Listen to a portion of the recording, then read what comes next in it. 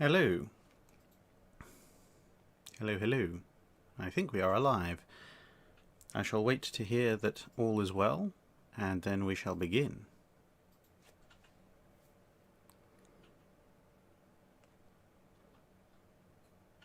I'm checking the chat to see if everyone's there.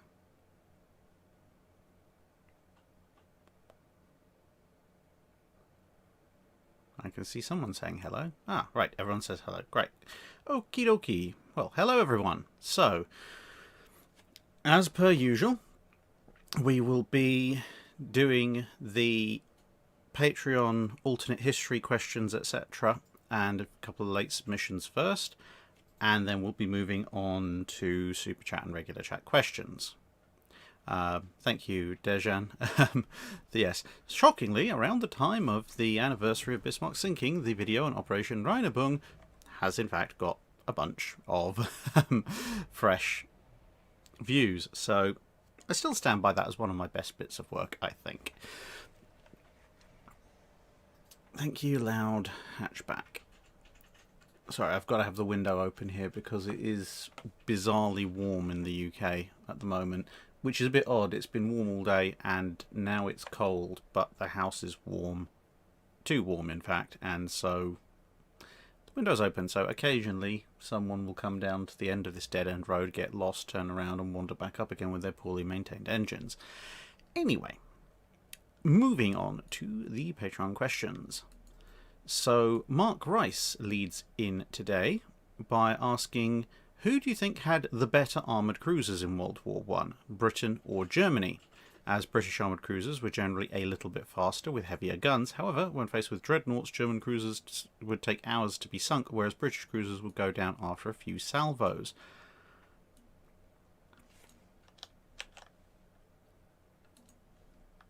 What's the rest of the question? Right. What would happen if Scharnhorst or Blucher faced off against one of the first cruiser squadron armoured cruisers one-on-one? And then he has an alternate history question as well, because apparently I missed two, which is bad of me. So,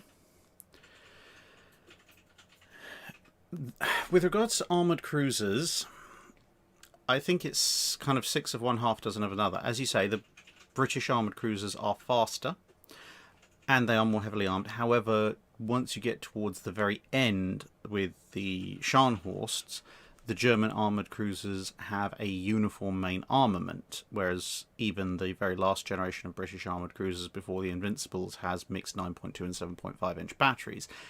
With that said, the German uniform armament is not quite what it would appear, because when you look at the Scharnhorsts, the turret guns could elevate significantly further than the casement-mounted guns amidships, which meant that at long range, the Scharnhorsts were down to just the fore and aft turrets, whereas the British, although they had a mixture of 7.5 and 9.2, all of those could engage at relatively long distance. So it's horses for courses, really. The British have a firepower and speed advantage. The Germans generally have a slight durability advantage.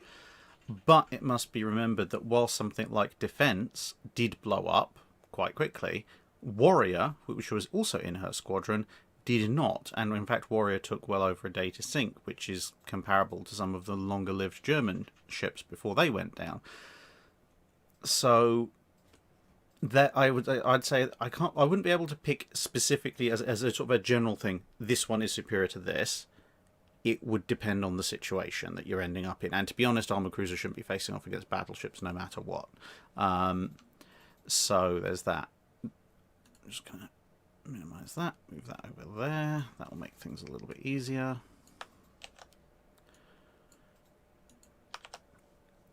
And the other question from Mark Rice was is an alternate history one related to Babylon 5.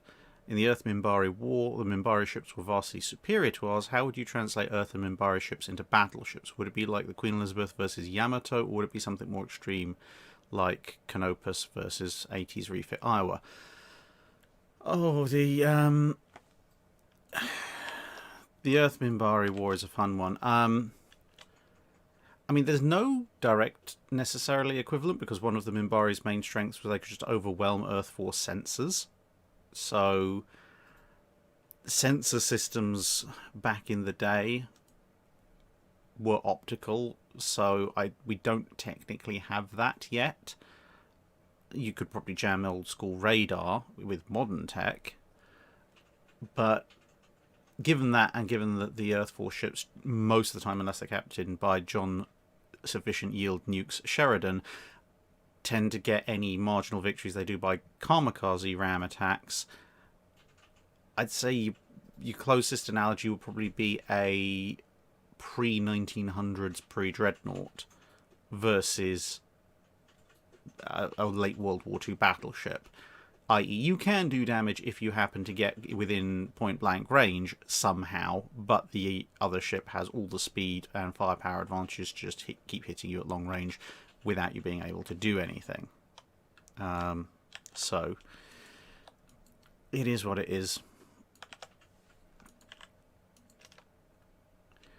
Cracked Cactus asks, wooden splinters. Given the historical and fictional accounts of wooden shrapnel in the Age of Sail, did the Mythbusters episode in which they couldn't confirm that result, do you believe they used too small a cannon, or the wooden mock-up they used as siding was incorrect in some way? It seemed like a 12-pound was awfully small to generate the splinter damage that something like a 36-pound or larger carronades would be able to do. So this is a very complex technical question. I will leave it to, I think, the third Vasa video that I've got to do. So I've done one Vasa video, which is basically how it was conceived, built, launched, and then sank. There's a second Vasa video to come, which will cover from the time of sinking to the recovery and putting it in a museum, i.e. so those two videos will cover the lifetime of the ship. Then there will be another video, at least, on technical details, such as guns and gunnery and such like, and then there will be some of the artifacts, and then there will be a fourth video on the people of the Vasa, the crew that unfortunately didn't make it off, but whose remains we have these days.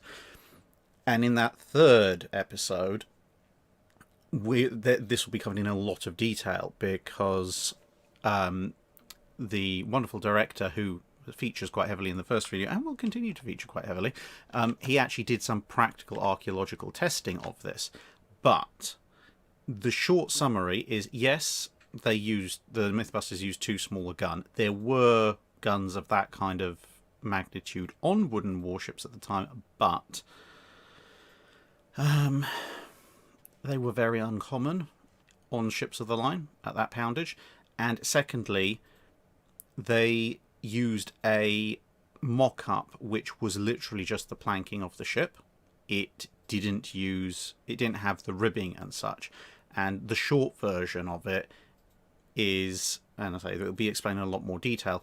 Basically, the short version is, if a large cannonball punches through the planking that makes up the side of a ship, then yes, that will cause splinters that will wound, but almost certainly won't kill unless you are spectacularly unlucky. But if the cannonball hits a rib or beam of the ship, a much bigger, chunkier piece of wood, that's where all the lethal splinters are generated.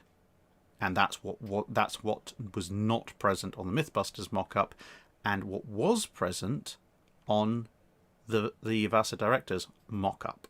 So that's the key difference, and the mechanics of it will be explained in that video later on.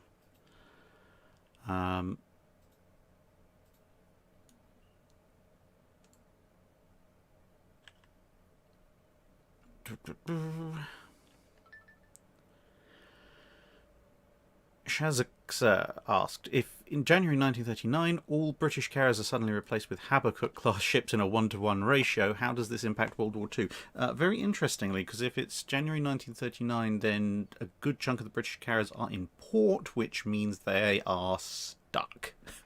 Completely, utterly, and hopelessly stuck in port, and they're never coming out. And probably a lot of those ports are completely unusable as well.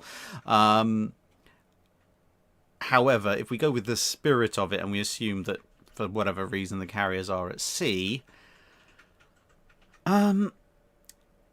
And assuming that they work as advertised, it could be very interesting, because now you don't really need to worry too much about carrier conversions for aircraft. You can literally just use whatever the RAF is using, up to and including medium bombers, which means the FAA as a whole probably gets a lot stronger a lot quicker.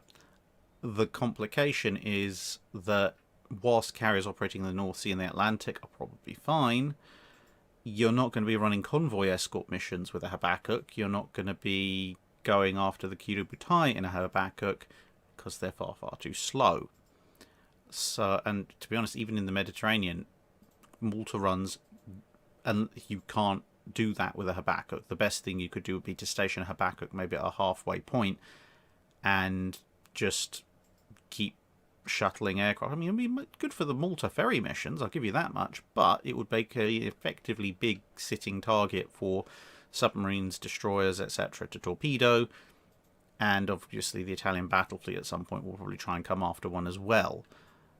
And whilst a Habakkuk might well be proof against, the average torpedo salvo, it's not going to be a case of where the Habakkuk will be proof against dozens and dozens of torpedoes as well as prolonged bombardment. So, yeah, in the Atlantic, it's great news. Pretty much everywhere else, if the British don't have any other carriers left, it's probably very bad news. Although it will be quite hilarious trying to watch the Japanese sink a Habakkuk using 550-pound bombs.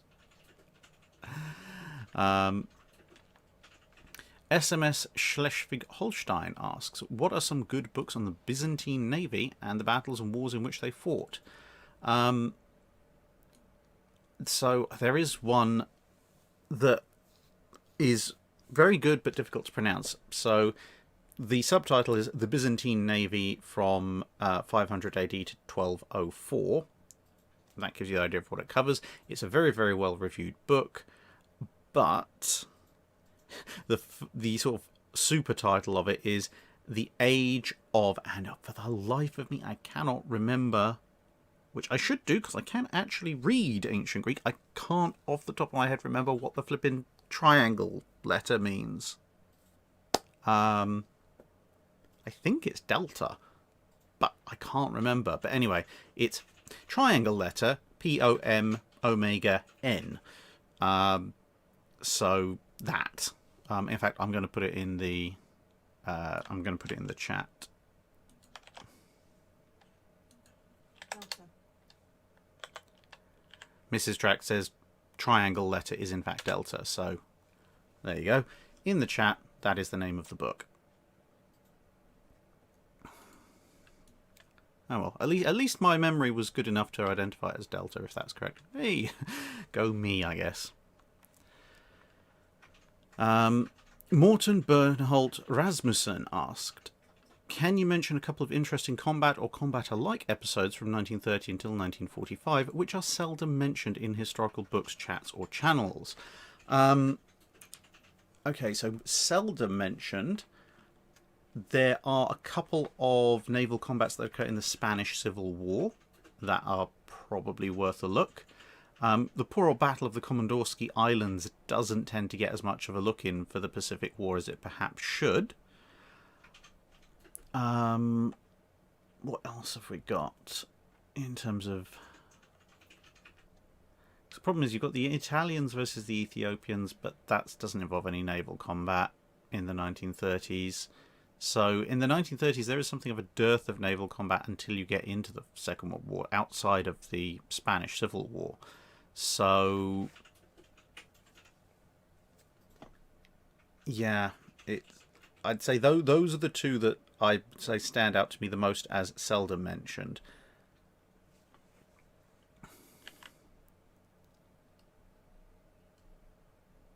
Ah, yes, people pointing out that's yes, it's Dromon, the age of the Dromon. So people saying, didn't you use Delta in engineering work? Yes, but we just always called it Delta. I know it's lazy, but people just call it Delta. The use of actual Greek letters is actually surprisingly rare in day-to-day engineering. But hey, I remember my brain told me it was Delta even if I wasn't sure, so I guess that's good in a way.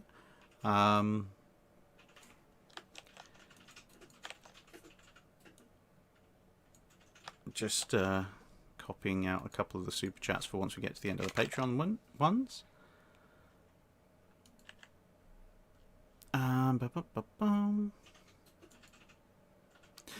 Yeah, Frank Damaris. Yes, you did have a question about the Comodorsky Islands. That doesn't mean a lot of people know about it. It just means that you do, which is good.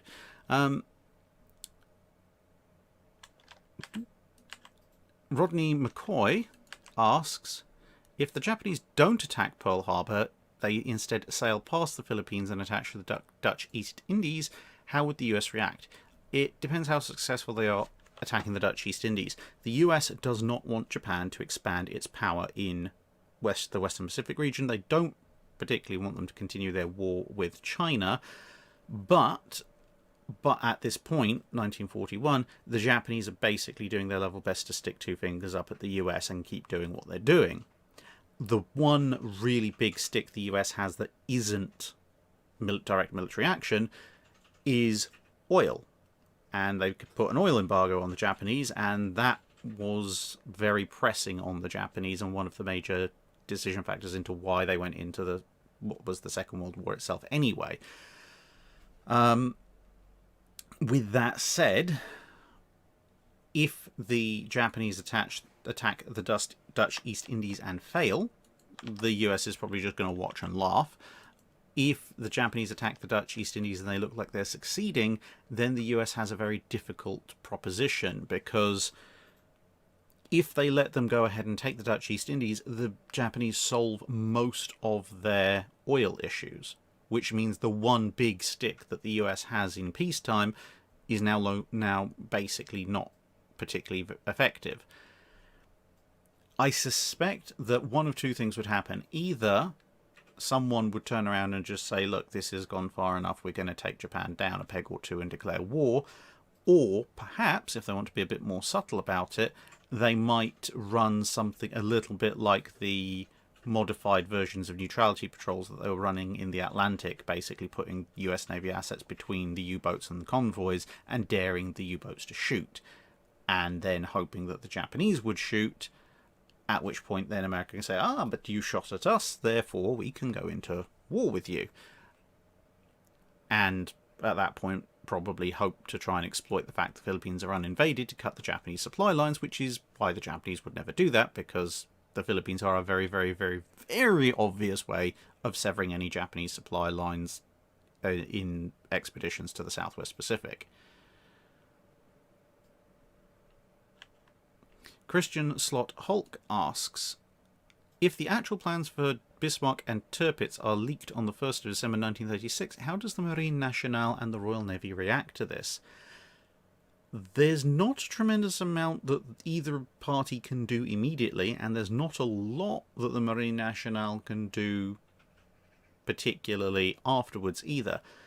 The French have, as I've said several times before, real problems with naval infrastructure large enough to fit Richelieu-class battleships, which have already at this point been laid down.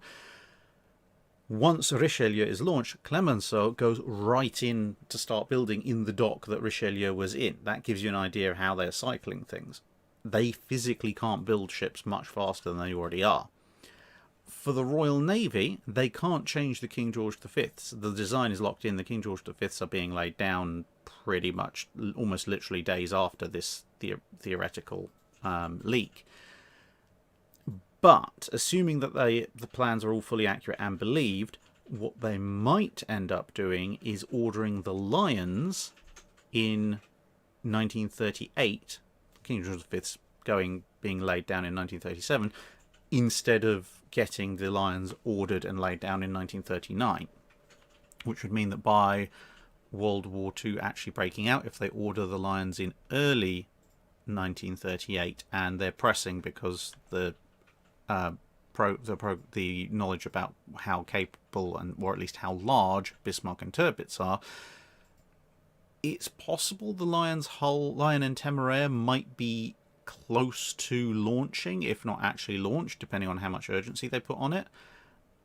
Obviously, they've still then got to fit out and commission, but at that point, Lion and Temeraire at least would almost certainly see service, even if Conqueror and Thunderer might not. Vanguard's plans also would probably be accelerated, so you probably have Lion, Temeraire, and Vanguard being laid down in 1938, with probably all of them seeing service. So if they're launched in mid to late 39, completion and commission probably late 1940, which would mean that by early 41, by the time Bismarck sails, you'd have probably at least one, possibly more of Lion, Temeraire, and Vanguard in service.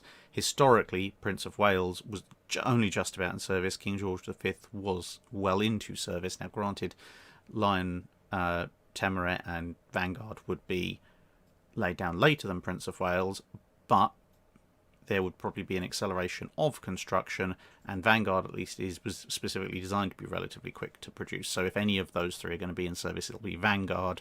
Lion and Temeraire might well still be in fitting out.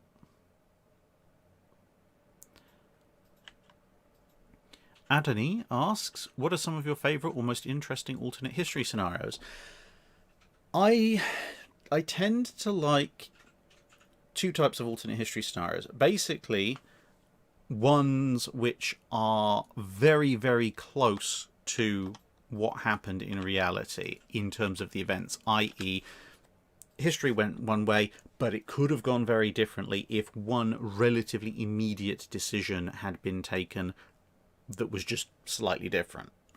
And one of the reasons I like those is because they're relatively, not easy, but relatively reliable to predict. I.e., you can come up with a scenario, how it would go, and you can say with a certain degree of confidence that is what would happen, basically because you're locking in the forces that are available and the commanders, etc. So it's just more a question of precise decision making than anything else. Whereas if you go the further and further back you go for your decision point before the scenario you want to look at, there's more and more butterflies, which then make it relatively unreliable to say, and this is the way this engagement would have gone outside of just, arbitrary authorial fiat, because you don't know. If your decision point is 2 years earlier, all sorts of things could have happened in those 2 years. That engagement might never happen.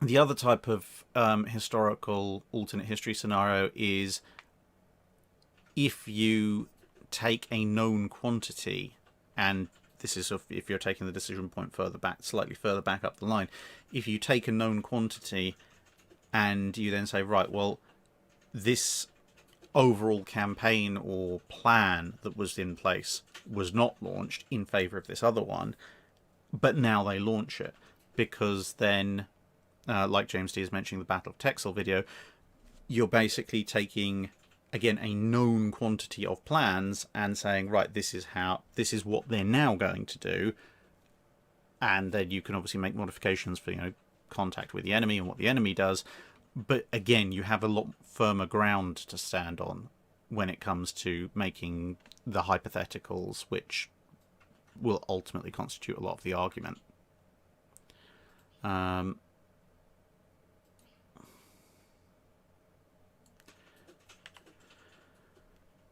So as Nosdorm89 saying, well, the Samar, well, this is the thing. Samar is one of those cases of it could have gone one way or another.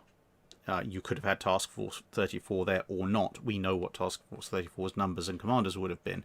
So a lot of that groundwork is done, rather than saying, well, sort of the difference is, yeah, something like Samar, where if 7th Fleet had been there, or if Task Force 34 had been there, there's a lot of historical grounding to tell us what we're starting out with in that scenario, as opposed to, let's say, a question like, what would the Battle of Samar have been like if, I don't know, someone had sabotaged the plans for escort carriers so that there weren't any escort carriers and they were only Independence class present instead.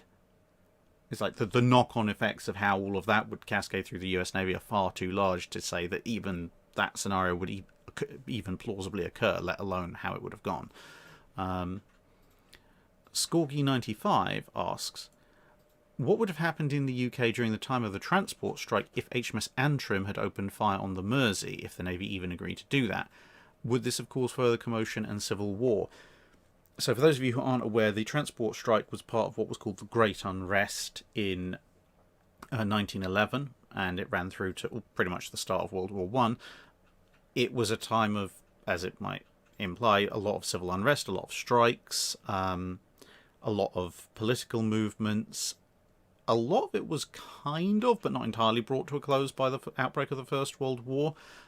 But there was a lot of heavy-handedness on, as far as I can tell, on both sides in terms of casualty-causing events and such.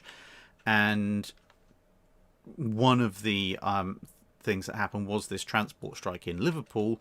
HMS Antrim, which was a cruiser, was deployed to help suppress the rioters. As it turned out, it was basically men from the Antrim that joined in to try and help the authorities keep order and go after some of the strikers and such like.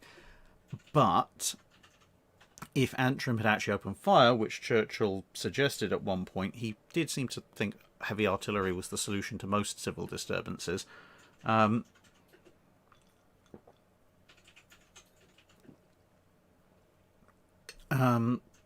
You are going to end up with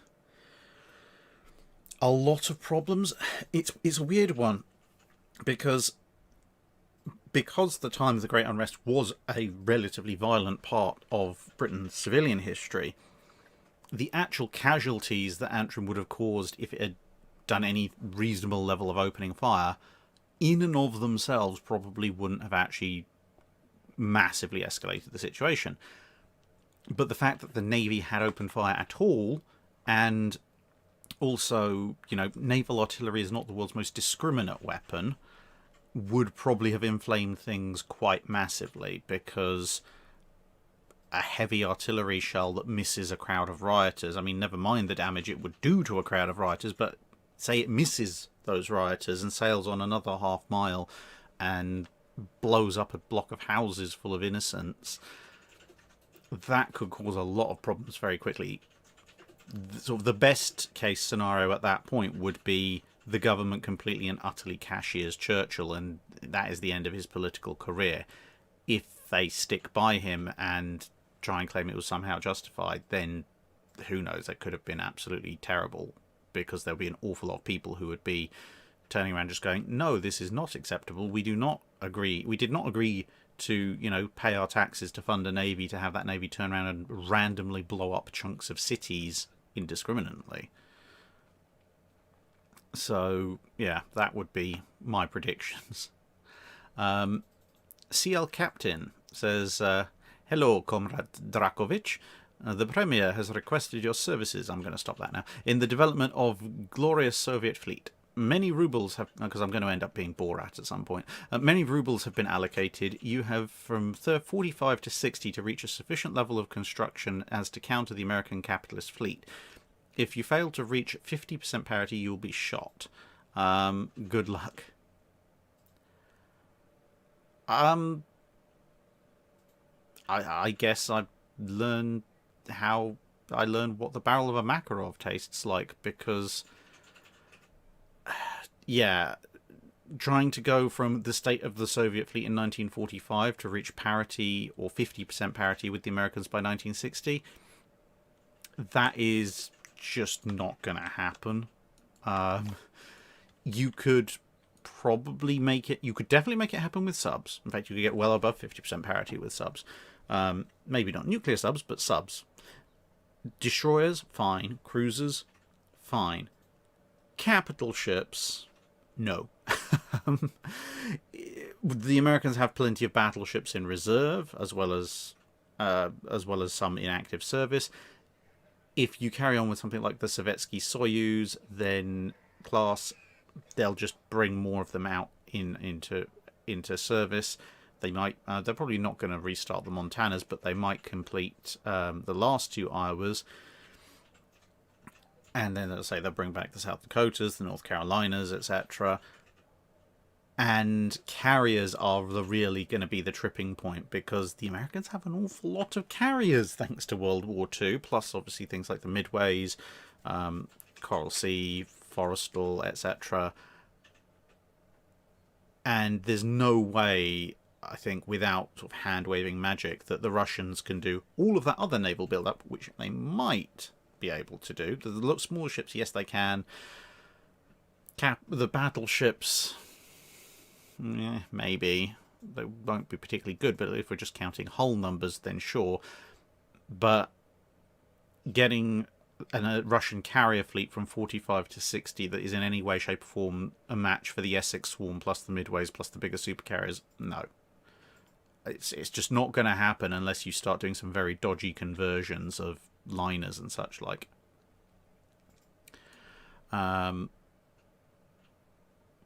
Sergeant Schultz, what if the US 7th Fleet was in place for a night ambush of the Japanese centre force in a similar manner as the Japanese southern force at the Battle of Surigao Strait? Given the advantages of radar fire control, the element of surprise and sheer broadside weight, would the arguably antiquated US battleship line be able to halt the centre force?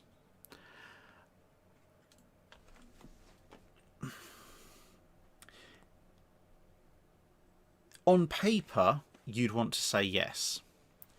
In practice, I think it would be very difficult. This is one of the reasons why, when I was looking at Task Force 34, monitoring the San Bernardino Strait for the centre force coming through, why I didn't have Lee stick pretty much everything into the San Bernardino Strait and wait for the Japanese to come through, because the centre force is considerably larger than the southern force. And not just capital ships, they have a lot more cruisers, they have a lot more destroyers. Those ships are going to be the scouting formation, and whilst the concentration of firepower from 7th Fleet was enough to put down, Mogami, Fuso, and Yamashiro, and associated guests, even the most textbook ambush of something the size of Centre Force at that kind of point-blank range is not going to kill everything immediately. And because it's not going to kill everything immediately, and there's a small chance the Japanese might spot you before something goes horribly wrong, then there's an awful lot of Japanese torpedoes present on those destroyers and cruisers.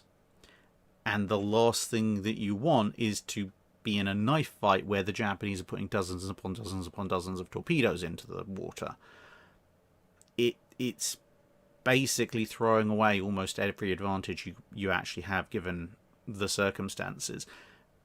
And so now, yes, if the American destroyers get off their own torpedoes, and if they get the salvos right, and if they manage to bypass the outer-lying Japanese escorts, and if the Japanese capital ships don't maneuver, etc., then yeah, you might be able to get a similar kind of setup to what you got in the Surigao Strait happening in the San Bernardino Strait, but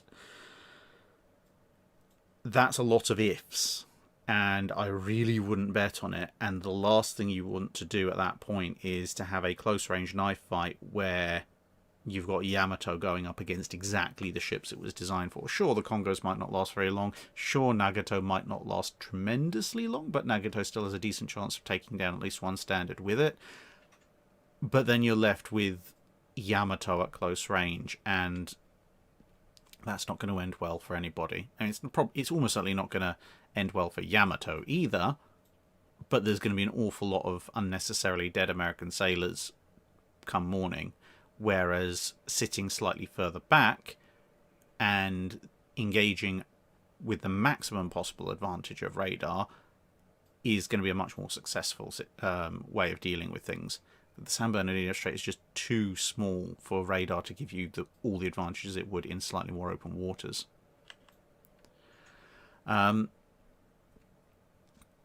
Christopher Hamilton asks a very long question about the novel series The Destroyerman and an alternate timeline where France went fascist, forms a fascist alliance with Italy and Spain, Germany falls into civil war. It's also stated that France built several Lyon-class battleships. It seems likely they built at least one Alsace-class. Spain's noted to have some relatively modern capital ships in this timeline. Okay. Germany just has some heavy cruisers. The Alliance, as it's known, make a heavy push to take the Suez Canal with a force of 6 heavy cruisers, a Britannia-class battleship, 2 Lyons, the Francesco Caracolio, which the Italian listeners are probably going to murder me over pronouncing, an older Spanish battleship, and a heavier French battleship, either a Richelieu or an Alsace, 30 destroyers and several subs, before it gets swept away into another world by a squall. If that hadn't happened, how do you think the naval war would have played out? How would the Allies have combated these threats? And how would you combat it if you were in charge of all the Allied navies? Assume the war begins at the similar time. US is neutral until Pearl Harbor, and which the events shouldn't affect. Okay. I mean, that's one heck of a weird task force for a start. I mean, the Britannias and the Leons, we don't know anything about this older Spanish battleship, but the Britannias and the Leons are slow. The Caracolio and Richelieu are an Alsace, and pretty much everything else there is quite quick. So it's bizarrely tying a relatively fast force down to a bunch of very slow and presumably at this point obsolete ships. As far as Allied navies, well, what are the Allied navies?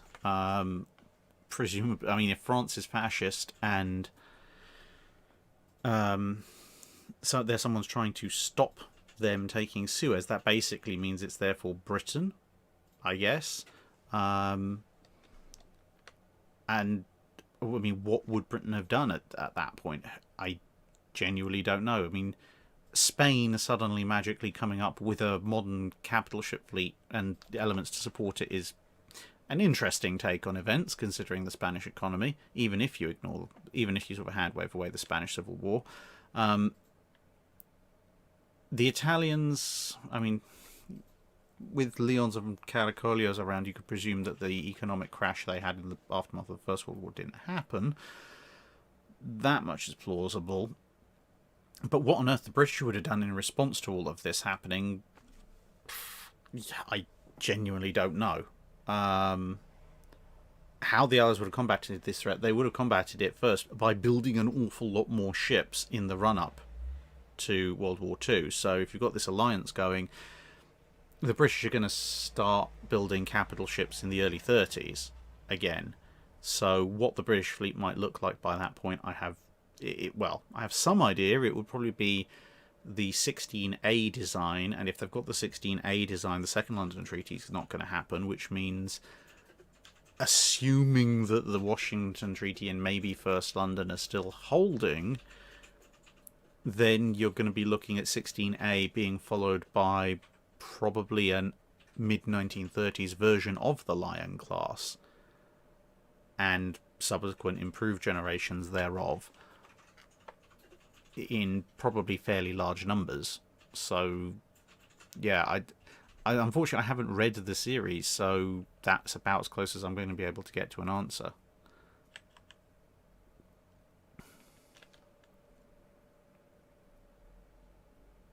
USS Grey Ghost asking, wasn't the Leon speed 26 to 27 knots? I don't think so.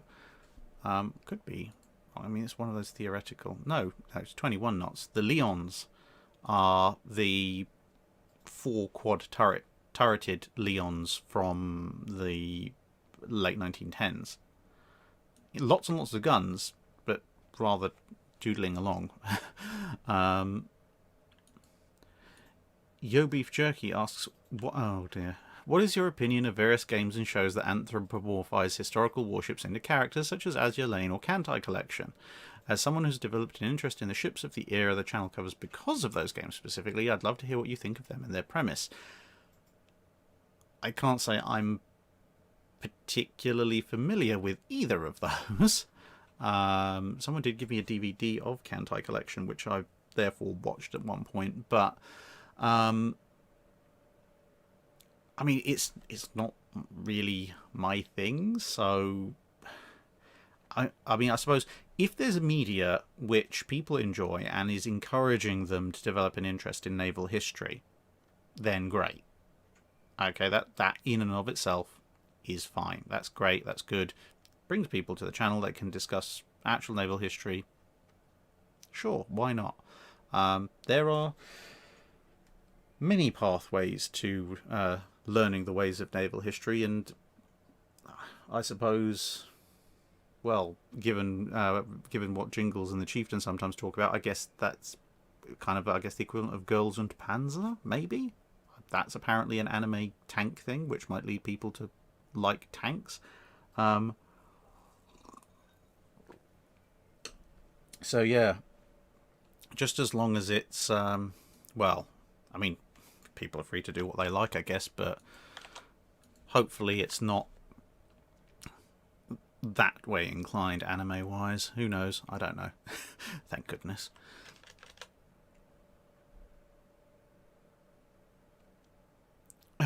Jeffrey Conley asks, if the Alaska class had been converted into aircraft carriers instead of being finished as large cruisers, would they have been considered fleet carriers or just large light carriers?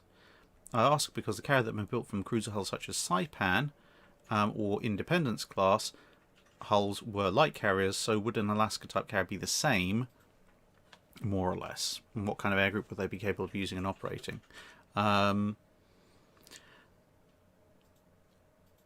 So with the Alaska class, they would be fleet carriers. Hull-wise, the Alaskas dimensionally aren't too far off the Yorktowns. They are a little bit wider, actually. Now, there will be some inefficiencies because they're conversions rather than purpose-built designs, but between having slightly more volume to work with and the fact that by the time the Alaskas are under production, the US has got sort of converting hulls down pretty much as a skill, I think you would probably see something along the lines of a Yorktown in terms of air group capability, efficiency, etc. They are just that big.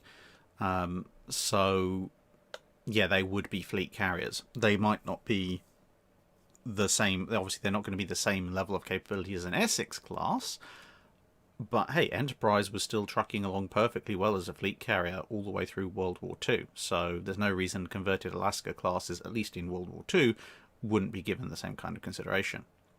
Lucas asks, who's that in the photo behind you? This tin plate one.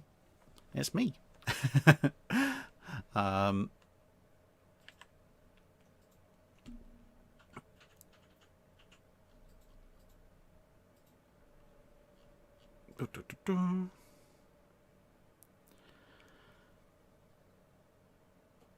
Right, so, Mirandel asks, I recently listened to a long essay about the bombing of Hiroshima and Nagasaki. The author quoted some political and army leaders who criticised the attack and stated it wasn't necessary. Well, that's a can of worms. What was the US and Royal Navy's command opinion about dropping the atomic bombs? As far as I can tell, I mean, dropping the atomic bombs was a lot more a political and air war decision, as well as, a collective Allied command decision, more so than it was a Navy option. But as far as I can tell from the naval side of things, as far as they were concerned, it's a big boom weapon. If it helps us win the war without having to, conduct a full-on landing of the Japanese home islands and the stupid amounts of casualties that would entail, then fantastic, great. Why? What else is there to worry about? And this is one of the odd things with it. The atomic bombs are not horrific in World War II because of how many people they kill. This is one of the weird things you have to bear in mind. The firebombing of Tokyo, which was conventional, killed more people than either of the two atomic bombings. And arguably killed them in a far more horrific way by generating a firestorm. I mean, there was a firestorm after the atomic bombing of Hiroshima as well, but a good chunk of the population that died in the atomic bombs died relatively quickly compared to the absolute hell that is a firestorm on a city scale. So the US Air Force was already capable conventionally of causing that level of casualties to the Japanese. It just required a lot of aircraft. The horrifying thing about Hiroshima and Nagasaki was that it was one aircraft and one bomb that was doing what had previously taken hundreds of bombers to do. And with that in mind, people knew how much it was going to cost in lives to invade Japan. And if the price of saving all of those lives on both sides, Japanese and Allied, was basically 2 aircraft doing a reenactment of what several hundred bombers had done a couple of weeks earlier, then it would have seemed to most of the naval commanders as probably the least bad option. Blogspot's pointing, yeah, the radiation burns are not a fun way to die. Neither are full-body third-degree burns from a firestorm. Long-term death from either firestorm or radiation burns is horrific. And I'm not saying that atomic bombs are in any way pleasant. All I'm saying is that, if you were giving me a choice in terms of way to go out, I'd rather be at ground zero of an atomic bomb because there'd be a bright light and then nothing, rather than at ground zero of a firestorm where you have to wait for the air to be sucked out of your lungs or be cooked or both. It's not pleasant in any way, shape or form. There's a very, I wouldn't necessarily good, but a very obvious reason why when the US was censoring photos coming out of Japan, they weren't just censoring the photos that came out of Hiroshima and Nagasaki. They were censoring very heavily all the photos that came out of the firebombed cities as well. It's not a pleasant thing at all. Moving on to something hopefully slightly less gloomy. Blup Blup asks, how would the war at sea have turned out if the Germans had the same level of radar technology that the Allies had in 1945, except at the start of the war, with all existing airplanes, vessels and U-boats that make sense having it fitted at the start of the war, and enough production capacity available to also fit it to all new ones? Potentially. Somewhat. I mean, the surface war would be very different. If the German destroyers, cruisers, battleships all have, surface search, air search, fire control, surface-to-surface fire control, surface-to-air radars, they are suddenly exponentially more lethal in a lot of circumstances where previously they wouldn't have been. So, but they still have relatively limited numbers, which is going to play badly for them. The U-boats probably see the most benefit because if they've got radar warning receivers and their own fitted radar suites, that makes it far easier for them to spot incoming escorts and aircraft, and makes it far easier for them to also spot and carry out attacks at night and in bad weather. As for what the impact would be, apart from bad for the Allies, it's one of these things of how do you rewrite the history of World War II? It'd be very difficult to work out.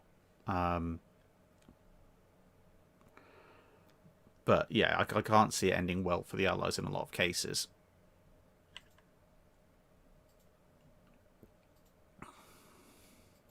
Third Mouseketeer, what is your opinion on games like War Thunder and World of Warships and their effects on interest in history? Positive, negatives, etc., etc. I would say that overall the impact is positive, as long as people realise that they are games. They're not supposed to be historically accurate battle simulators. Apart from anything else, to be honest, I don't think most people have the time or the patience for a completely historically accurate battle simulator for World War II naval combat. I mean, a few people will, but not a lot. The reason I say positives is because, one, it engenders interest in naval history, which is a good thing. Secondly, because of the money that these games generate, they are able to support places like museum ships and other programs, which in turn help bring more knowledge to the masses, which is, again, a good thing. So, I mean, for example, on Monday, I'll be doing my regular monthly Armchair Admirals chat with World of Warships, and that's going to be covering the Battle of Jutland. So, again, that's an opportunity to talk about the Battle of Jutland, again, after my 3-part series on it, with some other experts, and hopefully bring that knowledge to more people, which I wouldn't have the opportunity to do if World of Warships didn't exist. So there's that. And I mean, to be honest, even with the modelling of hypothetical ships, as long as they are following the plans that were around. I mean, obviously they might do like refit hulls or whatever, but as long as there's an option to see what the original hull form that was planned looked like, even that has a fair bit of value, because quite a lot of these ships that were planned out are only known from rough sketches or descriptions, maybe some detailed plans here and there, but having a 3D model can help immensely in understanding that in some ways. So yeah, I think it's an overall positive. The main negative, to be honest, is sometimes when people go, oh yes, well this is how it is in World of Warships, therefore in history this must have a direct corollary, which is not necessarily the same thing.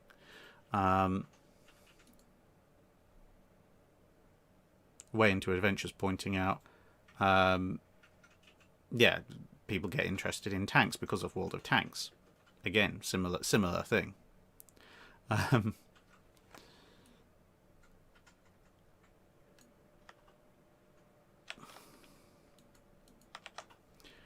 we go. Right. Jalinth asks. Okay, I'm going to come back to that one because that's long. And so it's that one.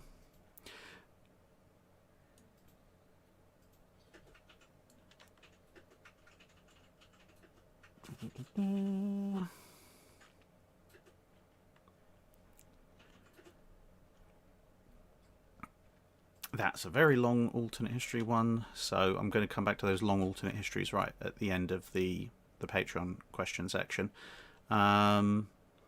Class A Cornate. In the mod Kaiserreich, Japan has 2 Tosas, a Kawachi, a Mikasa, 4 Amagis, and 4 each of the 2 post-Tosa designs. So that'd be Ki and whatever comes after Ki.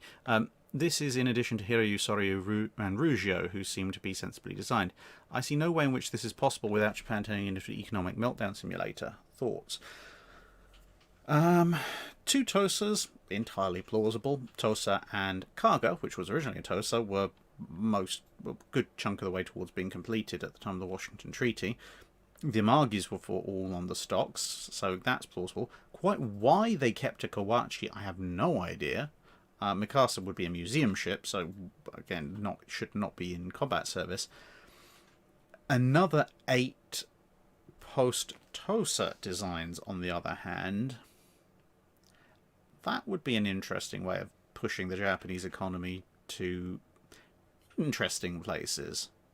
So that would kind of be the make or break element for me. I mean, if they yeah, I can't see them successfully pulling that off without some very serious economic impacts down the line. Although the fact that you don't mention the Kongos, the Fusos, or the Isseis, or even the Nagatos, possibly suggests that they scrapped all of those to pay for these other 8 newer battleships, in which case that might just about close the difference.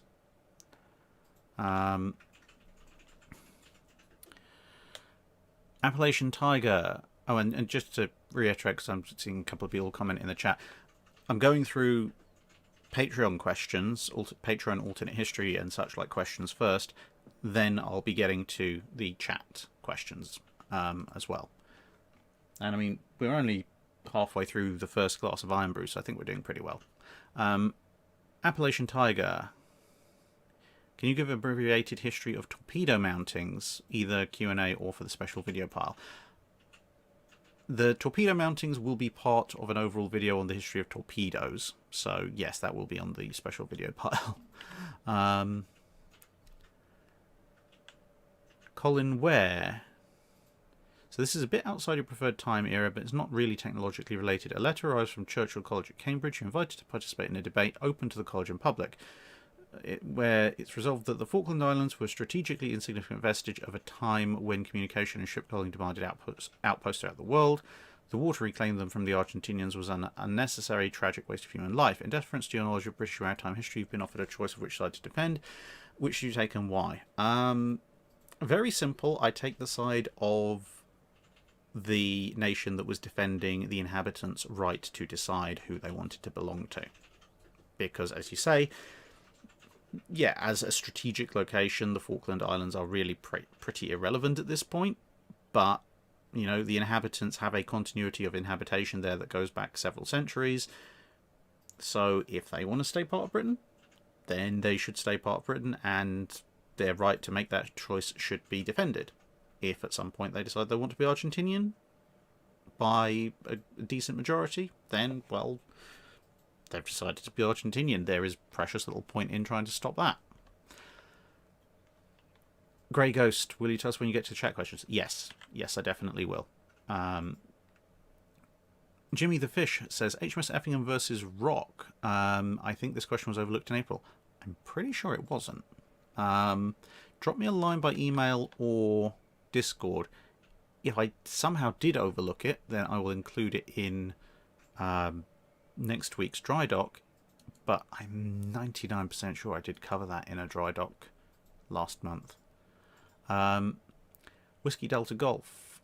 As Rodney and King George V open fire on Bismarck, a U-boat Wolfpack approaches from the west, hell-bent on saving the German flagship. What happens? Bismarck still dies. Because if a U-boat Wolfpack is approaching from the west, so they're coming behind Rodney, basically. So if they're coming over the horizon, the battle is moving east faster than the U-boats can. Because if they come in on the surface, then Dorsetshire or some other cruiser is just going to have a field day blowing them out of the water. If they're coming in underwater, then they're coming in at like 4, 5, maybe 6 knots if the current is with them, which means they're not actually going to reach the battle before it's long over. The best they can do is ensure even more Bismarck survivors die by scaring off the rescue ships, which is somewhat counterproductive. This is one of the problems. U-boats are not fast. They have to be there before the gunfire starts, and they have to be in place before the gunfire starts for them to actually accomplish all that much. Even coming in full pelt at 20 knots would take them some time to get in active torpedo range, and you can absolutely guarantee if they're doing that on the surface, then the secondary batteries of the British ships are going to be having fun. Quite a lot of fun.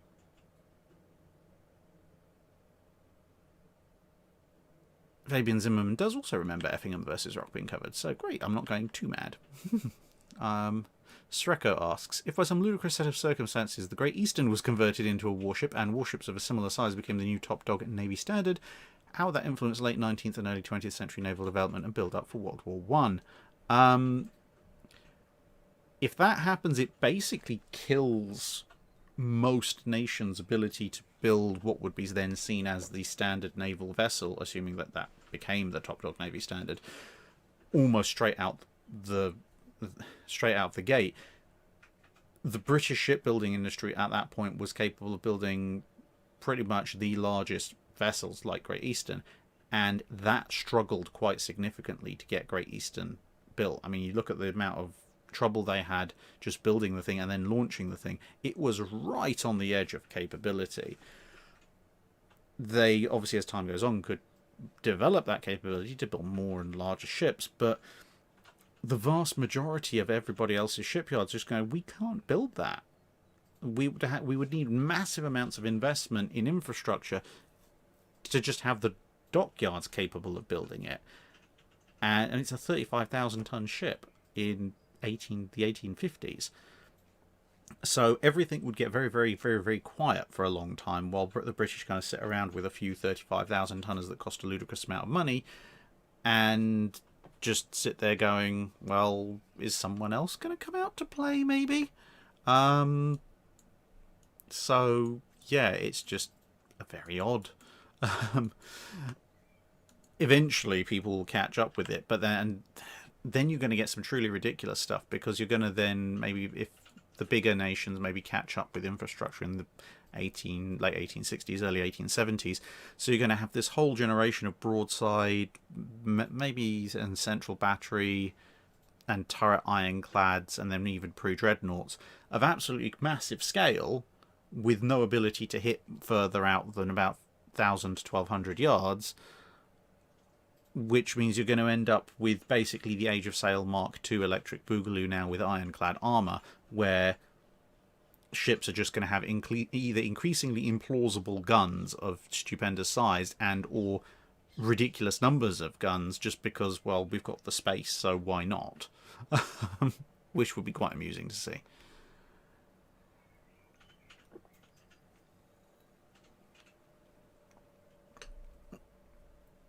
Stay.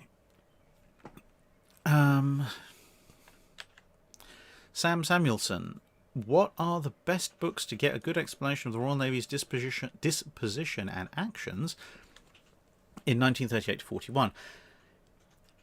It depends on what level of detail you want to go into.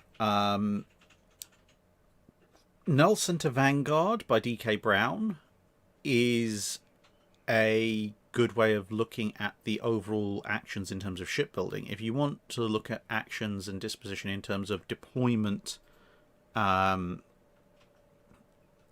what they actually did in various campaigns, then you basically have to look for specific campaign book, effectively what we call campaign books. So there is, behind the TV screen annoyingly, a pretty good book on the war in the Mediterranean. Let me just look that up because I'm pretty sure it's a fairly unique title book, and it's by 19.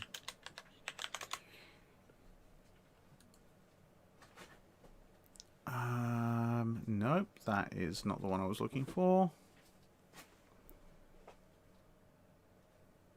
That's the one. The Naval War in the Mediterranean. Naval War in the Mediterranean, 1940 to 43, by Jack Green and Massignani. That is a good one to have because that will tell you everything you want to know about the early part of the Mediterranean War, and it includes obviously the British perspective, which has been quite well documented, but also a fair bit of the Italian perspective, which previously, at least in English language sources, has not been. Then, yeah, there's a couple of very good Norwegian campaign books. Where's my Kindle app?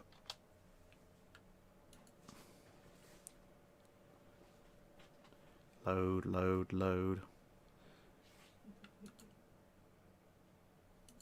Library.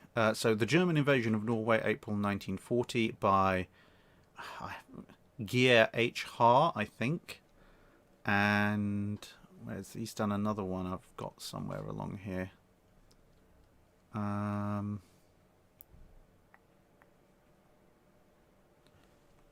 There you go, The Battle for Norway, April to June 1940, again by Gear H. Haar. Those will cover the Norwegian campaign, which is obviously fairly important. The Royal Navy in Eastern Waters, linchpin of victory, 1935 to 42. That'll give you that time period for the Royal Navy operating in the Eastern Ocean and Pacific. Other than that, you're looking at quite a wide variety of relatively decent books covering 38, 39, 40, 41, the early part of the war, covering the North Sea and Atlantic campaigns. So yeah, those would be my recommendations for books on the specific theatres, and for the Atlantic-North Sea campaign, there's a whole laundry list of fairly decent books on that.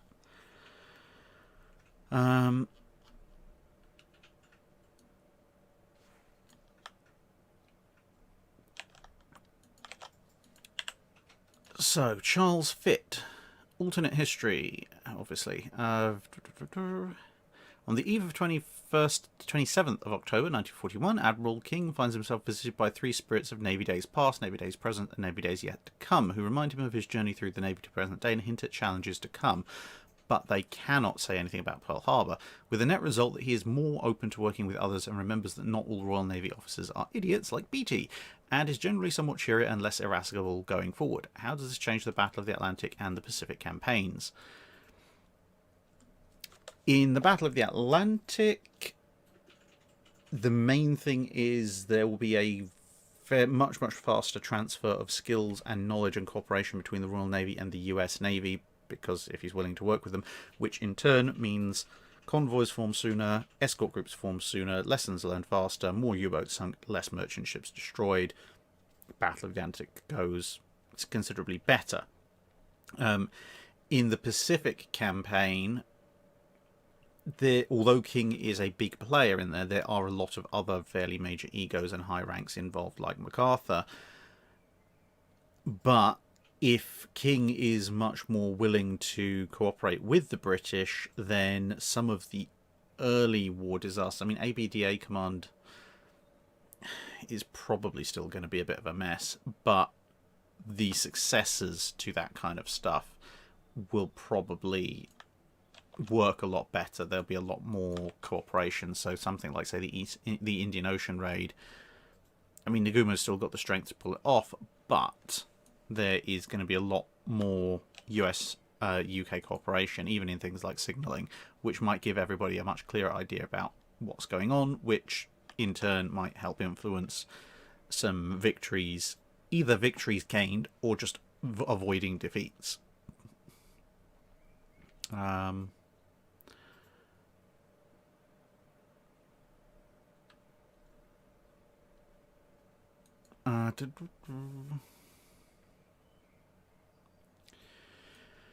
Todd Webb, again, alternate history. Since the German and Italian navies were both designed to fight the French, how would they have both fared if the Royal Navy was replaced by a carbon copy of the French Navy? Since Britain has better building capacity, we can assume they get Richelieu and Jean Bart before the war, unlike the historical French. They cope much better because there's far fewer Royal Navy ships. I mean, okay, so the Royal Navy have Dunkirk, Strasbourg, Richelieu and Jean Bart as their modern capital ships, but the Germans now have, you know, the Scharnhorst. They will have the Bismarcks. The Italians have their modernised older battleships plus the Littorios coming online. The British are just going to be simply outnumbered across multiple theatres. They don't have any carriers. Well, they've got Bern, for what that's worth. They don't have anything like the same number of cruisers. They have few destroyers. At that point, the German and Italian navies both going on the offensive would mean that even if the Royal Navy pulls every single ship it's got into fighting those two opponents, it's still going to end up badly outnumbered, and that means abandoning everywhere else. So abandoning the South Atlantic to German Hilfskreuzer, abandoning the Far East and Indian Ocean to Japan. To be honest, yeah, at that point, the Royal Navy would have to concentrate its forces fighting one or the other of the Kriegsmarine and the Regia Marina just to survive. Otherwise, they'd be defeated in detail.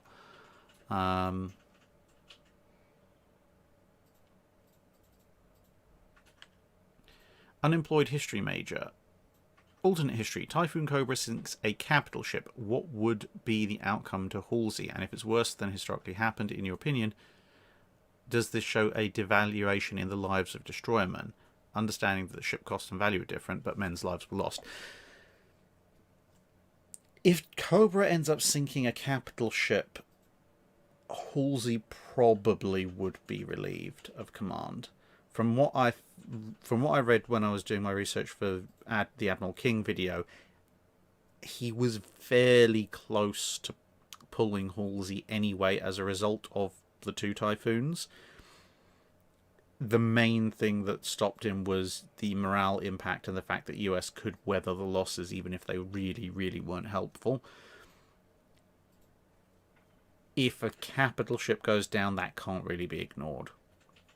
Especially if it's a carrier, especially if it's an Essex class. Because remember, at that point, and for the rest of the war, the Japanese would actually fail to sink any Essex class carriers. So if the one US Essex class carrier is lost because Halsey sailed it and the rest of the fleet into a typhoon, he's going to have to be pulled. And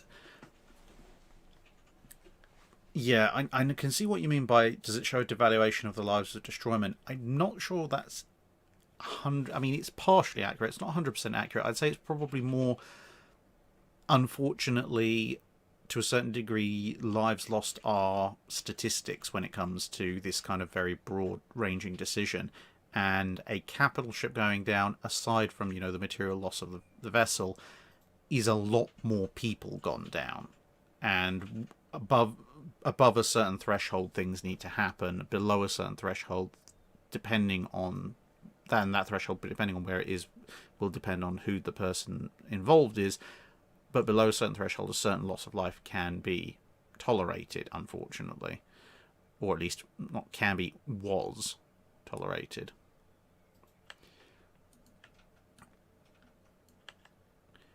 Salty Viking, what would be scarier to a Japanese cruiser force, an Alaska class or an alternate class that is exactly the same except the main battery is swapped for 15 Des Moines type 8-inch autoloaders in a Brooklyn style layout? For a historical Japanese cruiser force, the latter, because if you've got basically a Brooklyn on steroids, then, well, between the sheer volume of fire and sheer number of turrets, you can probably make a half-decent argument for that ship taking on at least 2, possibly 3 Japanese cruisers at any given time and putting them down very quickly.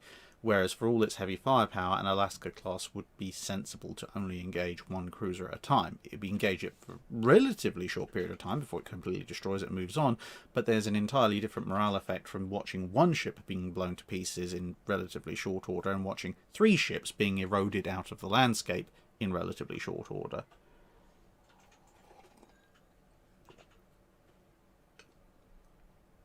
Jeff Tim pointing out, people spoiled by modern weather forecasting. To a certain degree, but Halsey was warned by his own weather forecasters about what was happening. He decided to mostly ignore them. Mr. V, if you could magically replace the USS Hornet and HMS Ark Royal with each other, how would each of their carriers have gone? How the careers of each of the carriers have gone? Basically the same or radically different? Assuming we're talking about the Yorktown class Hornet.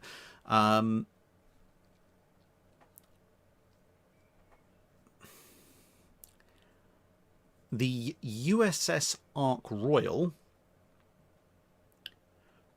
would probably... See, this is the problem. It's quite a difficult one because Ark Royal actually has far more hangar deck space than Hornet does. And fairly high hangars as well. So, and if it's USS Ark Royal, then they're going to be using deck parking. So a theoretical USS Ark Royal, following US Navy aircraft principles for handling, is going to have an absolutely gargantuan flight group. It's probably going to be in 90s or so, quite comfortably. Which means that it pretty much becomes the foremost carrier of the US Navy. Which in turn means that, I mean, you've got things like the Doolittle raid and such, but it might not be charged with going on the Doolittle raid because its massive numbers of aircraft carrier capacity might mean Yorktown and Enterprise are sent on the Doolittle raid and USS Ark Royal and Lexington are sent to Coral Sea. With more aircraft might come more results, and even if you don't get more results, you will at least have more fighters, which means you'll be able to defend yourself much better. So overall, there's a chance for a more positive result for the US in operations where historically Hornet was, up until obviously Santa Cruz Islands.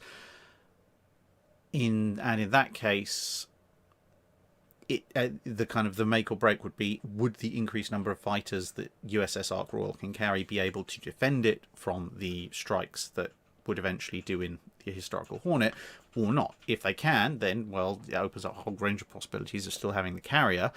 If it doesn't, then the damage that did Hornet in would probably do Ark Royal in a little bit quicker because of some of the design flaws in Ark Royal.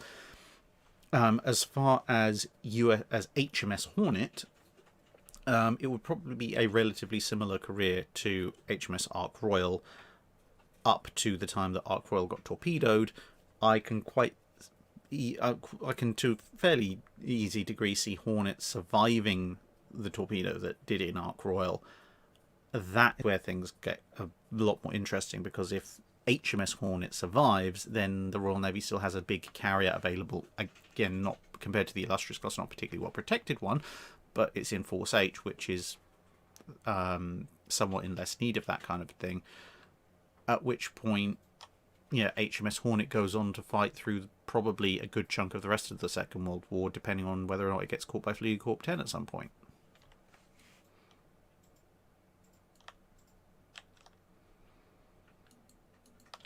I need to shave. This beard is getting a bit itchy.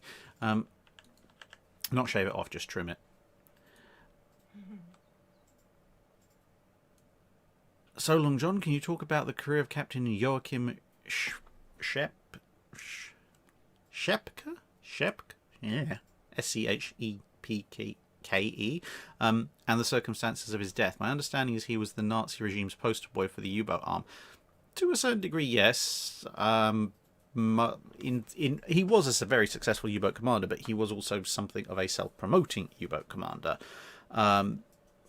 He was one of the highest scoring U-boat captains of World War II, and the thing is, even there's some evidence that he exaggerated his claims, but even the ships that we know for certain he sank still put him as a pretty darn successful U-boat commander. Because he was very committed to Nazi ideology, at least as far as anyone can tell, and he was also very successful. This did kind of make him a bit of a poster boy for the U-boat arm. In terms of his death, well, he ended up in a fight with a bunch of British escort vessels, and if I remember correctly, he was in the command center of the U-boat when it was rammed, and the ramming bashed the hull in and unfortunately rather gruesomely smashed him up against the periscopes, which was probably quick, at least, if not particularly pleasant. And then he went down with the U-boat.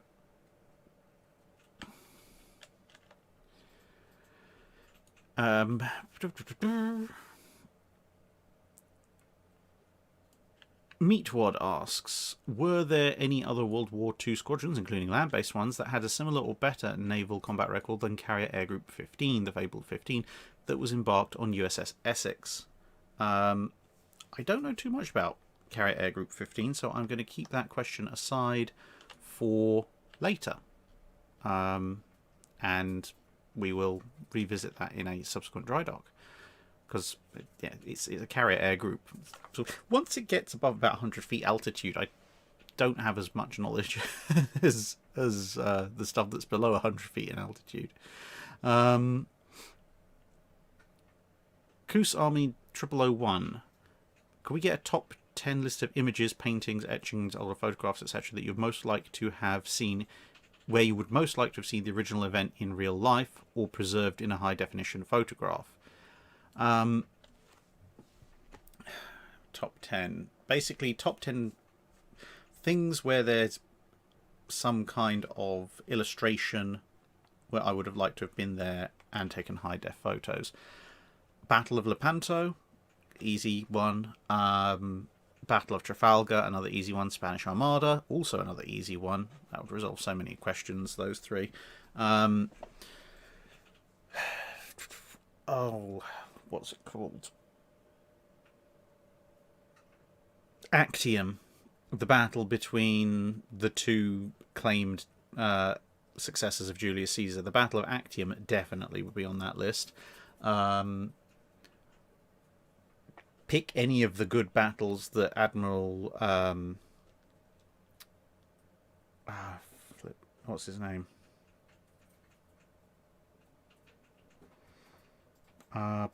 Think. I know it's not that one because that's a Chinese philosopher. The Korean admiral. Oh, come on, Drac. This is terrible. Admiral Yi. That's it. Admiral Yi Sun Shin. For some reason, my brain kept saying Admiral Sun Tzu, which is not an admiral. No. So any of the good turtle ship battles of Admiral Yi. So that's 5. Then. Okay, so we've got that's 5. Then what else is preserved in paintings or etchings or older photographs?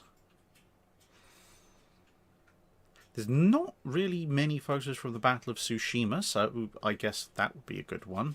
The Battle of Lissa, That would be a really nice one. Then, okay, we've got 3 more.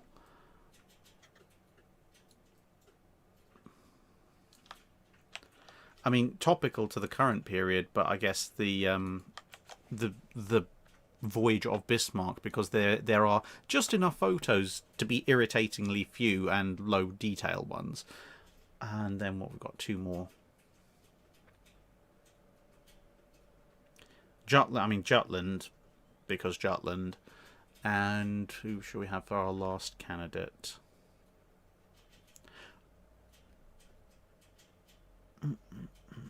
Oh yeah, Quiberon Bay. Battle of Quiberon Bay. That would be fantastic.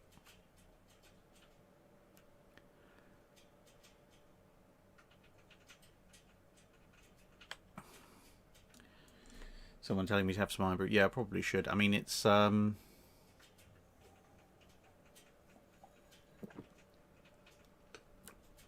Whiskey Delta Golf asking what happened to the standard battleship poster. It's down here. It's safe. I just thought I'd put USS Johnston up today. Darius Rakowski, Virginia versus Monitor. There's quite a lot of drawings of that in relatively high detail.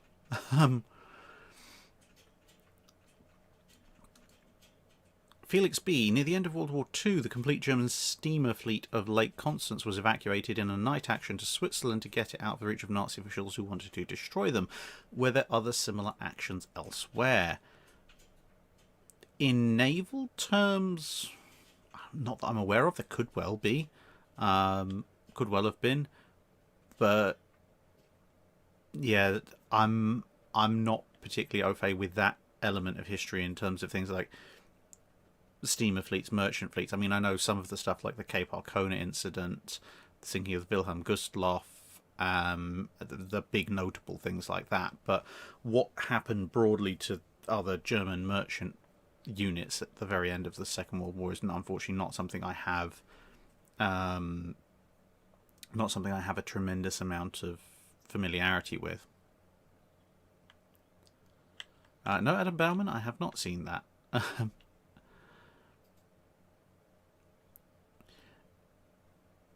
Christopher Wittmer, how would you finish the Alaska-class USS Hawaii for a post-World War II-early Cold War US Navy? Pretty much as she was planned. No, seriously, I mean, post-World War II, early Cold War US Navy, you're talking about late 40s, early 50s. Her armament's pretty much as good as it's going to get. If you're talking about missile refits and stuff, again, don't know a tremendous amount about that other than, you know, practical missile technology wasn't really in play, as far as I'm aware, in terms of surface-to-air missiles until at least the late 50s and early 60s. So that's when you'd be wanting to change it. At which point you can change the weaponry out, I guess. You know, pull out barbettes, pull turrets out of barbettes in exchange for them for missiles and such like. But in the late 40s and early 50s, there isn't really much better that you can stick on Hawaii, except the problem is even the auto 3-inch guns in the US Navy don't work particularly brilliantly, so you might as well keep the 5-inch.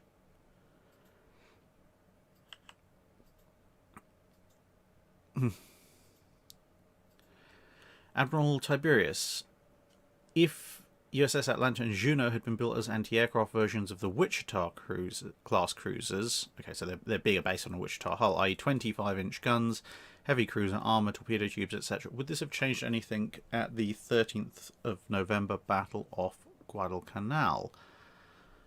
Could they have accomplished more, or was it the fight too chaotic and sudden? Juno might well have survived, because a Wichita hull can probably take... I mean, it's not going to be happy about taking a torpedo, but it can certainly take a torpedo much better than the relatively small and much more damage-prone hull of an Atlanta class. Atlanta... See, it's tempting to say that Atlanta might not have been shot up by San Francisco, but what profile in the Japanese Navy looks like an Atlanta-class cruiser? About the only thing I can think of is that if the Atlanta is based on a Wichita-type hull, bearing in mind that most of the damage that the San Francisco did was to the upper work, so where the armour's not really going to help, But with just that many guns and that size of hull, it may not be assigned to the lead, at which point, yes, then it would have a chance to be quite lethal against Japanese destroyers, possibly even more lethal than Helena, simply by the fact it's still around more than, like, a third of the way into the fight. Tim Statler, who was crazier, the American destroyers at Samar, the British destroyers at Narvik, or Polish destroyer versus Bismarck?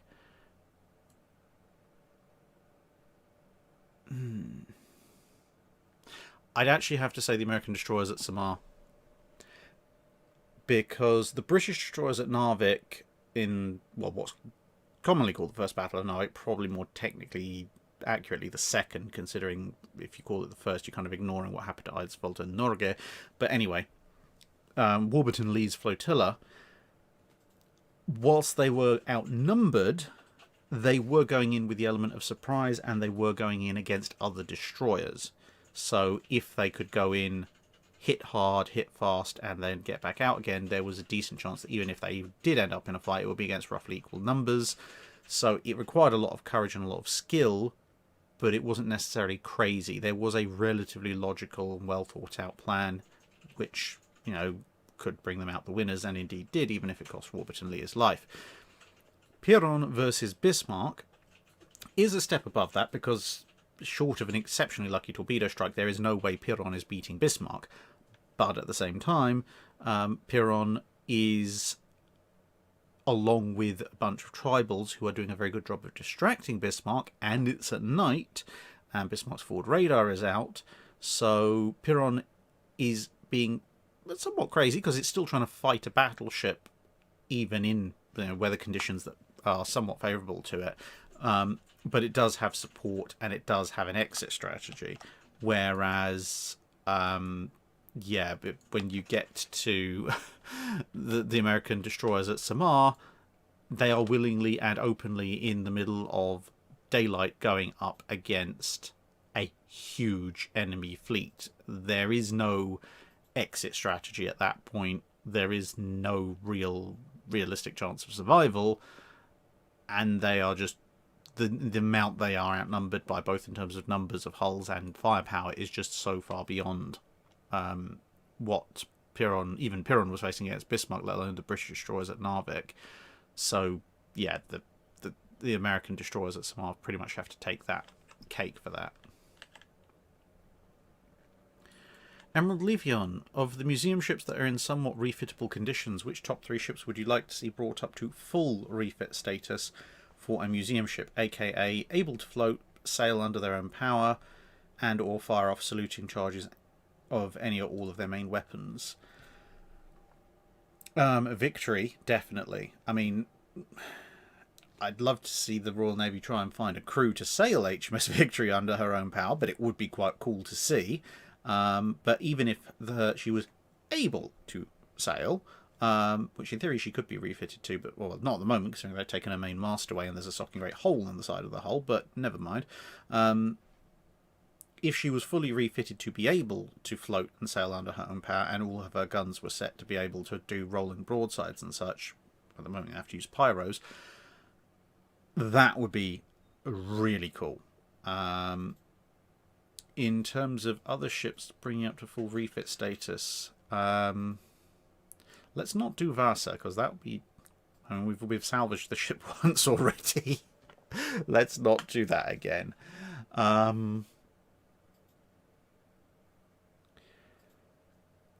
Ships that are in somewhat refittable conditions, so that rules out a lot of ships that are in small bits, unfortunately. You're not going to refit Mary Rose, for example, anytime soon. Other ships that are in refit condition and we'd love to see sailing around. I mean, some of the obvious ones, like the Iowas, to a certain degree, are probably easier to refit than some others. But on the other hand, we do kind of know what an Iowa sailing around as a museum ship was like. So, well, sailing out before it was a museum ship, because they were around relatively recently. Just because it's so close to being able to, I'd kind of like to see Georgios Averoff sailing around again. because then you'd have an armoured cruiser from the pre-Dreadnought era kicking around, and it is so close to being able to do that. Maybe that, and I mean, there's not that many ironclads left around, but for the sake of having an ironclad, either something like Huascar or Warrior would be the third one.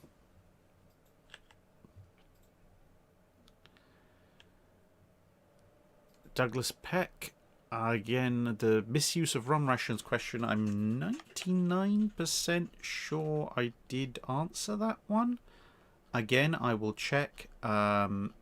If I did not, then I will come back to it in next week's Drydock. But I'm fairly sure I did. But again, drop me a Discord or a message or an email message, and I'll have to do a bit of a dig around and see what I can find in terms of what I may or may not have said. And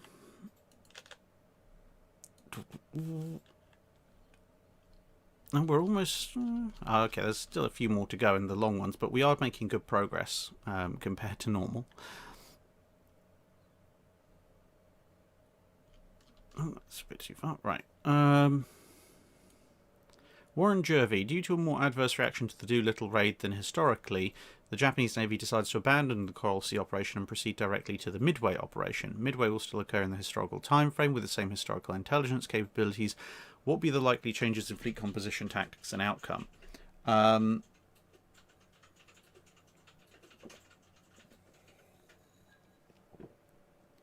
both sides are going to have more carriers present. Yorktown's going to be in full operational condition. Lexington's still going to be around. The Japanese are going to have more of their aircraft available, so they're probably going to pull in more of their carriers as well. Overall, though, if they've got Shikaku and or Zuikaku with them, I mean, it's possible with Lexington tagging along as well that obviously that adds another hull to the American carrier force, so they could do considerably better against the Japanese. But there's also a relatively strong possibility of it going against the Americans because they have one extra hull, which is good, but they don't have the damage control lessons that Yorktown pulled from Coral Sea, which is bad because it means that any ship that does get hit does run a much greater risk of imitating what happened to Lexington at Coral Sea, which obviously is not a good thing. And with the Japanese potentially having considerably more aircraft around and more hulls, not only are they in a position to survive with a much greater strike power after the magical 5 minutes, but their hits are potentially also going to be more devastating. So it's basically going to come down, I think, to what does Lexington's air group do? Does it manage to find the Japanese formation when it launches its attack? Does the magical 5 minutes still happen? Is Lexington's air group part of that? Do they come in before? Do they come in after? How are the additional Japanese fighters playing into all of that as an effect? I think that'd be something that'd have to be wargamed out quite extensively.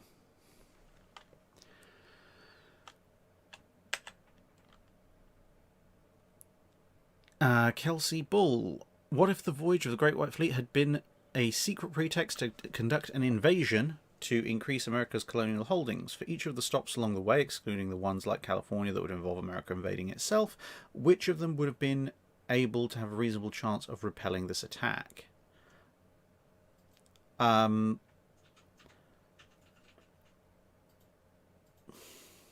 Most of them by dint of the fact that there's only so many troops you can fit on the Great White Fleet. I mean, you might be able to temporarily take New Zealand. If you go off to Australia, it's going to kind of be a case of, that's nice. Even if we let you have that city, like Sydney, there's an entire continent. Have fun. So, yeah.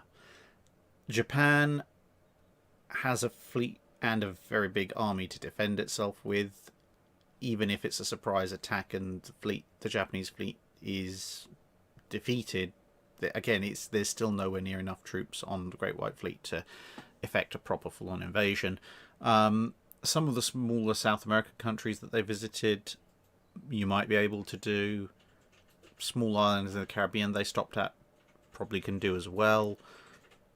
Some of the smaller nations they stopped at in various places in the Mediterranean. But basically it comes down to, is the nation small enough that you pretty much have an almost unopposed naval attack, and then by taking one or two cities you've pretty much paralysed the country?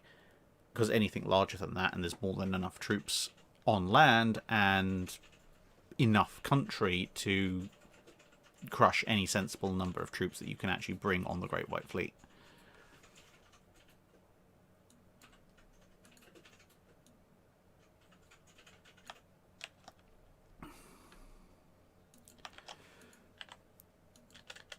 Officer Crabtree, would a Dreadnought-style battleship be viable earlier, such as in 1890? I suspect the 21 knot speed would be nigh on impossible, but at least somewhat faster than contemporary battleships, with thicker armour, larger overall size, and at least 4 twin 12-inch turrets. Would there be any shipyard capable of building such a large vessel? Yes, there would be shipyards capable of building such a large vessel in 1890. The main problem is that in 1890 you're talking about roughly 10 years before central fire direction and range finding, and that is really the thing that enables the all-big gun battleship to come about. So if you've got a ship that's got 4 12-inch turrets, yes, it's got a lot of heavy guns, but at that size and scale, it's still only going to be fighting at point-blank range, which means hails of secondary battery fire and torpedo launchers are still a major threat to it.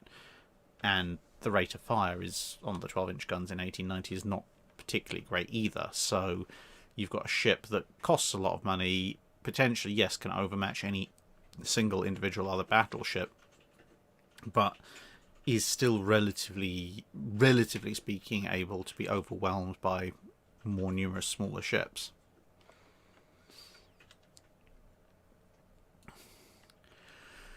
Wayne Borean asks, of the books covering naval weapon systems like Jane's and Conway's, but not limited to those two, which ones tend to be the most accurate in terms of specifications for ships?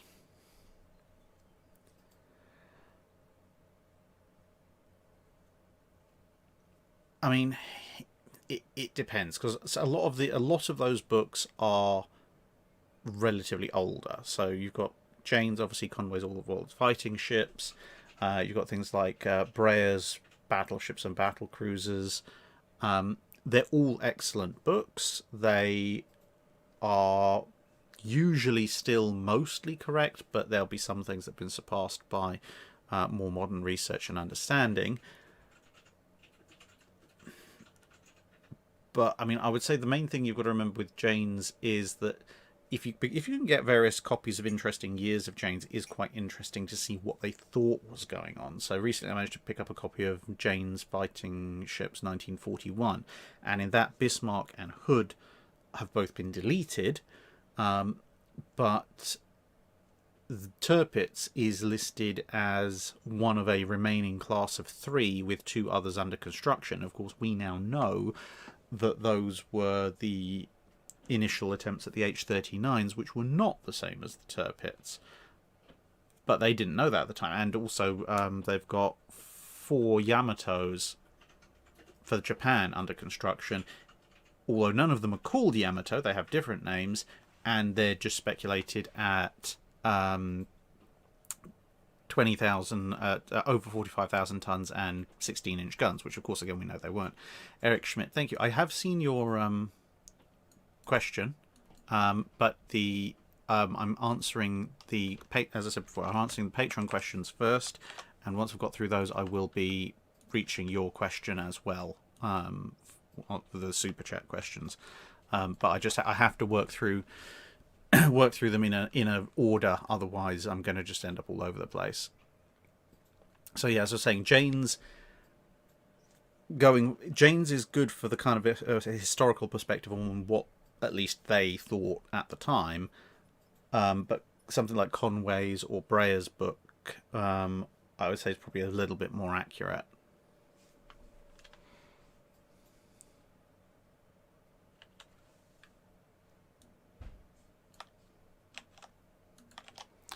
Brian Roper. Suppose the Vincent Trammell Act of 1934 is instead passed a year earlier, as well as the subsequent naval acts of 1930 and 1940 with full funding. How does this change the progress of the war with all US warship production expedited by 1 year?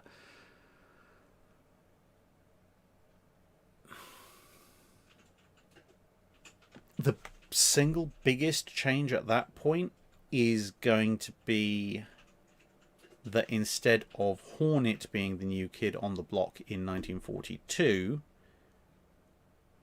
the Essexes are going to start arriving in 42, which is because the first two Essexes showed up in early 43 historically. So if you expedite everything by 1 year, that means Essexes are showing up in time for Midway. More Essexes are showing up by the time of Guadalcanal. The US has more fast battleships. Instead of having just North Carolina and Washington for a good chunk of the early part of their involvement in the war, they've got several of the South Dakotas as well. So, yeah, overall, it would. It's going to accelerate the rate at which Japan loses the war, because now the Americans have a numerical superiority in fast battleships and carriers almost from the get-go, and that is just going to end up snowballing.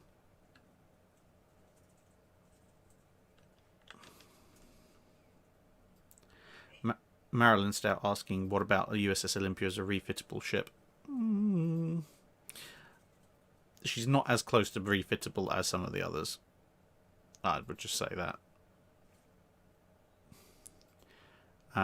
Eyepiece, I will get to the chat, but as I say in the stream description, there's an order to things. So once I get to the end of the Patreon stuff and then the super chats, we will be taking some questions from regular chat, but then that's also what we have the mid-month live streams for as well. Paul Ketchum saying S6 is loaded with Vindicators and Buffaloes. Please don't. I want peaceful dreams tonight. Leops 1984. You've spoken about how Churchill did his first order of the Admiralty, but what about the Americans? Which civilian, either as President, Secretary of the Navy, etc., was the best friend to the US Navy in the 20th century?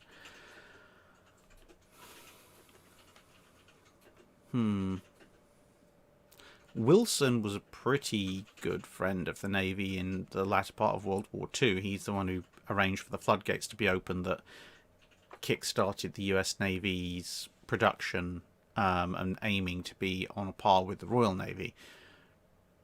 So I guess that's one. I forgot his name, but there was a Secretary of the US Navy in World War II who pretty much, after a few initial back and forths, let King run the show. So he was probably a decent friend for the US Navy as well. But yeah, between those two, I'd say of the two, in terms of being best friend to the US Navy in impact, probably Wilson, because going into World War II, also World War One, the American Navy was looking at becoming kind of a player on the world stage, on a par with a lot of other navies, but wasn't strictly looking to rival the Royal Navy. Apart from anything else, Congress wouldn't let them because they wouldn't give them enough money. Whereas Wilson, for all his other faults in the last part of World War II and immediately thereafter, he did open the taps up to a point where the Americans could challenge the Royal Navy in terms of modern capital ship numbers.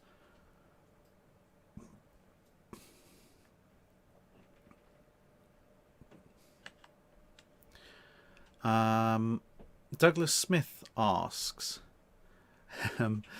you've been given the Sisyphean task of fixing HMS Captain. She was made into a truly seaworthy and frontline combat-capable combat unit.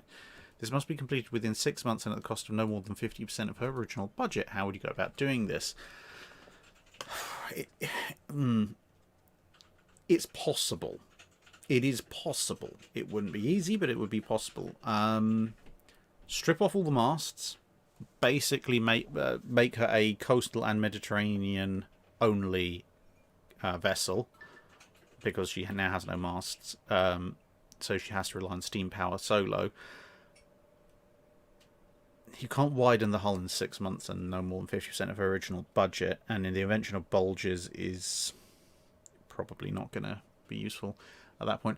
I would probably put some timber cladding. That is something they did to help ships with poor stability. So timber clad the outside of the hull to make it beamier and a bit more stable. And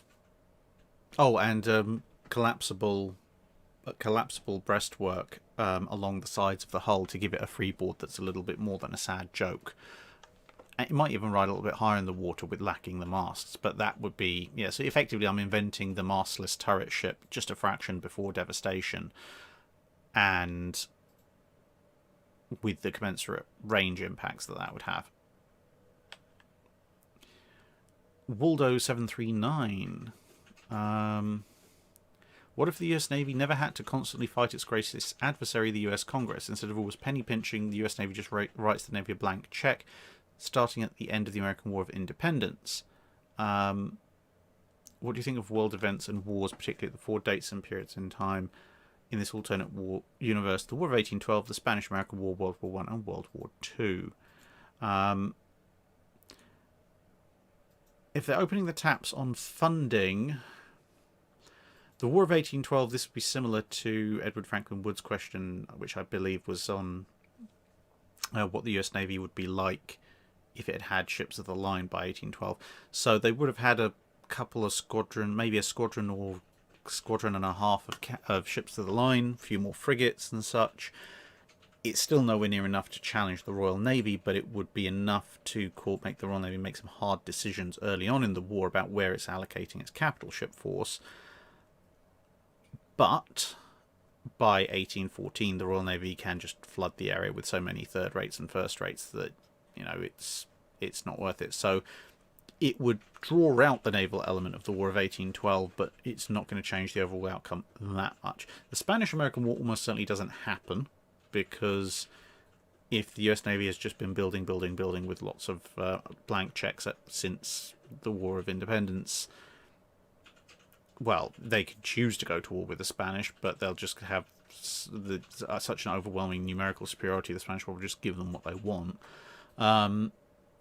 World War I is somewhat more interesting, because if they've been hit, they'll obviously have been hit by the same reset that the Royal Navy inflicted on everybody else with Dreadnought, and the American economy is still overall growing, and it's not the world's top economy just yet. But considering that America sat out most of World War I, the effect is not too much, apart from the fact that, well, the Kiel Mutiny is probably even more of a mutiny, because the Americans can probably afford to send 3 or 4 battle squadrons instead of just the one to the Grand Fleet. Whereas World War II is where it's going to have the most effect, because if you have unimpeded building through World War I and some of the interwar period with treaty restrictions, and then running into World War II, it's kind of similar to what we were just discussing earlier with the war, everything being advanced and by 1 year. There's just so many more ships.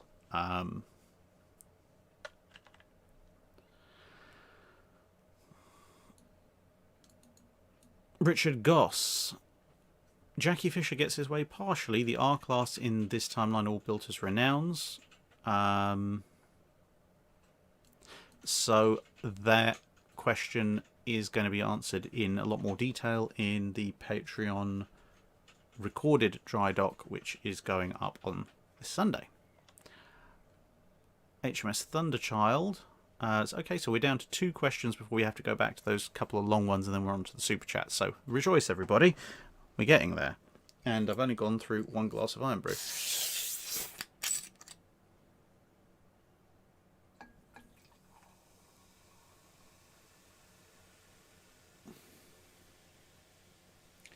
Second glass is now full, and I have a little bit left to top up.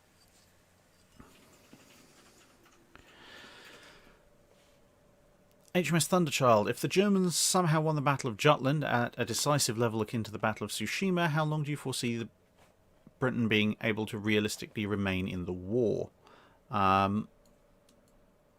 If it's something like the Battle of Tsushima, where pretty much the entire British fleet that's present is destroyed, months.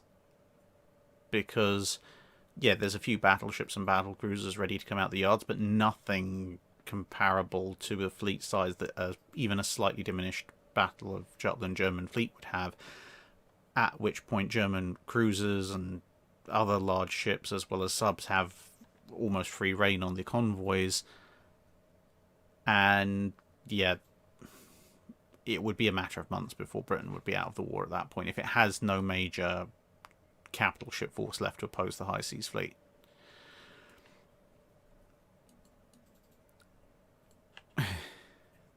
Colin Williams. Okay, here we go. So this is a big one. Pacific Team Battle Royale. Each team is only composed of a single class, as in Hood will be on her own, all the Yorktowns will be together. Subclasses are included in their parent classes. While they're working together, they're not forced to sail in a huge fleet, but maybe split up however they want. All warships of the World War II era.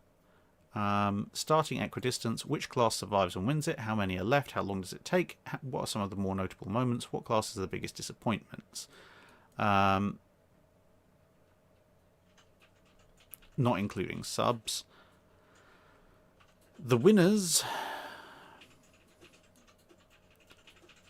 The overall winners are probably going to be...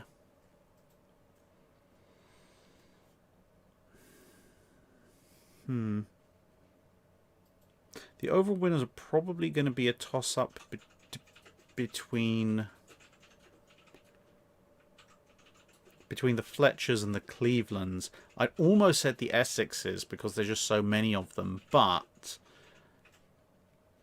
they're still not doing a night ops, and there are just so many Fletchers and a fair number of Clevelands as well, but obviously Clevelands have slightly more AA firepower. Actually, I'm going to say Fletchers. The Fletchers would win it, because if you concentrate several hundred Fletchers into one angry swarm, their biggest competition is going to be the Essex swarm, but the Fletchers can run at high speed through the night and run down the Essexes or force them to run away, and collected into that angry swarming death ball, even massive Essex-size airstrikes are probably just going to get chewed up. Nothing else really has the numbers at that point, even including subclasses. There's no other carrier class that comes close. There's battleships might as well not apply, because the biggest battleship classes are present in World War II are 5 strong, which are not going to survive against the Essex swarm or the Fletcher swarm.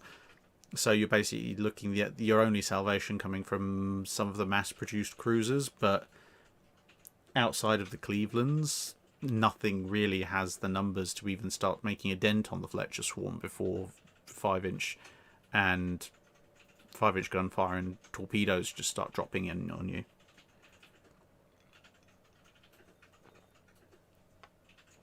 Smiling Nid saying, well, if Shenano's a subclass, there's 2 battleships and a mid-tier carrier. Well, yeah, but how are you going to fight 24 plus Essexes with that?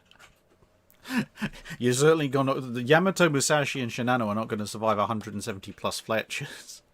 I need to make some artwork that, it's not going to include all the Fletchers, because at that point you'd be talking about painting the side of the house, but something implying all of the Fletchers.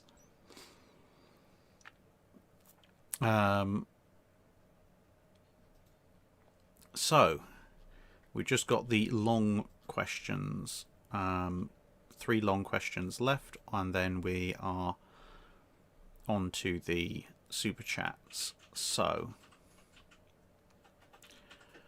Miles McCaskill: during the design of the King George V, debate over their specification resolves differently. Target top speed is now 30 knots, guns are in 3 triple turrets. Whilst there's a strong desire to adhere to the naval treaty, the ships are outfitted with 14-inch guns, as well as off-the-shelf 1542s.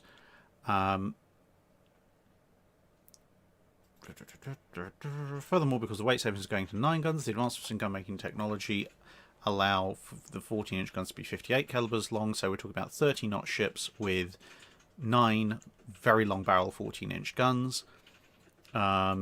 Some sacrifices in armour. When the naval treaty is dissolved, you end up with King George V being outfitted with the 14-inch 58 calibers guns, while Prince of Wales switches over to using 15-inch 42s. Knowing the two ships of the same class are commissioned with different guns, the new tactic is they'll be sent out in pairs. The 14-inch ships are optimised to fire relatively light high explosive shells at long range, while the 15-inch 42 ships are optimised to fire relatively heavy armour-piercing shells at closer range. As the Battle of Denmark Strait starts as it does historically, however, the butterfly effect causes King George V to be alongside Prince of Wales rather than Hood. Battle starts with King George V at 27,000 yards, Prince of Wales coming in behind. The plan is to bombard the two German ships with HE shells from King George V until several hits are observed, then with combat effectiveness of the German ships hopefully reduced by damage to things like the bridge, fire control, etc., sending Prince of Wales to kill with AP. How does the damage go? How does the battle go? Whew, that's a long one. Potentially somewhat, well, definitely somewhat better than the historical one did. Long range, high velocity, 14-inch HE. I mean, it's not going to pose an existential threat to Bismarck, but it could chew up Bismarck's fire control. I mean, Bismarck's own guns chew up its forward radar pretty well. And you've got to remember, Prince of Wales was the first ship in the Battle of Denmark Strait to score a hit well before Bismarck did. So long-range gunfire with high-velocity 14-inch HE does stand a very good chance of degrading Bismarck's combat capabilities. And 14-inch HE will do quite the number to Prince Eugen, regardless of whether or not regardless of the fact it's HE.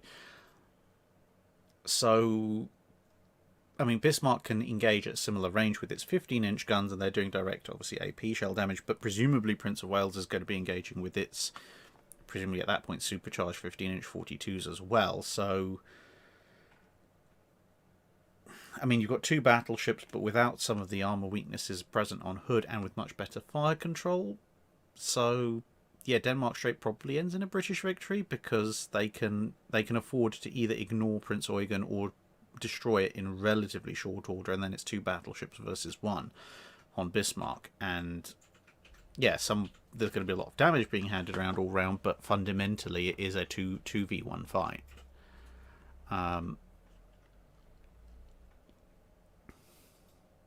Yeah, although the HE spamming King George V does make me smile a little bit, because in theory a 14-inch 58 caliber gun would have just hilariously high muzzle velocity, at which point it can just follow Prince of Wales in, switch to its limited stocks of AP, and just punch holes straight through one side and out the other.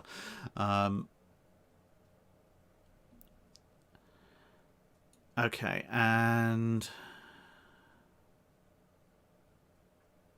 so Jalinth and Sorrel have similar questions. So Sorrel's question is, an admiral of the time period the channel typically covers has turned traitor and is trying to undermine his own navy by issuing as many bad orders and making as many stupid decisions as possible without being removed from his position and taken out back and shot.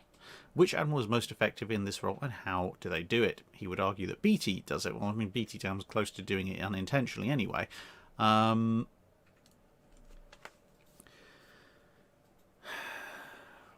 who could do the most damage by issuing bad orders and making stupid decisions? I mean, Jellicoe could make an absolutely disastrous mess of Jutland if he decides to just go the other way, or deploy the fleet early and sail his fleet in a position where the Germans can cross his T.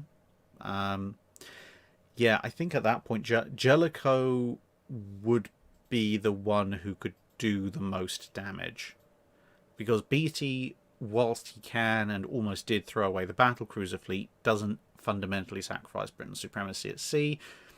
And in World War II, it's difficult to imagine how an admiral of the Royal Navy could possibly do enough damage to give the Kriegsmarine a command of the sea, just because of the numerical disparity. Whereas Jellicoe, if he's taking deliberately malicious actions at Jutland, could very well sacrifice Britain's naval superiority in World War I to an opponent who could then exploit it.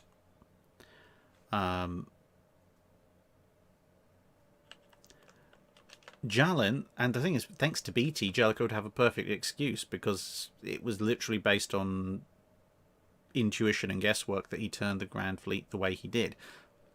If he deliberately went the other way to ruin the Grand Fleet's chances, he could just say, well, Beatty never told me which way I should go, so I took a roll of the dice and it came up wrong. Jalinth asks,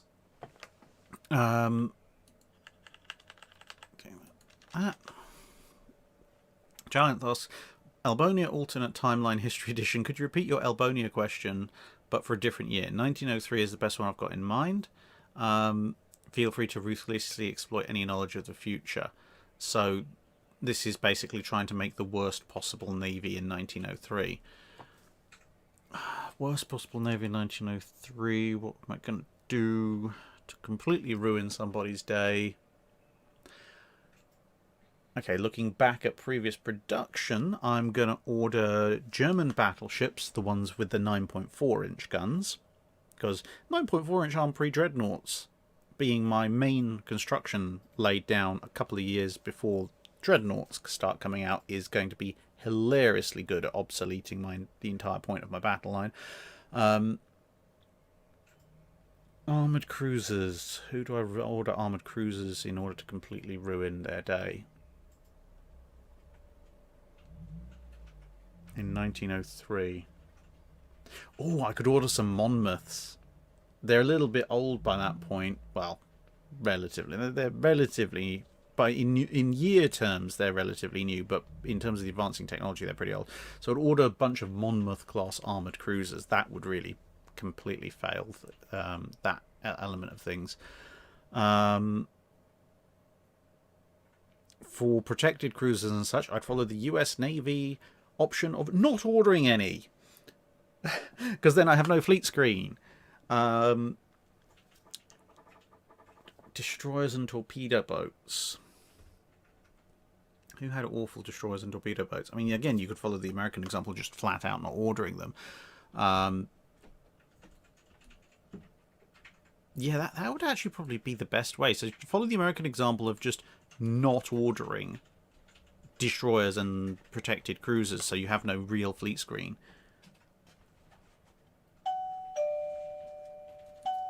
Okay. I think somebody's having some food. And yeah, and then just get a bunch of Monmouths so my armoured cruiser force isn't worth having, and a bunch of 9.4-inch gun pre-dreadnoughts. So I have basically a fleet that's worth nothing more than floating scrap metal, right at a time when everybody's upgrading. So that would be a hilarious way of sabotaging things. Right, so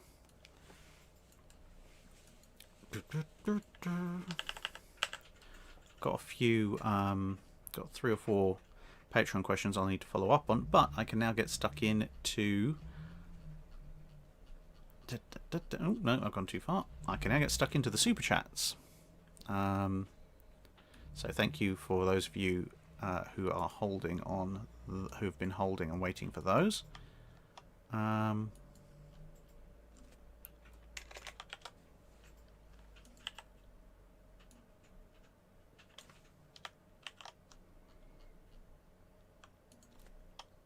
let's get those going. So,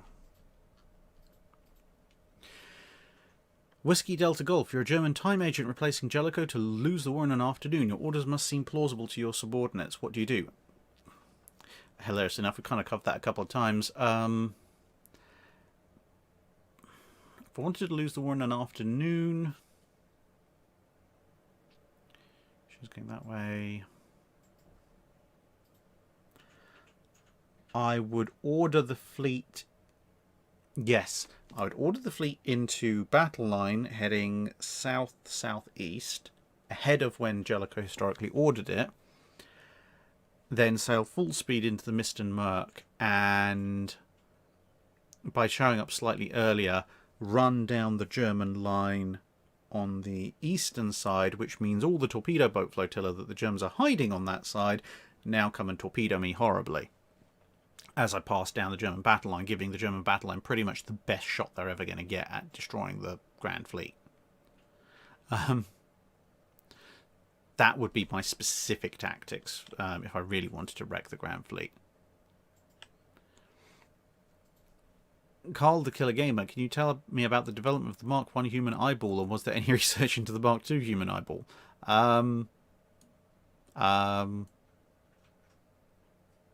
People were born. They had eyes. The eyes eventually learned to see things. I'm not a biologist. Has there been any research in the Mark II human eyeball? I'm sure someone's tried somewhere. Some people have some very good vision. But, yeah, I mean, it's amusing, but yes, eyes are not my speciality, other than if you want to know everything about laser eye surgery, I can tell you that because I've had it. XX Renaissance Man XX. Oh, thank you. He is a carrier sailor. So, worked aboard a carrier. Thank you very much, Renaissance Man, for the kind compliments. Altiro Mungara, can you tell us about the Fourth Fleet incident and the other time the weather tried to eat Japanese warships? Yes, there were two. There's the Tomoruzu, or Tomozu, or however it's pronounced, incident and the Fourth Fleet incident, both in the early 1930s. So, that part of the world, they're typhoons. Japanese forces go sailing out thinking, oh yes, we have all our new fast modern warships, this is fantastic. Along comes bad weather, so here's a good opportunity to see how our new warships cope in bad weather. And of course, older warships cope in bad weather relatively well. It's a little bit risky, but new, big, fast, shiny warships. And what do you mean we're unstable and also lightly built and everything is possibly going to sink and things are breaking and please help? Yeah, it was kind of like their Typhoon Cobra experience, only worse. And afterwards, they had a lot of damaged ships, a lot of ships that had come very close to sinking, one or two that in fact pretty much did, and they had to go back and completely rethink both the strength and the top heaviness of their ships, which was somewhat paradoxical, because by making the existing structures of their ships stronger, you made them even more heavy generally and more top heavy specifically, which in turn meant that they'd be even more prone to rolling over. So you couldn't do that, but you needed to strengthen them because otherwise the lightly built structures would just get destroyed anyway.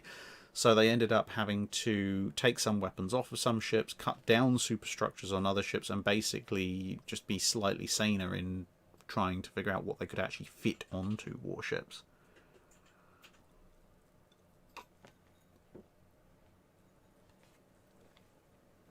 Boko Disraeli pointing out, yes, I have the Mark 1 Human Eyeball Mod 1.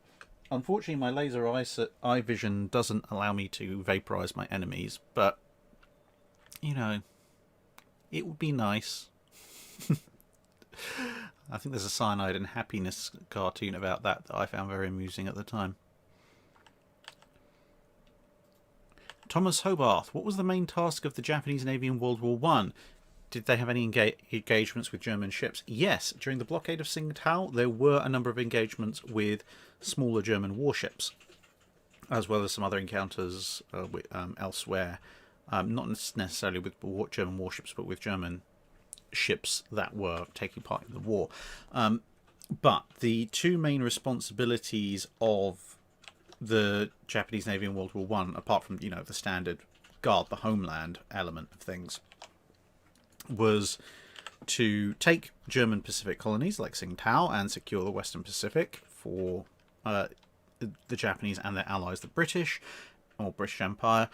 And also, they sent some ships to operate in the Mediterranean, destroyers and such. So that was a secondary but quite important thing that they did. Not necessarily in terms of total numbers of ships committed, but in terms of supporting the Allies in the Western theatre of operations. But their main task and main assistance to the overall war effort was basically convincing von Spee that he should probably skedaddle out the Western Pacific right at the very start, because von Spee was scared of HMAS Australia, and with good reason, but he was even more scared of the entire Japanese Navy showing up off his doorstep, and they were a lot closer to start with.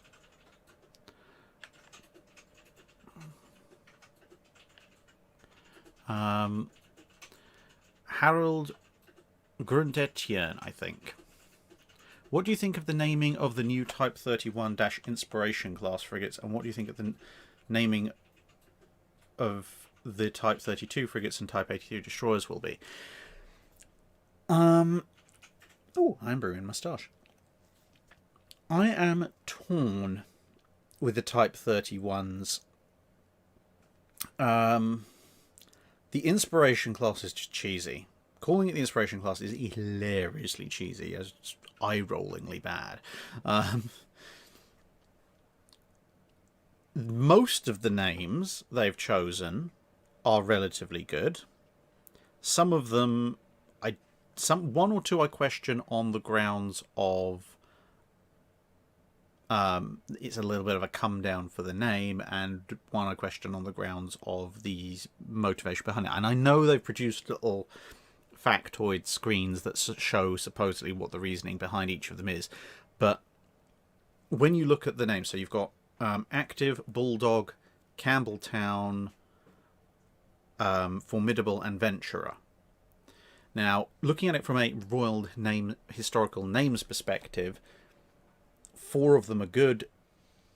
Formidable, I'm looking at going, it's a small frigate. The last Formidable was a fleet carrier. The Formidable before that was a battleship. That is a little bit of a step down for the name Formidable.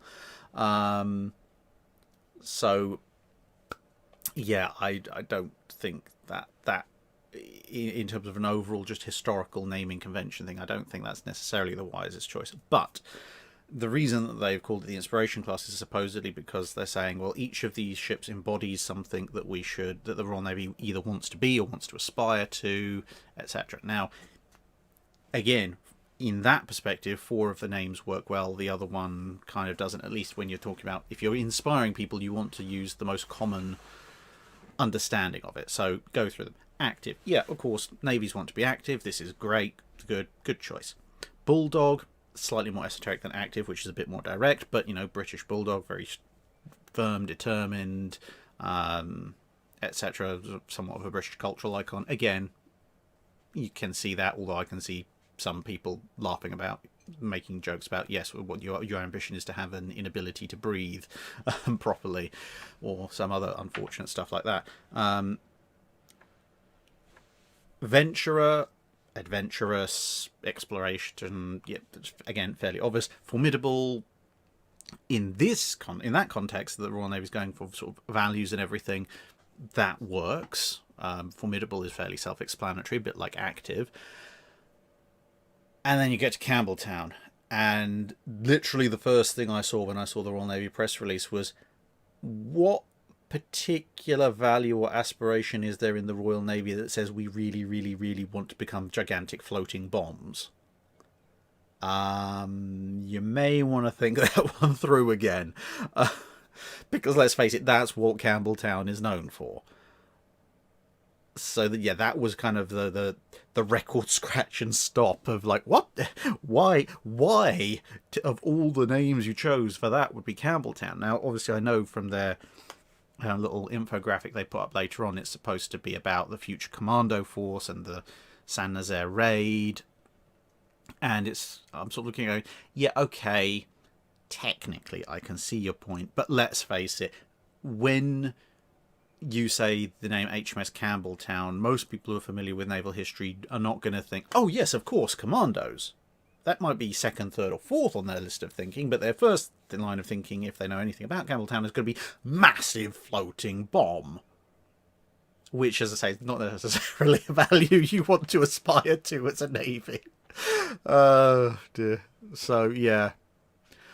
It's kind of, either way, 4 out of 5, which I guess is not bad, but could have done slightly better. As far as naming the Type 32s and Type 83s, for the Type 83s, I think they've really got to bring back some big names, because, the Type 32s, you could go with a lot of things. There's a lot of good Royal Navy small ship names to go with, and any of those would do. I quite like the idea of a themed class, either a letter class or pick a theme and go with it in the more traditional Royal Navy sense. But so I'd leave that. I can leave that relatively open. But Cody 85 daring would have been better. Yeah, but they've already called a Type 45 daring, so they can't have daring and daring 2 in the fleet at the same time. Now with the Type 83s, So for those of you who are unaware, Type 20, Type 30, and going back a little bit, Type 10 series Royal Navy ships are anti-submarine warfare ships. Type 20s, Type 30s now, they're kind of, I guess, a general purpose small ship. Type 40, so 41, 42, 43, 44, 45, anti-air warfare destroyers. The 80s, the 80 series, is supposed to be general purpose, i.e. ships that can do all of that and combine everything into one. So, in theory, a Type 83 destroyer, especially if they're going to be replacing the Type 45s, should be much bigger than a Type 45 and be doing a lot more than a Type 45. And for reference, go and have a look at the Type 82. Well, what should have been the Type 82s ending up being just the Type 82 HMS Bristol.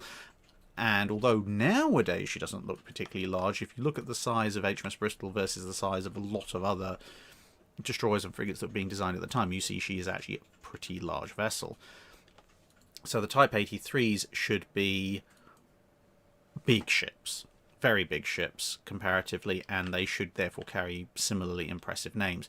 I know the government has decided that they want to try and do a new royal yacht and call it the Duke of Edinburgh, but I think they really missed a trick, because if they'd kept that name back, they could have done the Type 83s as the Duke of Edinburgh class. You could have brought back some of the old battle cruiser names, so you could have had Princess Royal, which also would have been quite a nice touch. Because can you imagine if you had HMS Duke of Edinburgh and HMS Princess Royal escorting HMS Queen Elizabeth? Now, I know, yes, the carrier is not named for the current Queen, but it would still be a nice touch. I mean, you could bring back Duke of York as well. That was a battleship. Oh no, actually, not so much these days. Maybe not Duke of York, but certainly Duke of Edinburgh and Princess Royal. And then you could have, I mean, Renown. You could use Renown and Repulse, the battle cruiser names. There's plenty of good Royal Navy capital ship names you can use.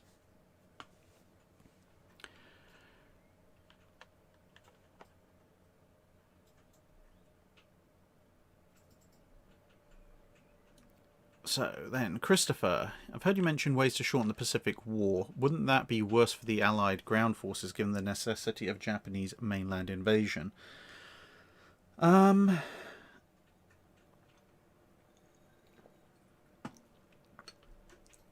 Possibly, possibly not. Because if you shorten the Pacific War overall, so you have Allied fleets sitting off the Japanese coast, going from there to invasion of Japan is a fairly big step. It requires a lot of planning, a lot of ships, and a lot of men. And obviously, historically, there were a lot of ships and a lot of men committed to the war in Europe.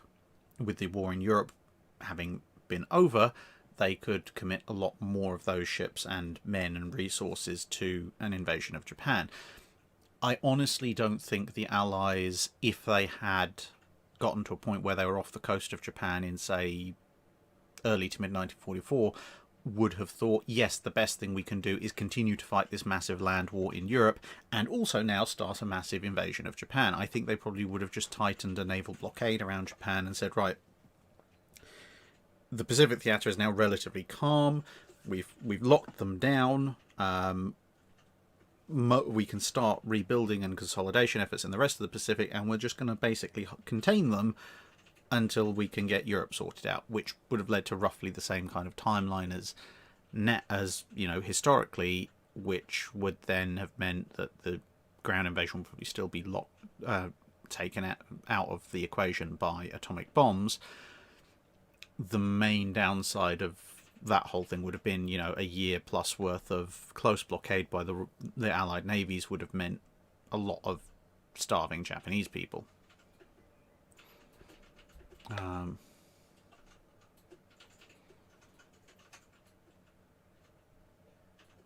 Oh yes, I'm putting Conqueror and Thunderer would be good for the Type 83s. And Temeraire as well.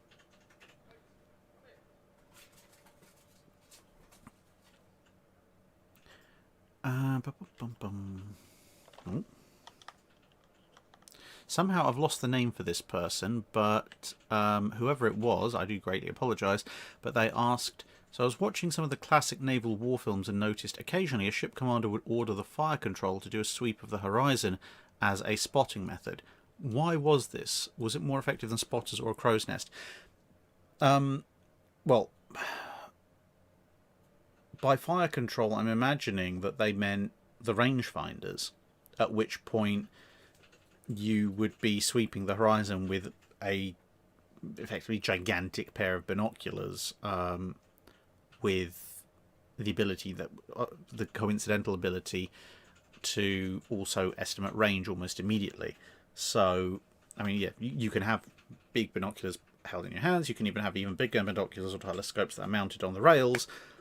But then you've got that or a 30-foot rangefinder with even bigger optics. Now, the limitation to that is obviously your field of view is very narrow. But in theory, you know, high-mounted rangefinder, do a sweep of the horizon, you'd be able to see quite a bit in fairly high detail.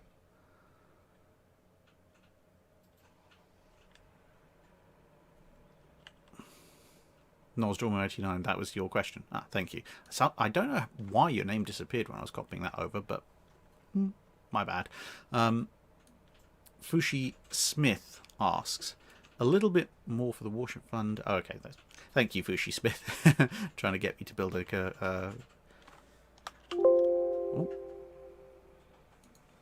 build a replica of the Kamchatka. That would be amusing, apart from anything else.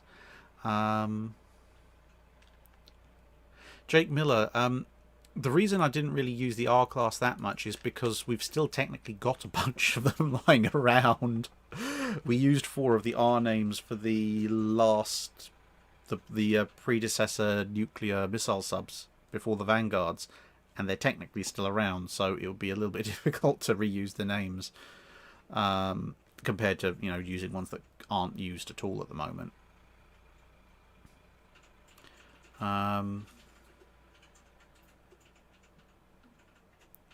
Night Heron Productions, what's the significance of the name Temeraire? It's basically, it's a French warship that was captured and then saw quite a lot of good service in the Royal Navy, so they kind of liked the name, kept it around. Maniac Chief 1. In 1910, Greece orders 2 30,700-ton 8 battle cruisers with 8 14-inch guns from Germany with German hulls. Okay, so cruisers from Germany with German hulls, US 14-inch guns, 11.8-inch belt, capable of just under 28 knots.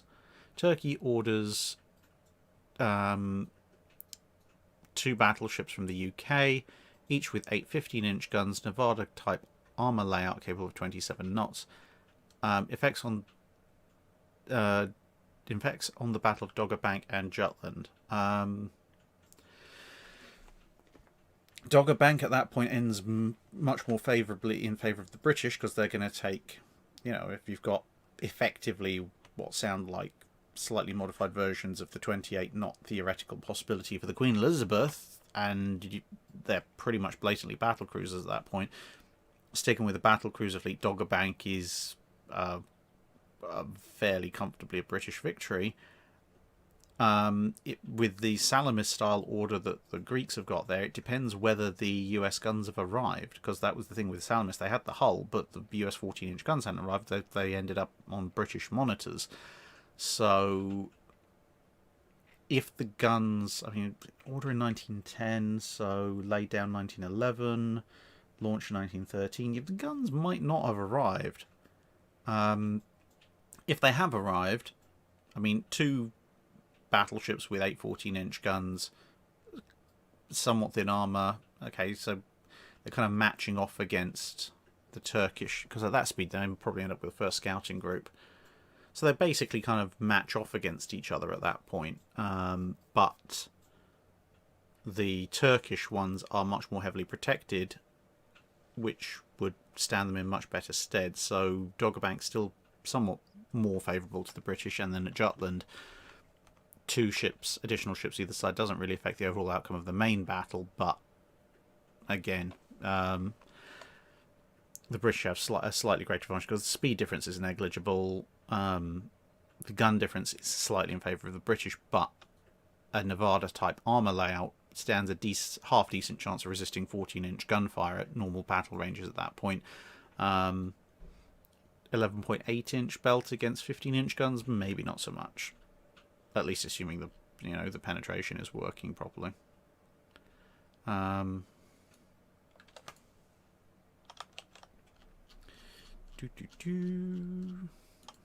a couple more questions.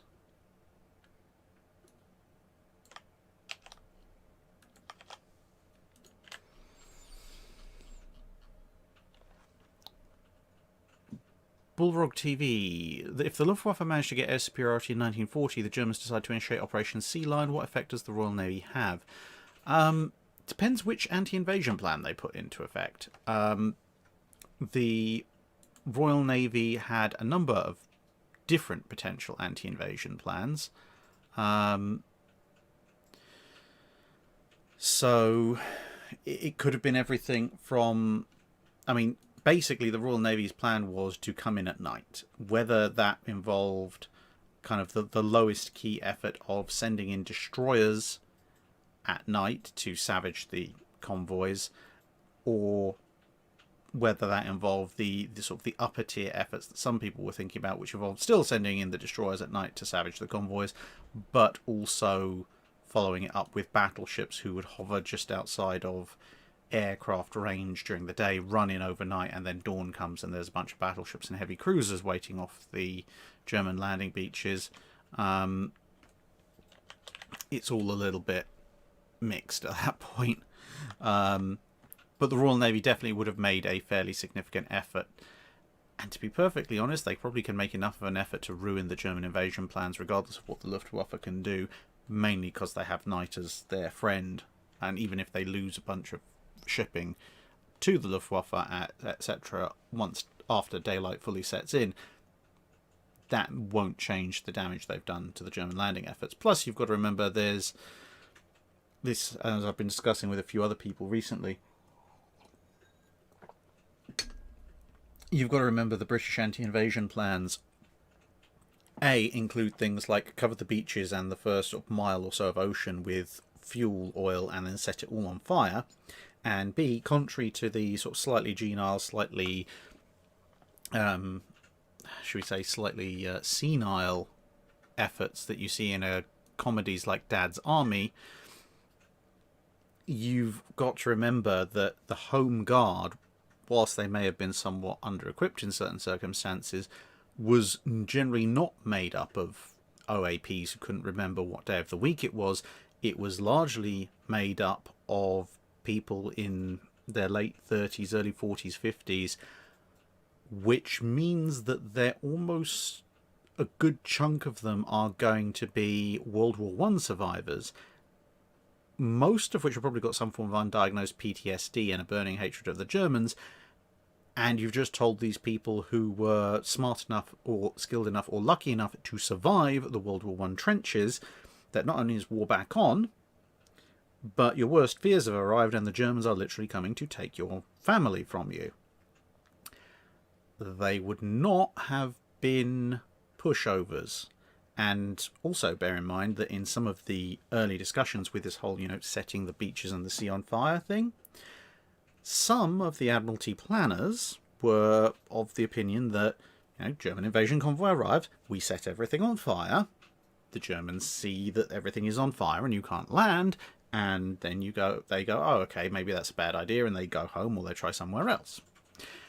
Whereas, from what I've seen of some letters going back and forth, a lot of the Home Guard were of the opinion that actually it would be much better to let the Germans land on the beaches and let their invasion craft all be sitting just off the beaches, and then we'll set it all on fire. Because that's, as I say, what a bunch of World War I trench warfare survivors who've been told a bunch of Germans are coming to kill their families would do. So, yeah, it's like... I mean, we are losing touch with that generation a little bit now, and obviously the people who survived World War I, back when I was a kid, World War One survivors weren't exactly everywhere, but you could find one or two around if you knew where to go and who to talk to. But if any of you have ever spoken to someone who came through either World War One or come through some of the nastier parts of World War Two, if you were to tell them the people you fought last time are coming for your family and your home, and you have given them command of a large amount of combustible materials, you can absolutely guarantee that they are going to make sure they're used in the nastiest possible manner. And that's before you get into something like Operation Vegetarian, which will probably, just describing Operation Vegetarian and its potential implications is, yeah, it's just not worth discussing on YouTube, to be perfectly honest.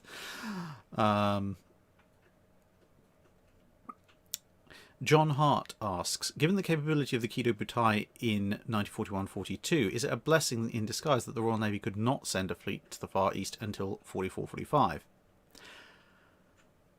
Possibly, somewhat. I mean, a lot of it depends on exactly how big this fleet is. A full-size Royal Navy fleet does have certain chances at certain time periods in the earlier part of the war.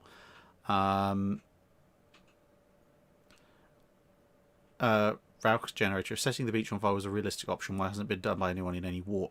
Basically, it requires you to have an awful lot of spare fuel oil going, which is pretty much World War II Britain. That's about it.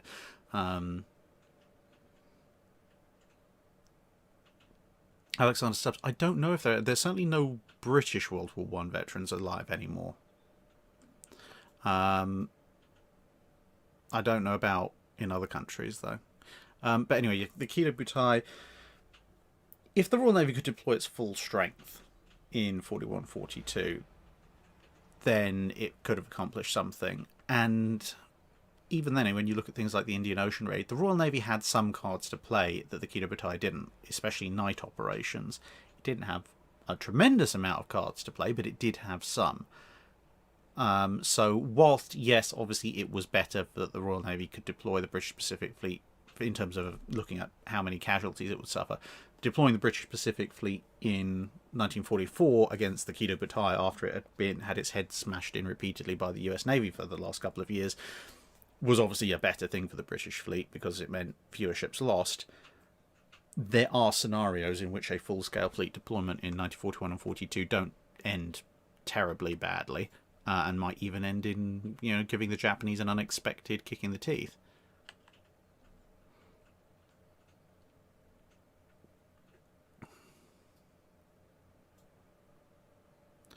Then you've got Nozdormu 89. Are there any battles where it is so overwhelmingly one-sided and yet the side that expected to lose wins the fight? Naval battles, yeah, there are quite a few, actually. I mean,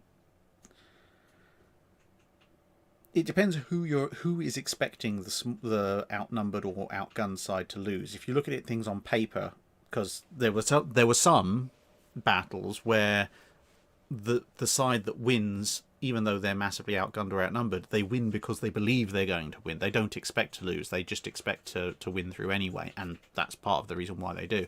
But if you look at it on paper, then, yeah, a bunch of fights. I mean, Nelson should never have taken HMS Captain against two first-rate ships of the line, and yet he somehow did and captured them.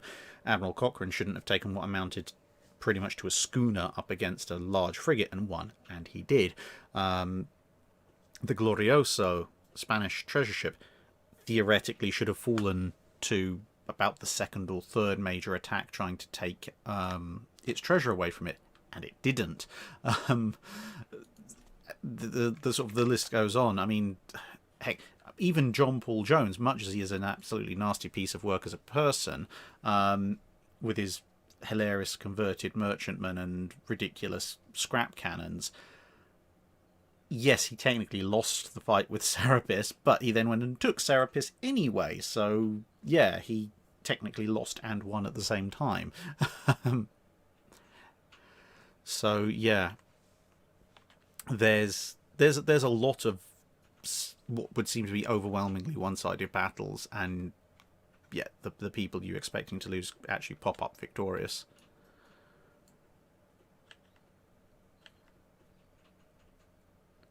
Thomas Hobart, if the US would somehow get information that the Yamatos are existing and armed with 18.1-inch guns in 1938, how would that affect the building of US ships? Basically, they would build Kentucky and Illinois, and they probably wouldn't cancel the Montanas, or even if they do cancel some, they might not cancel all. They maybe build 2 to match the 2 Yamatos.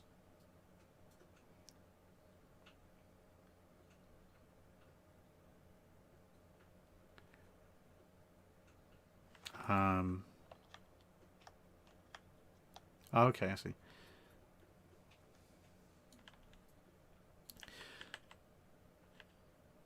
Scott Jake, yeah, everyone's saying Samar to that one as well. So, what time is it in the UK? It is currently 36 minutes past 9, and it has become dark outside. Scott Jacobs, in fairness, Churchill thought massive firepower was the solution to basically everything up to and including a properly cooked breakfast. Yes, yeah, he did. I mean, Churchill, bear in mind, is the guy who wanted to, I think, maybe even possibly did deploy field artillery against a bunch of criminals holed up with small arms in a post office.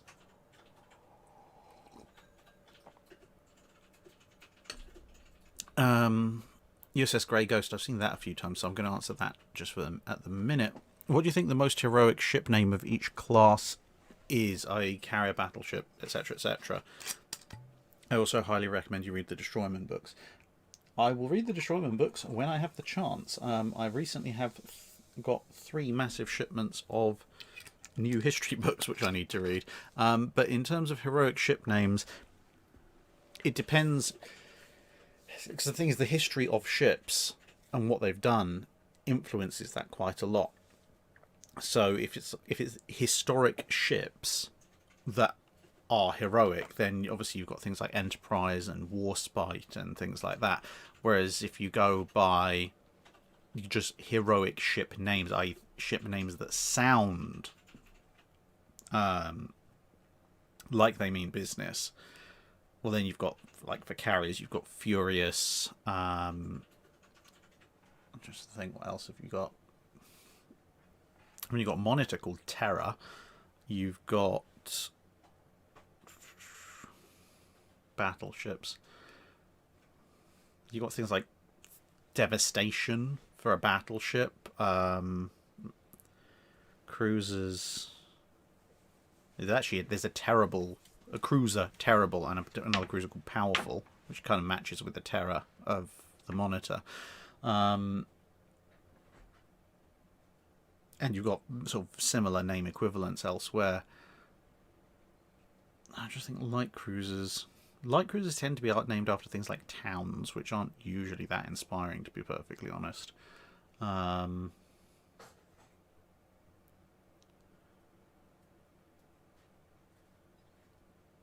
I mean, destroyers get named after qualities like virulent and vindictive and things like that. So there's plenty of destroyers. I mean, there was a cruiser called Vindictive as well. Oh, Grego says by what they did. Okay, so by what they did, you're looking at, yeah, Enterprise and Warspite are obvious shoo-ins for the battleship and carrier categories. Johnston, I mean, there's a reason there's a poster of Johnston there. For the destroyers. Light cruisers and heavy cruisers. I mean, Glowworm's quite good for the heroic destroyers as well, but light cruisers and heavy cruisers. I mean, light cruisers, Emden is pretty darn successful. I mean, if you include armored cruisers into heavy cruisers, I mean, that doesn't help tremendously, to be honest. Helena would probably be a good one, another good one for the light cruisers. Heavy cruisers are a bit more difficult.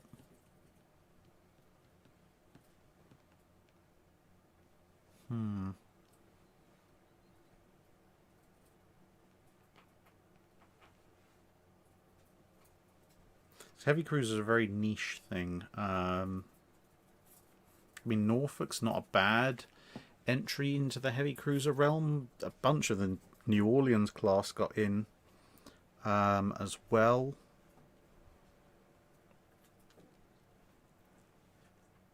Yeah, heavy cruiser is a bit of a difficult one for like massively significant achievements by a heavy cruiser.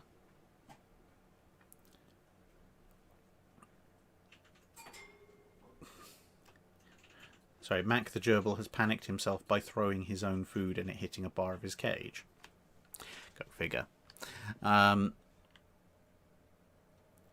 Robert Marmotstein. The Zimmerman telegram persuades Mexico to join the war on the German side. What naval forces do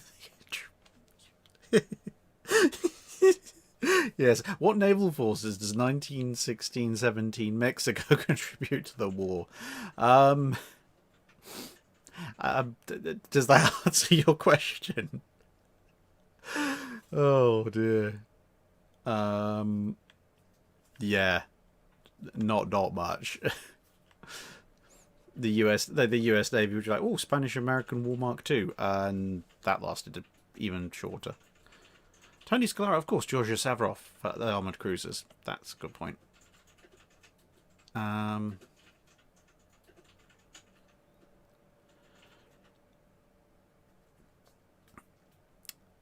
Animal 16365. Had the US Navy got the 3-inch automatic anti-aircraft gun before World War II, would the Atlanta class benefit from them? Assuming they managed to get it working, as like, reliably working.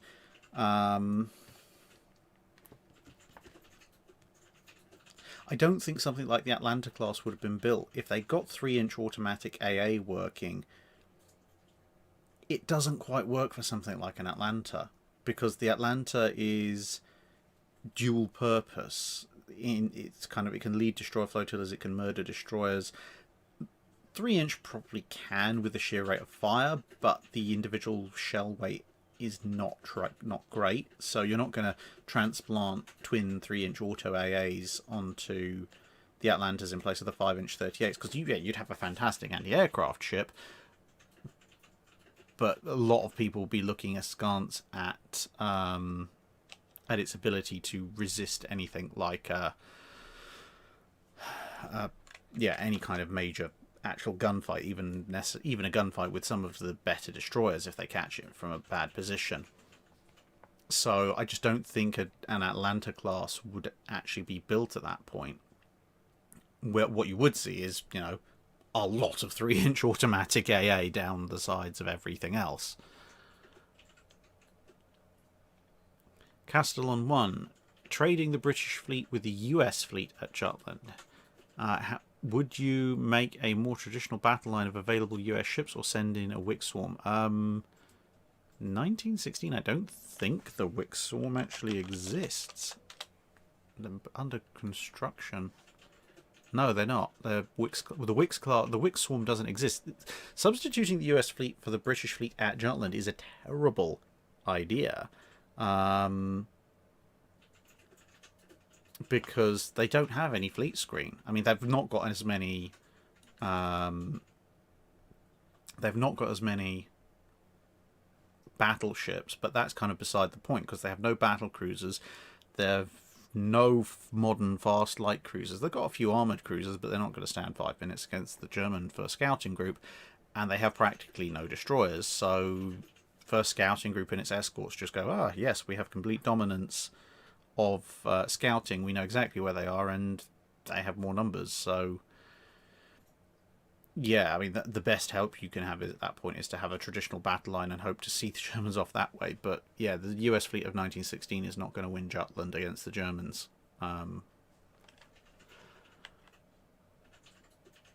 Super Smithens, at what point did your beard stop itching? To be honest, I really can't remember. I've had Mrs. Drack.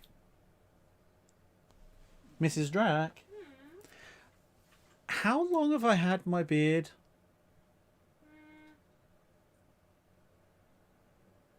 8 or 9 years? Yeah, 8 or 9 years. Because I had it when we got married, didn't I? Yeah, So longer. Probably about 10. but not when we first met. Mm.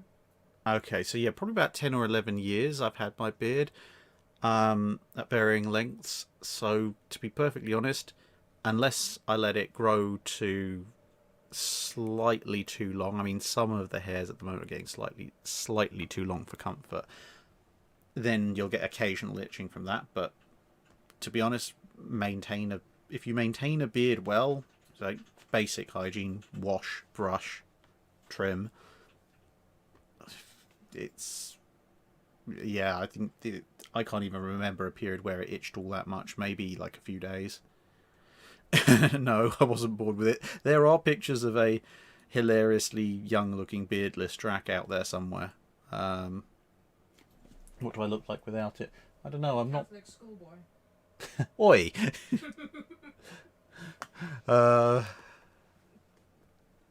Yeah, I don't know. There's a few pictures of me with it.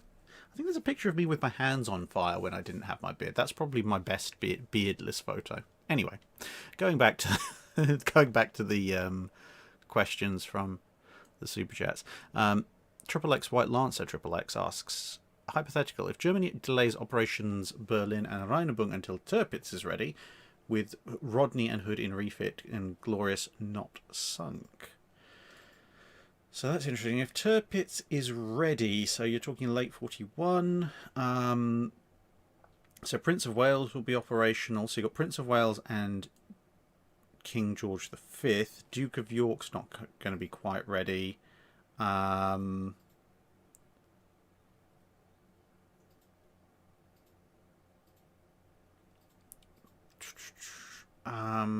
So you've got basic 2 modern battleships versus 2 modern battleships. Then you've got Scharnhorst and Gneisenau, which is going to be something of a problem because, yeah, if Hood and Rodney are in refit, well, Rodney wouldn't be part of the initial chase anyway because they're going to catch them.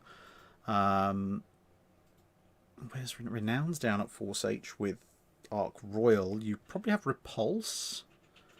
You don't really want to be sending counties up against Scharnhorst or Gneisenau. I have a feeling that if you had both Scharnhorst and both Bismarcks waiting in Germany, they would have had to recall Renown. So you would have Renown and Repulse plus King George V and Prince of Wales, and they'd probably be rushing Duke of York to try and match the Germans at that point.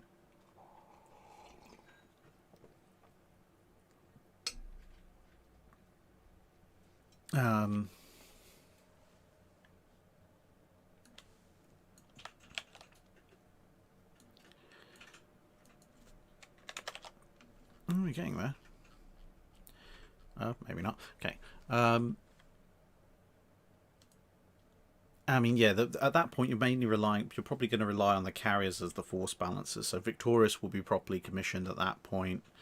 If you've got Glorious around, you've got an extra carrier hull there. So I think it's probably going to be very much, yeah, 2 King George V's and 2 Renowns with probably 2, maybe 3 carriers sailing. The carriers being tasked to slow down, stop, delay, damage the German vessels, and then move in for the kill.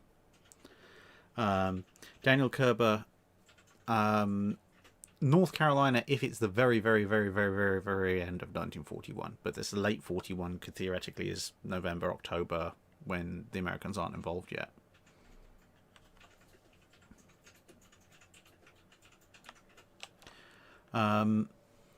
Nozdorm 89, how would you build the German World War II carrier program? How would you get the Luftwaffe and Kriegsmarine in there to cooperate? I wouldn't. Basically, it's something of a waste of time, really. But if you absolutely, for whatever reason, have to build the German World War II carrier program,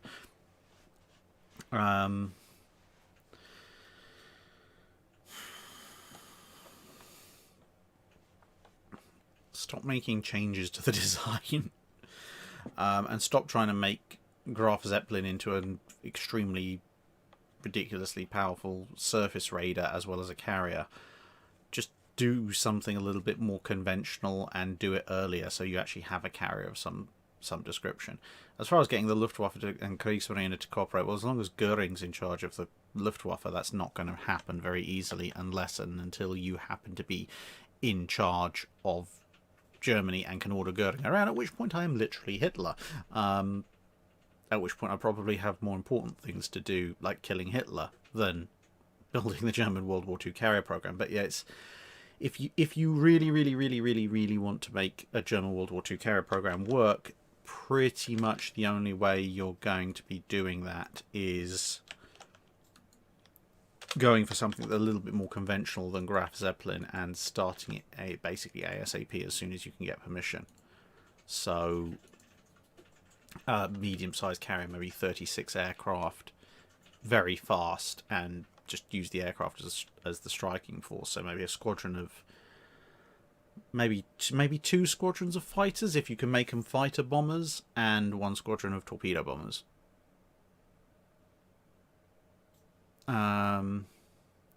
Cow to face, instead of Task Force 34, it's the Royal Navy that goes up against the Japanese Navy. Who would you send to fight, and how do you think it would go?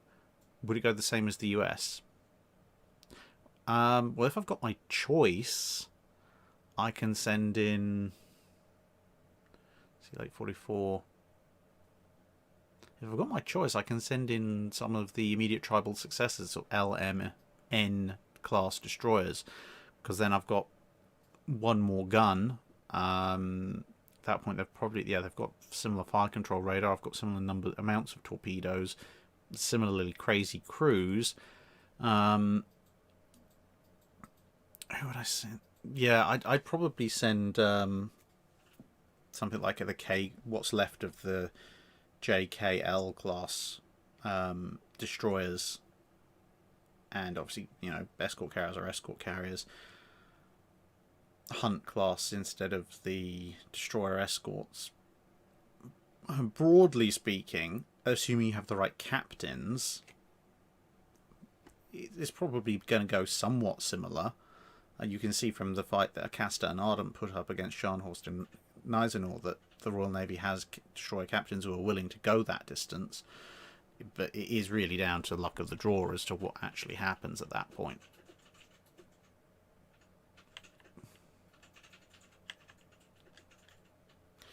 USS Grey Ghost, I thought German World War II aerial torpedoes weren't that good. Well, they kind of work. The thing is, if you're using Ju-87s as your torpedo bombers, then I suppose you probably have the option of using them as dive bombers as well. But the main thing is that if you're a German carrier, you're going to be probably sent on some kind of commerce raiding mission, at which point Ju-87s with torpedoes are probably perfectly fine for dealing with merchant shipping, and will probably have a slightly higher success rate than dive bombers.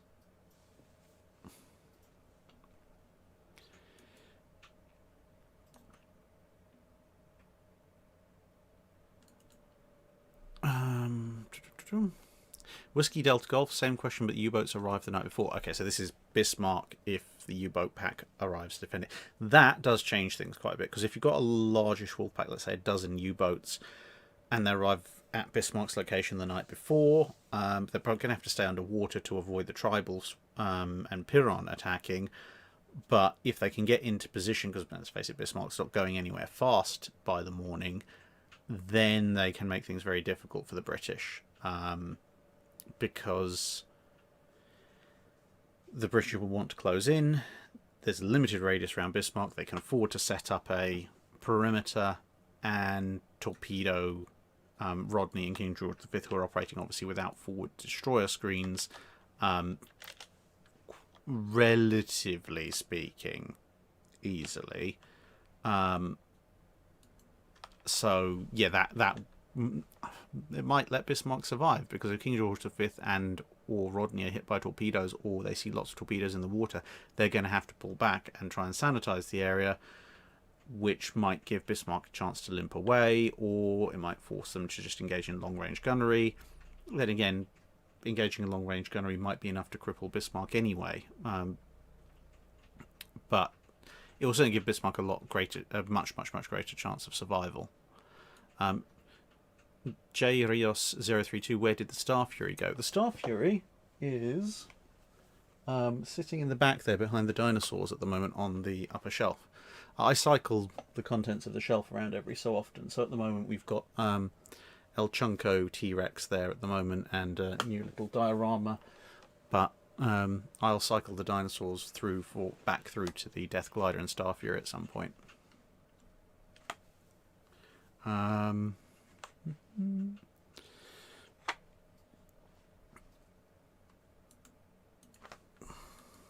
Archangel Glenn, assuming all things being equal, which would win, Prince Eugen, Wichita, and Chikuma?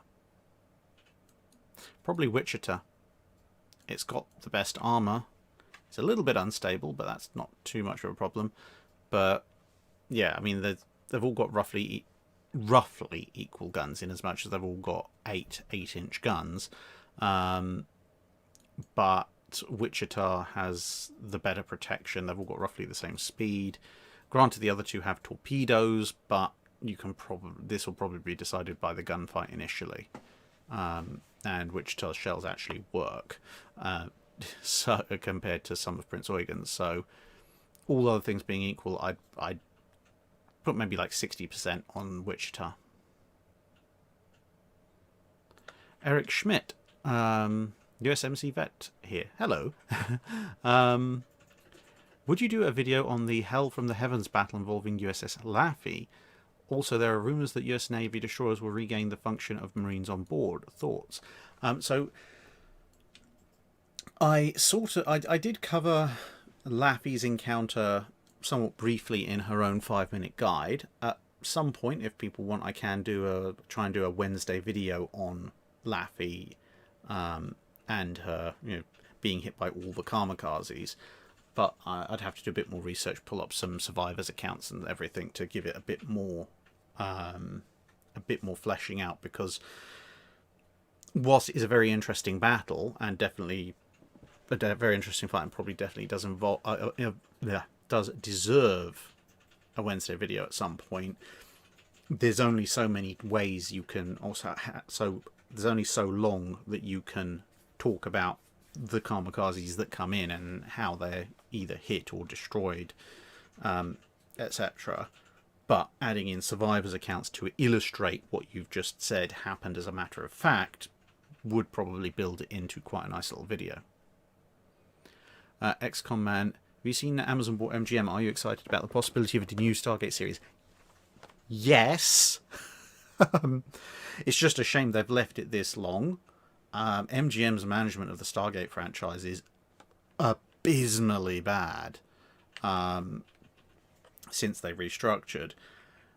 If enough of the original casts of SG-1 and Atlantis can be got back to, even do a few episodes to kind of round everything off or whatever, or like I say, a handover thing, that would be fantastic. I'd love to see more of them.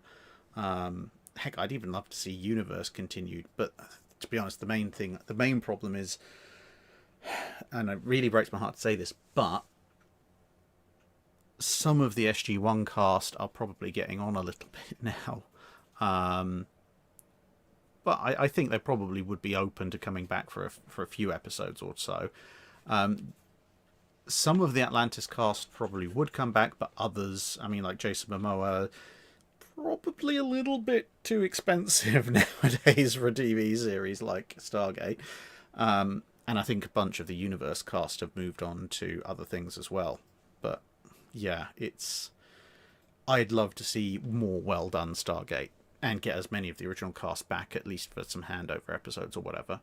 Anyway, going back to the question about the US Navy getting Marine complements back, that would be pretty cool. Yeah, it's always good. It's always nice to have some Marines aboard. My main concern would be whether or not they're going to put them in and restrict them to very specific duties, or whether they're kind of going to act like Marines did in World War II, both in the Royal and US Navies, where they are helping to run the ship. Because there's a lot of people on US Navy ships already, but if there's one thing that most US Navy ships at high tempos of operation need, is some spare hands.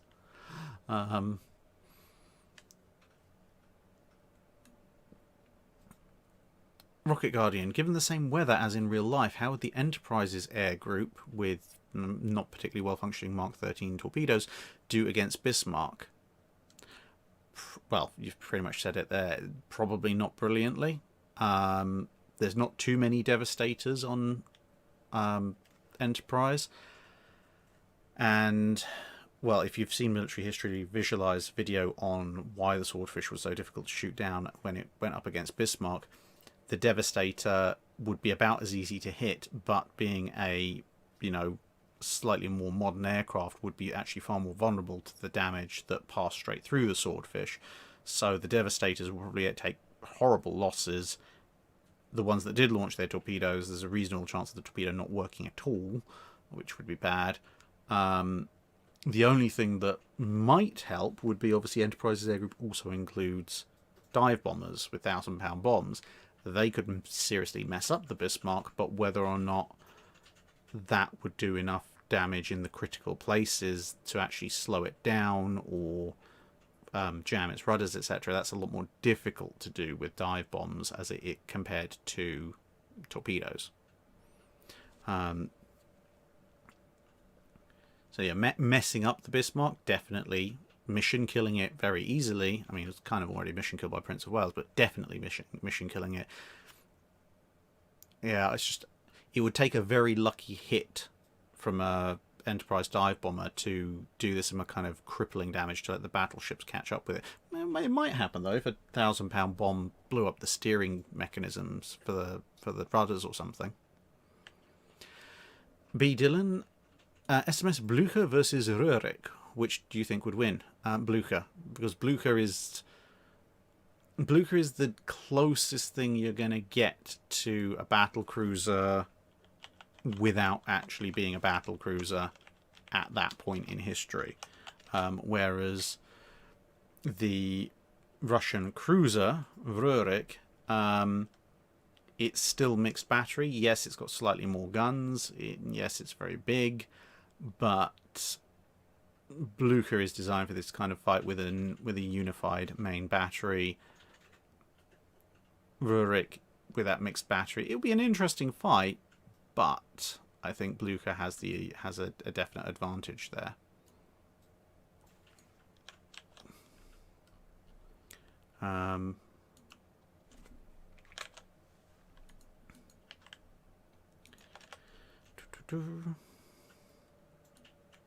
Archangel Glenn, how do you think Yorktown and her sisters could have done with a combined additional 3,000 tons of displacement? Not particularly well, because that's 1,000 tons apiece. I mean, it would have... yeah. With 1,000 extra tons, you make the things fractionally larger, which means you get a few more aircraft aboard. Maybe give it slightly better protective systems, maybe a little bit more armor, a little bit more torpedo protection, something like that. But there's not a tremendous amount you can do at that point. Whereas if you are giving them 3,000 tons apiece, then you can do a lot more, because then you can basically you could resurrect maybe like a downsized version of the 27,000 ton carrier that they were planning on, which would be... that would be interesting, because that would be kind of halfway to an Essex at that point. John Blankenship, will you do a video on US PT boats in the Pacific Theatre? Yep, at some point. I will. Although I'll probably do one on PT boats themselves, and then another one looking at the campaigns that they were in as a separate thing. Christopher Abernathy, would a Hipper-class ship have been better at the Battle of the River Plate other than Blücher? Yes, because a Hipper-class could have just run away, basically. Grash Bay couldn't. In a straight-up gunfight, a Hipper is actually probably slightly more vulnerable than a Deutschland because of the slightly lesser firepower, etc. But it would have the speed to just leave, which Graf Spee couldn't.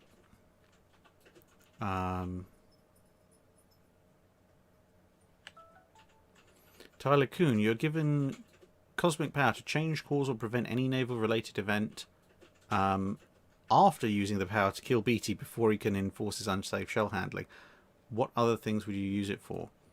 To change, cause, or prevent any naval-related event.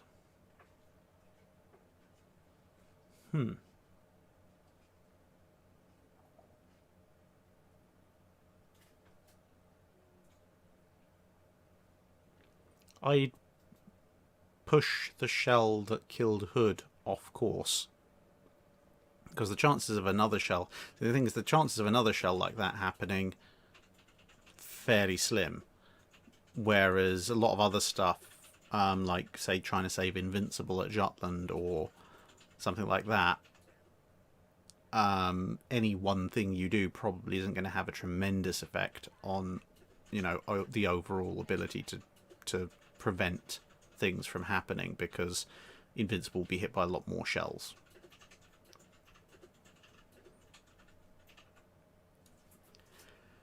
Fliuk, would you ever think if Japan had a more comprehensive carrier construction program, it would have done better as the war wore on? Not really. I mean, about halfway to 2/3 of the way through the war, Japan had far more carrier decks than it had pilots. Japan's problem was not necessarily constructing carriers. Japan's problem was constructing and getting good pilots for their carrier aircraft. And they don't really have that many more shipyards. They could maybe crank out a few more if they scrapped the Yamato plan and built more Shikakus or Shikaku Mark IIs instead. But without a program that can generate enough pilots, enough good quality pilots for the air and to man the aircraft that go on those carriers, it's not going to do them any good to have a ton of carriers that are basically just big expensive decoys. Galdir Ionai, how did various navies draw the line between boat and ship? What's the cutoff between just having a number and getting a proper name? So the number name thing is just all over the place, depending on the nation in question. It seems to be basically when they consider it to be a creditable warship that it starts to get a name most of the time. Although that's not even strictly the case all the time, especially in places like the German Navy. But with boat and ship, I think, as I said before, the most common... Well, there's various definitions, but one of the most common ones I've heard is a ship can carry boats, whereas a boat does not carry smaller boats. That seems to be sort of a kind of a hard... I mean, there's other things like which way does which way does a vessel lean when it turns, and one way is a ship, the other way is a boat. But I do kind of like the idea of a ship is a vessel that can carry another smaller vessel aboard, whereas a boat is the vessel. It doesn't carry anything apart from maybe a inflatable.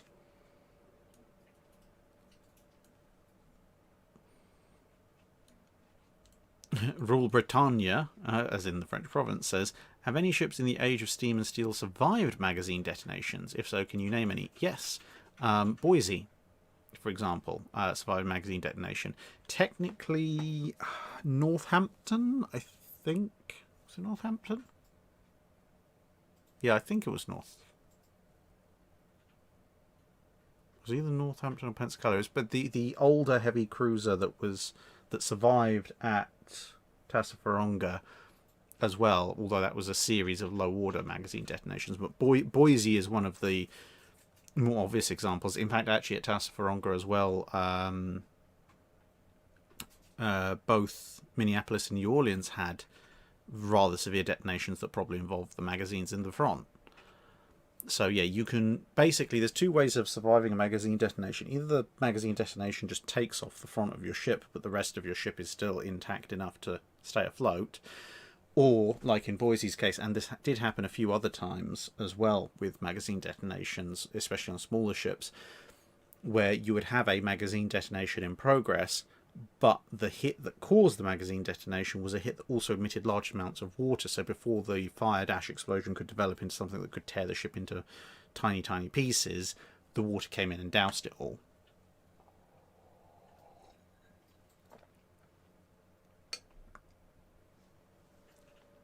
Pensacola, thank you, Dr. Strachny.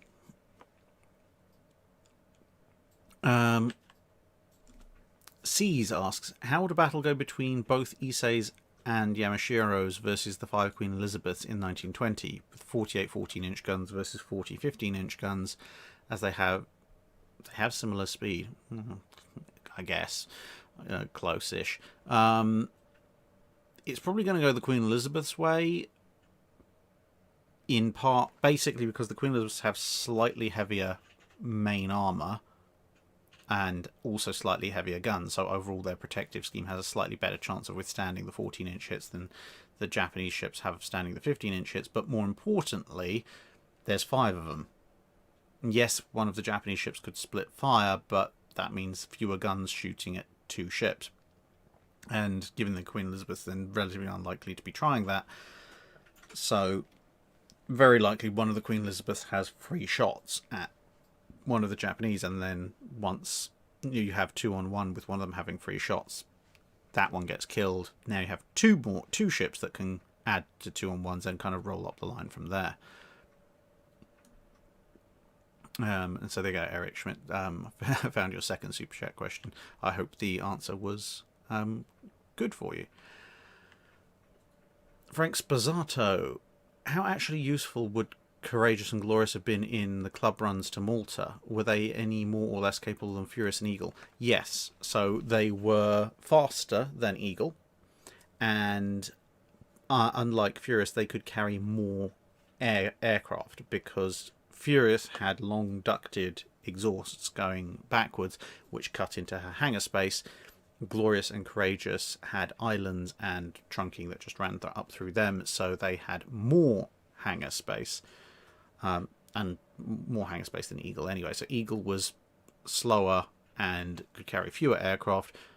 Furious was the same speed but could carry fewer aircraft. Glorious and Courageous could carry more aircraft than either of them, and also faster than Eagle. So yes, they would have been pretty darn useful heading over to Malta, because Furious spent a lot of its time as an aircraft ferry. Glorious and or Courageous could have actually done a fairly creditable job of air defence.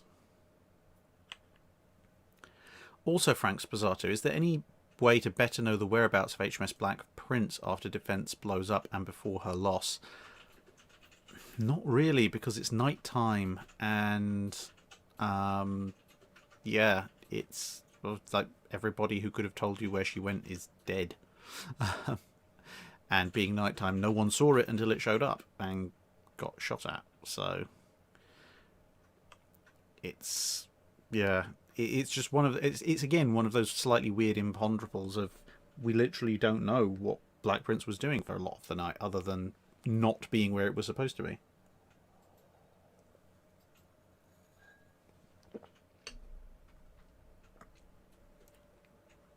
Colin Cameron asks, what if Plan Red happened just after Dreadnought is declassified? Can the US Navy hold off the Royal Navy long enough to take Canada? Not unless it turtles up in port, because whilst the Great White Fleet, etc., shows America is on the world stage, it doesn't have... thank you very much, Ray W. Yeah, the US Navy doesn't have anything like the number of battleships that the Royal Navy does. It definitely doesn't have the number of cruisers, and a lot of the cruisers that it does have are barely worthy of the name. And it also has some destroyers, but not a tremendous amount. It's just so very, very horribly outnumbered. And that's important on two ways. Not just it's a smaller navy, but as I've said before, it doesn't have really much of a fleet screen at all. So the only way they can quote-unquote hold off the Royal Navy is to basically sit behind shore fortifications and hope that the Royal Navy don't really get determined to try and dig them out. As far as taking Canada goes, I don't know what the size of the US Army was in 1905, 1906. The US Army's strength goes all over the place. during that time period. By 1914, the US Army would take probably, if the war starts in 1914, the US Army would need a couple of years to build up to a point where it could try and take Canada, because it was hilariously small and under-equipped at that point. But there were various wars, Spanish-American War, etc., in the early 1900s. So I don't know what the US Army strength was in 1905, whether it would have enough or not. Alex Wingate, thank you very much. Well, if I'm helping sending you to sleep, then well, that's good as well, I guess. At least I'm doing something useful.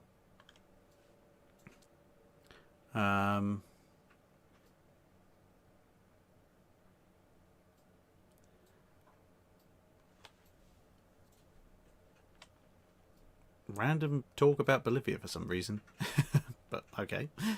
Hendog 1000. If World War I doesn't start till 1916, what ships are completed? What ships are in different hands? How does this affect World War I in the North Sea? So the Turks would have both of their capital ships. The Chileans would have at least Almirante La Torre, possibly Almirante Cochrane as well. Almirante Cochrane they might not have.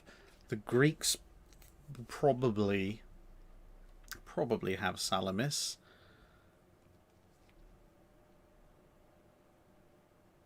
So yeah, but on the other hand, the British are going to have all 8 Revenges. They're going to have a follow-on to the Revenges coming in as well.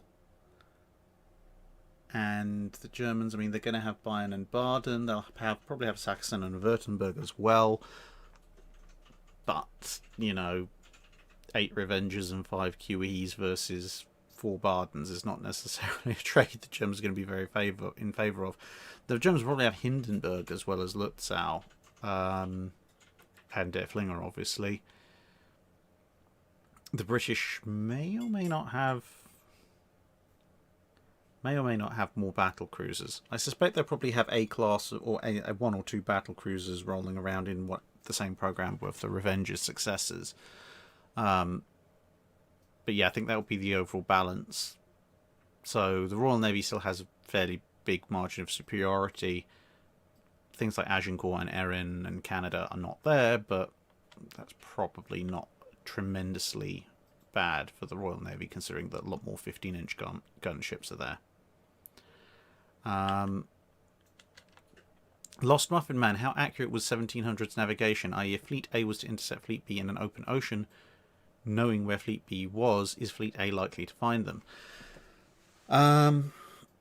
It depends what the information they're using is, because in the 1700s, latitude, i.e. how far north or south you are, that could be relatively easily calculated.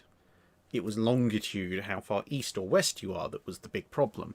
So if they've got latitude data on where Fleet B is in the open ocean, then a reasonably sized Fleet A with half a dozen frigates or so in a scouting line can probably find and intercept Fleet B, assuming that their information on where Fleet B is actually accurate.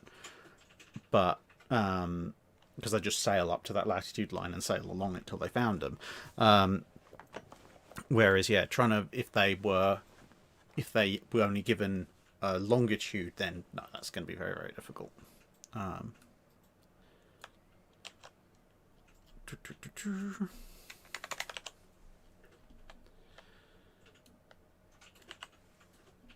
Right, if you'll excuse me for a moment, I am going to close that window because it is getting pretty cold in here now, believe it or not, now that night's been falling for about an hour. So I'm just going to... Melanie, yes, longitude is simple once you have accurate timekeeping, relatively simple, but the early mid-1700s, they don't have it. I'm just going to close that window because it's getting very cold, and otherwise I'm going to have to put on a jumper.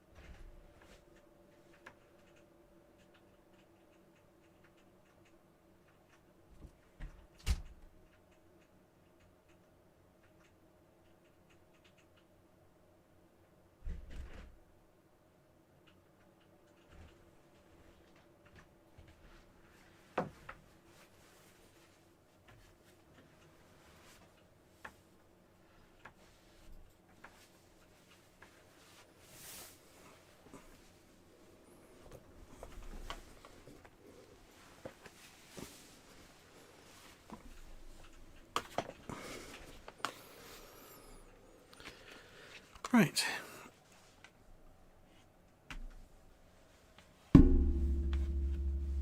And for those of you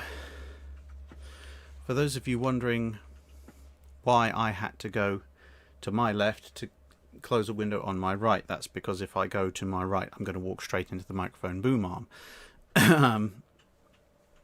So, James D, not quite. We're almost in standard chat questions. Do I have a cat? No. No, I do not. Anton Alert. Hydrack, how bad was USS Ranger? The Pacific Fleet was down to Enterprise and we asked the British for USS Robin instead. What made it so unsuitable? Slow, relatively small air group, practically speaking, and very vulnerable. I mean, getting Wasp in was pushing it. Ranger was just asking for it if you'd sent that in. It wouldn't have lasted very long at all in the face of a Japanese attack, and that's the thing. There was no point in wasting it at that point. Cody 85, what do you think of Hornet's flight to nowhere at Midway? At what point is a mutiny justified? Well, as if you've seen Military Aviation History's video recently on the flight to nowhere, you'll know a fair bit about that. And of course, we covered it in the video on Midway that went up earlier this week with John Partial as to why it happened. As for why it happened, it was effectively, it was someone trying to be quite clever with some reasoning, but in the end being a little bit too clever for their own good. These kind of things can happen, but it's one of those times. This is the thing. It's like when you decide on your own initiative you're going to do something, you either end up with a medal because it turns out you're right, or you end up with nothing happening and a lot of stuff going horribly wrong. And that's what happened in the latter case with Hornet's flight to nowhere. Supercharged, I do still have your super chat around. I am getting to it.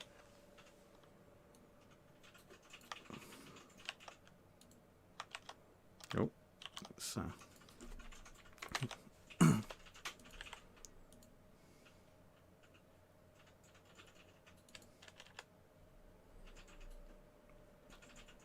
Melanie16040, since you've not had the benefit of said videos, what happened? Short version is a flight officer in Hornet's air group probably thought that the Japanese would have multiple carrier groups, and that one of them would be staged further away from the first carrier group. So they had the report where the first carrier group was, so he thought he'd be clever and fly towards where he reckoned the second carrier group was going to be. Turns out it wasn't. Ninja X Alpaca. Could the Japanese have loitered north around Pearl Harbor for a day or so more, continuing to make strikes and feeling out where the US carriers were, and consequently attack them? No, they were running low on fuel, and the more strikes they put in, the more US anti-aircraft guns and fighters and everything would have been waiting for them. So they would have been compromising their ability to get home, quite likely. At least running their margins very, very, very short, and also each attack would be significantly less powerful. Floaffy. Yes, I do. Anodyne, thank you very much. Or Anodyne, sorry. Anodyne, thank you very much for your support there. Also Anodyne. Who wins? An Arleigh Burke Block 4 with Harpoon, Elrazum, SH-60 with Hellfires. Okay, whatever those are. Or 2 Yamatos, 6 Congos, 6 Cruisers, and 6 Destroyers at 20 kilometers. The old ships, because at 20 kilometers the Yamatos could just blat the Arleigh Burke with a bunch of broadsides before much else can happen.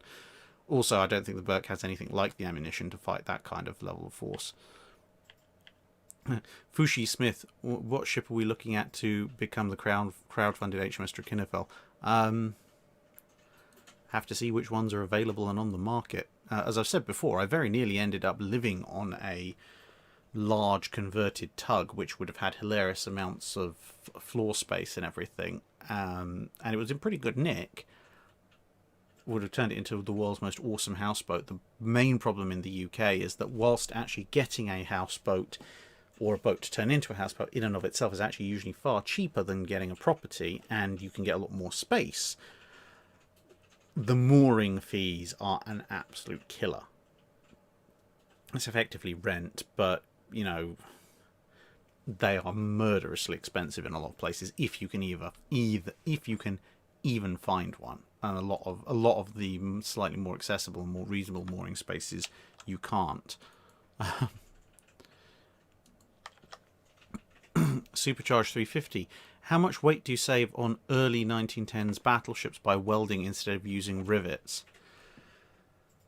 Early 1910s battleships, so you're talking about stuff in the mid-20s of thousands of tons, or let's say roughly 25,000 tons. Based on the savings you could make on cruisers later on, probably something in the order of between 500 and 1,500 tons weight saving with welding, depending on how aggressive you are with it and how much of the ship you're welding together. Melanie 1604, suspected upkeep on an Asian vessel is rather expensive. Well, it depends on the vessel, depends where you're mooring it. So if you're mooring it on, like, not at sea, but on the coast, upkeep is going to be considerably more expensive. Obviously, how old the vessel is as well. If you've got a large houseboat, i.e. sort of canal boat type setup on a canal in fresh water, your boat comes out of the water maybe once every 5 years. I did look into quite a lot of detail on this, and it's going to cost you maybe $5,000 to have it worked over, which, to be fair, given the amount of savings you're making in purchasing it in the first place, that's, relatively speaking, an affordable expense considering the amount of money you're saving against buying an actual house. You're going to spend far more than that in mooring fees and utilities every year, though. Then that's the real killer. When it comes down to it. N3ZYD, if you ever meet Sabaton, please ask them to do a song about Taffy 3. Oh, I will be. If I ever meet them. Which would be cool. But, yeah, I'm sure they have a lot of people suggesting songs to them as well, so I probably would try and talk to them about something else at least first. Angelo Brutocal, I was looking into catching up on build trumps. When I look, I find 3 different sites with different numbers of episodes. Which website is the best one? Simsec. That's where we actually, the people we actually do the podcast for. So Simsec's website is the best one to go for there.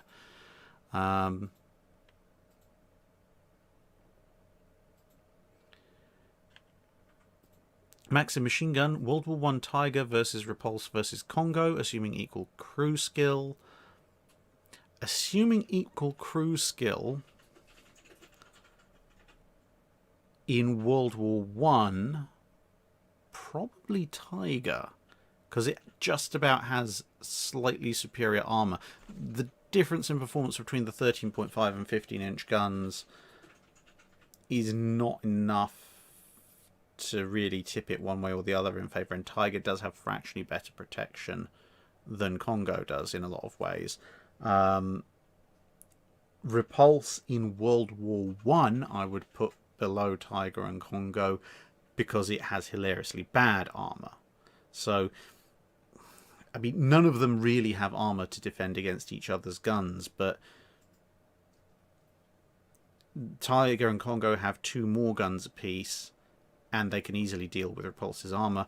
Repulse, while it has individually harder hitting shells, Tiger can maybe just about scrape resistance against Congo's guns at longer ranges, probably not against Repulse's guns, but as I say, it's got more guns firing back, so it would be Tiger, but it would be marginal with equal crew skill in there.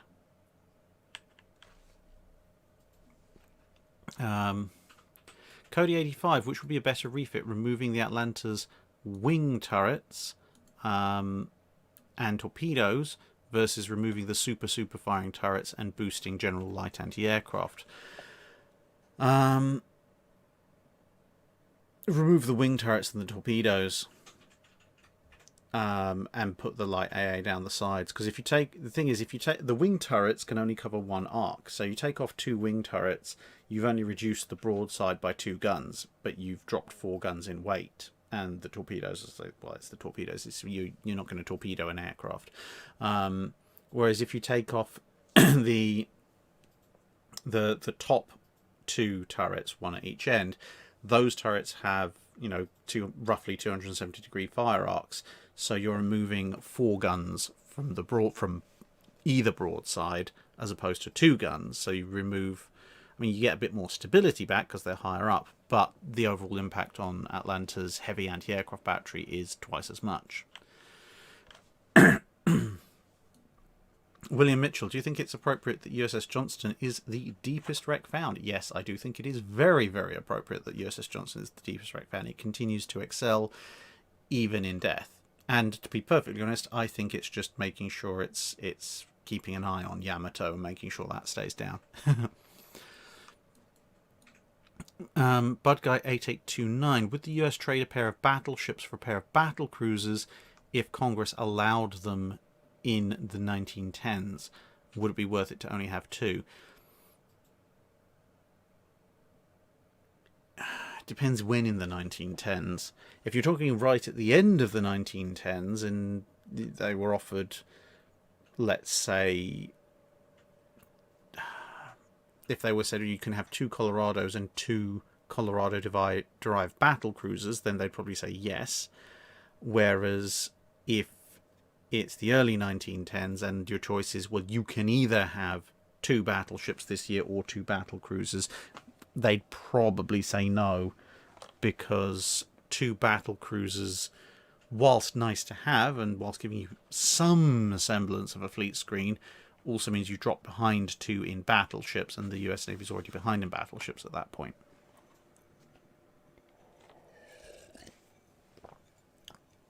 I'm on to reserve drink now.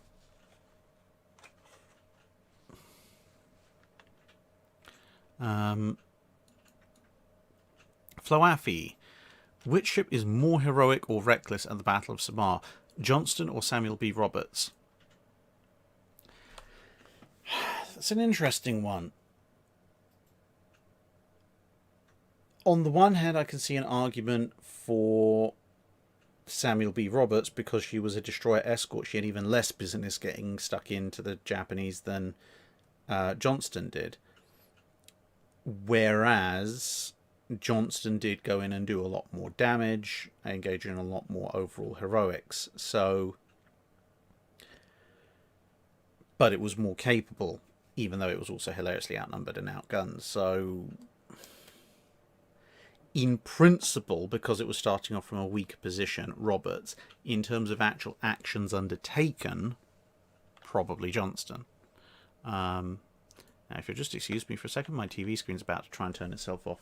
Mrs. Drack, would you mind doing the honours to keep the TV screen on? Yes, how dare you.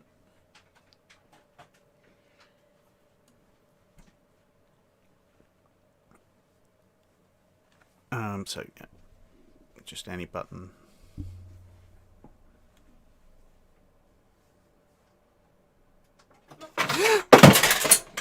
Well, Don't.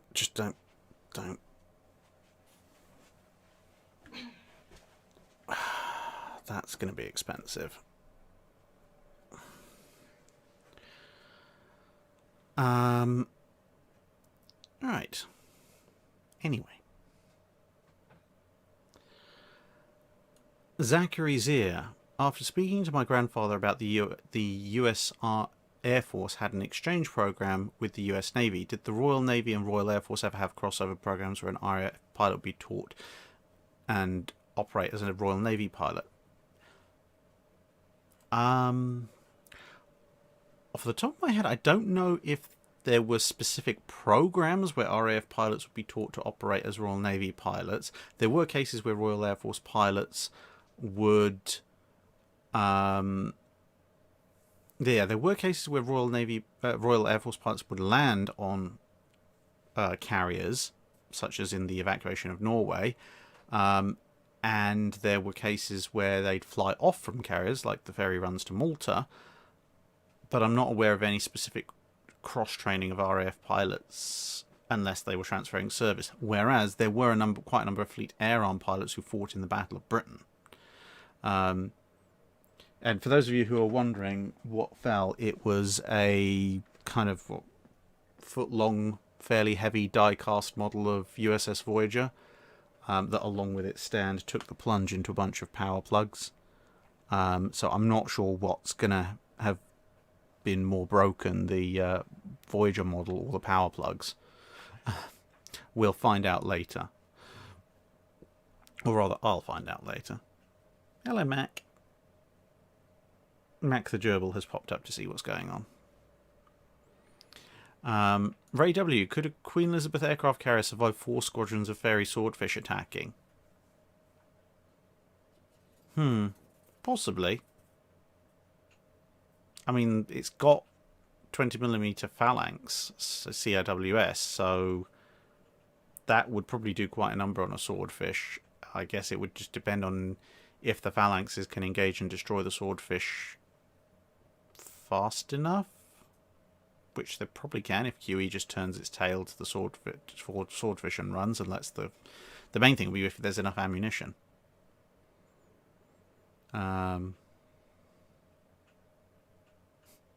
Yeah, the parallels, looking at the tail end of Voyager sticking up, the parallels with that episode of the Averted Future Timeline where Voyager pancaked into an ice planet are not lost on me. Thomas Hobarth, what is your opinion on the IJN Shinano, and why did the US Navy avoid building a supply carrier like Shinano was?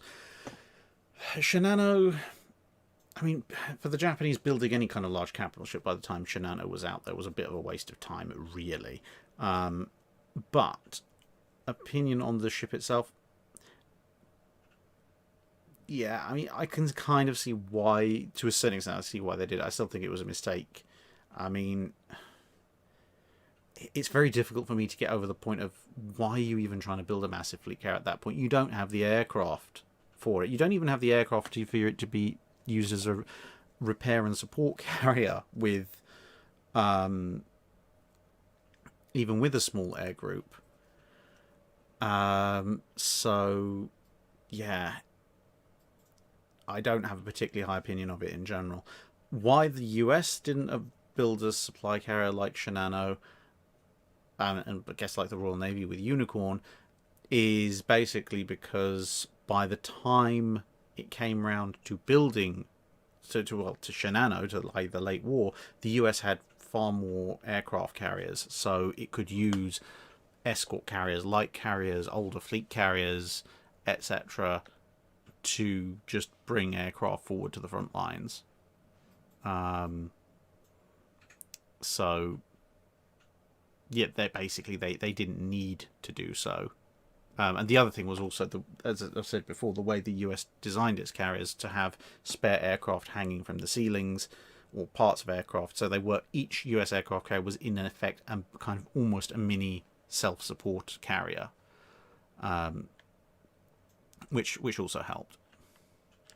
Also, Thomas Hobarth, if you would be the commander of the 2nd Pacific Squadron, how would you handle Kamchatka, and how long would you tolerate it before you fire a 12-inch salvo at it and explain the accident of her sinking? I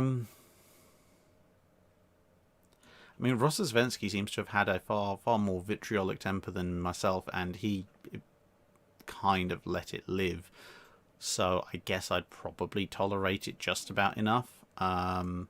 I'd probably be incredibly heavily sarcastic, and they may end up sort of sinking themselves out of shame because of the amount of sarcasm I direct at them, but I'd probably refrain from firing guns at it, mainly because I just need as many shells as I can to throw at the Japanese eventually. So, with that said, that's all the super chat questions.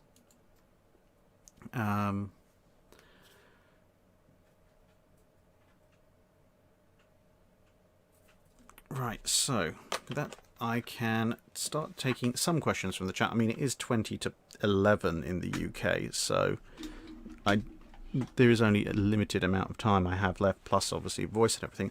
I'm just going to see if I can retrieve that Voyager model, because it did literally come crashing down in the midst of the multi-plug that my computer is managed from.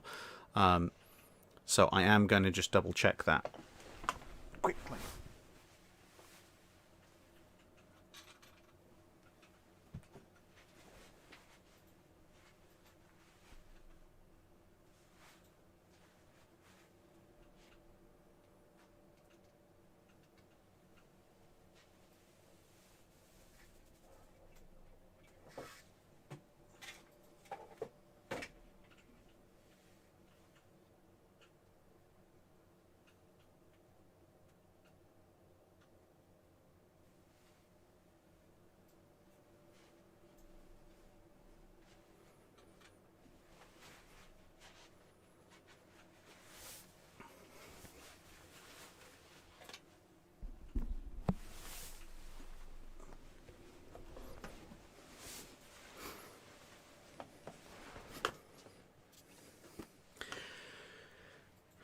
Right, well, the good news, ladies and gentlemen, is that it ricocheted off of the rubber casing of the main power plug to the PC. So thank goodness for well-built plugs. Here is the ship in question. It seems to be mostly intact. It's relatively... Oh, there's a couple of little scrapes on it. That's not bad. The plastic and metal stand it was on is somewhat varied further back, so I'll have to get that out later. Supercharged 350. Yes, I did answer. It was short version 500 to 1500 tons, but yeah, you will be able to find it further back. Whiskey Delta Golf. I missed one about pacifist ship names. More pacifist ship names. Okay, drop me a line on Discord or similar, and I'll get an answer to you. Right, so Adam Shepherd saying, "Be nice to Mrs. Drack. Things went wrong, but she was being an attentive helper." Yes, don't worry. I don't blame her too much. I mean, poor old Voyager here is very nose heavy, but oh well. Yeah, aluminium fence. I know what you mean. I too have been shocked by mains electricity. It is not a fun experience, and unfortunately does not give you superpowers.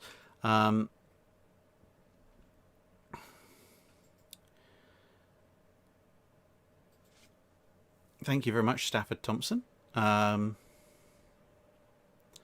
And right, Killer Spoon 575, USS New Mexico in 1918 against any capital ship of the German High Seas Fleet of World War I, assuming both ships are performing at full effectiveness, at least on paper. I'd give New Mexico decent odds against anything other than a Bayern or Baden, depending on what you want to call it. It's assuming they're performing at full effectiveness, because yeah, the gunnery of the American ships would not have been brilliant, but assuming that's been ironed out of them, versus a Bayern or Baden, it would be pretty much a fairly even fight. The German ship has a slight speed advantage. Obviously, it's got slightly heavier guns, but fewer of them. So yeah, swings and roundabouts for that one. Still got cage masts though on the New Mexico, so yeah. I'd be tossing a coin over the New Mexico in 1918 versus Bayern or Baden, but I'd give it a definite advantage over anything else.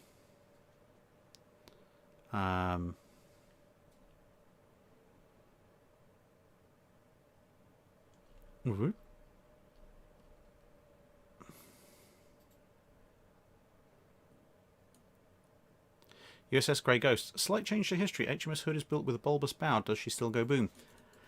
I'll have to get back to you on that one, because I am in the process of arranging for access to a proper university flume tank, where I will be testing various hull forms to establish both the exact profiles of bow waves at varying speeds, and I might be able to test varying sea conditions depending on how well that scales in a tank, all of which will be documented in a future video. Plus I can see what effect a bulbous bow would have on Hood's hull waveform at varying speeds. So watch this space. I'm quite looking forward to it, because it is, amongst other things, my old university, and the flume tank is rather nice, and I promise not to flood the room again.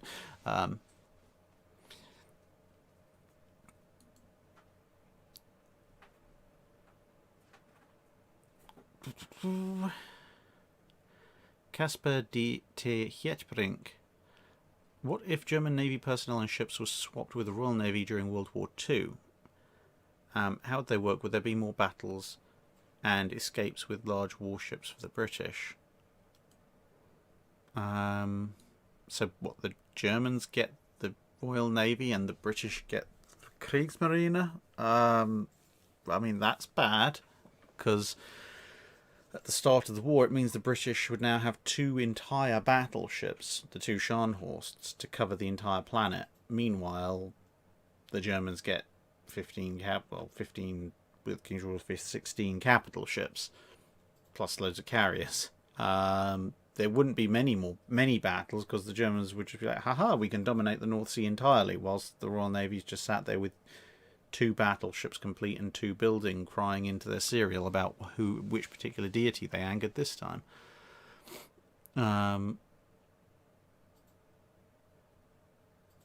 Crimson Call, are there any German ships left that could be raised and turned into museum ships, no matter the cost? Define no matter the cost. There's a few left in Scapa.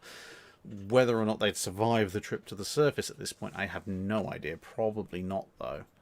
I mean, I suppose if money's no expense, you might be able to dig up the pier that Admiral Scheer is sitting under, the Deutschland class. Tirpitz has been broken up. Scharnhorst is in bits. You're never salvaging Bismarck. It's 3 and a bit miles down, and also partly in bits. Gneisenau's been broken up. Weirdly enough, I think Prince Eugen might actually be your best bet. I think it's sitting somewhere in Bikini Atoll or nearby. Yeah, Prince Eugen's probably your best bet if you've got more money than sense to try and salvage something.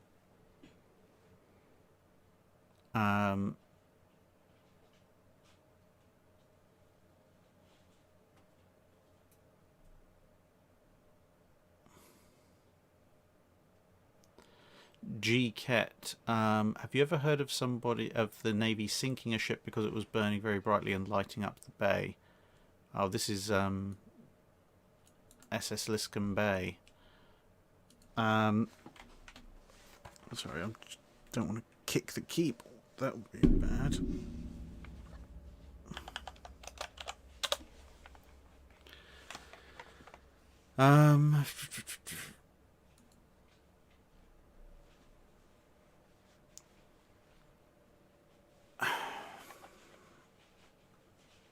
I don't think, if you're talking about USS Liscombe Bay, the carrier, I don't think the US Navy would have deliberately sunk her, not with those men not with men still on board. I mean, especially she went up pretty quickly anyway. The US Navy showed a huge propensity for trying to save the men and trying to save the ship. I mean, if the Navy was in the business of deliberately sinking ships because they were acting as giant markers for other incoming Japanese craft, they would have totaled Franklin and Bunker Hill well before time, because those things were acting as huge beacons for any Japanese craft that wanted to come in and have a go at the ships that were trying to help them. So yeah, I don't think the US Navy sank Liscombe Bay to help themselves. Chopper 73, any plans for a 5-minute guide on the N-class destroyers? They were the workhorses of the Royal Australian Navy. Yeah, at some point. Um,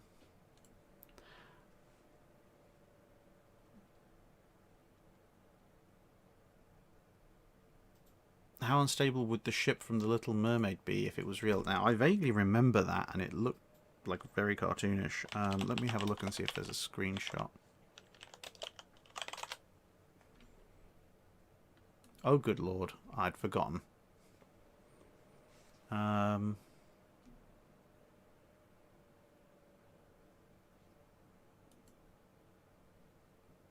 had forgotten just how crazy that was. I mean, the weird thing is,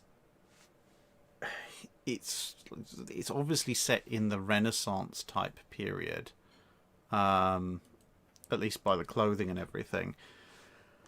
The strange thing is that actually that kind of narrow hull, high forecastle and after castle is not entirely removed from some galleons. I think the most unrealistic and top-heavy part of it is the four massive, almost lantern-like chambers attached to it. Other than that, believe it or not, the rest of the ship is not entirely unbelievable. Maybe that stern decoration is a bit high. But if you remove those four chambers, the rest of the ship is actually not unbelievable at all for a ship of that period. But yes, it would be hilariously unstable with those things stuck to it. Is Mrs. Drac okay? Yeah, she literally just accidentally nudged the ship with her shoulder.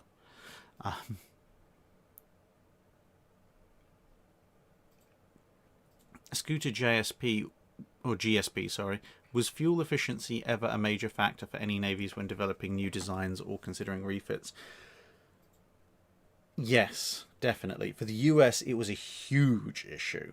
It's one of the reasons why they stuck to vertical triple expansion engines longer than most. It was definitely a huge issue for them. For other nations, perhaps not so much, but you know, there are ways and means of engineering for it. I mean, in some cases, it just flat out wasn't. For the Italians' example, you know, they're never really going too far away from Italy. That doesn't matter so much. For the British, they needed enough fuel to motor on around the Empire, but they had fairly regular fuel stops they could rely on.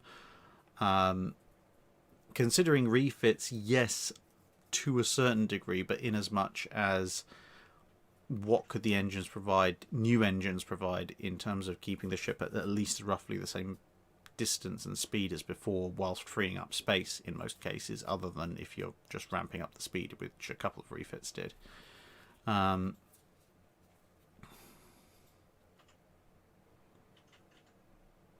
Whiskey Delta Golf. If the Royal Navy are instructed to give their current fleet less aggressive names, what would you pick from historical names only? Okay.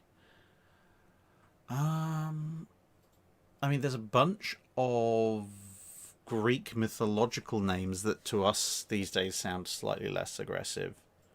Like Bellerophon, for example. You could go with those. There's various virtues and qualities, so things like swift shore. Think of the slightly less aggressive ones. Vigilant, things like that. I mean, I think we've got Vigilant at the moment.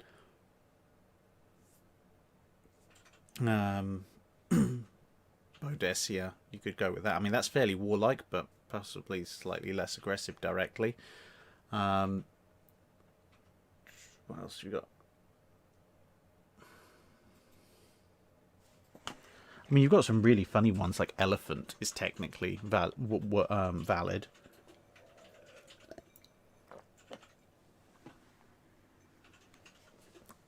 They had some slightly odd ones going on in the Victorian Navy as well. What else could you have?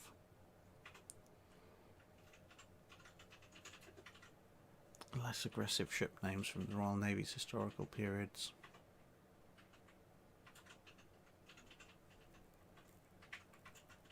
I mean, you've got the Flower class corvettes. That's fairly non-aggressive. HMS Hydrangea coming into range.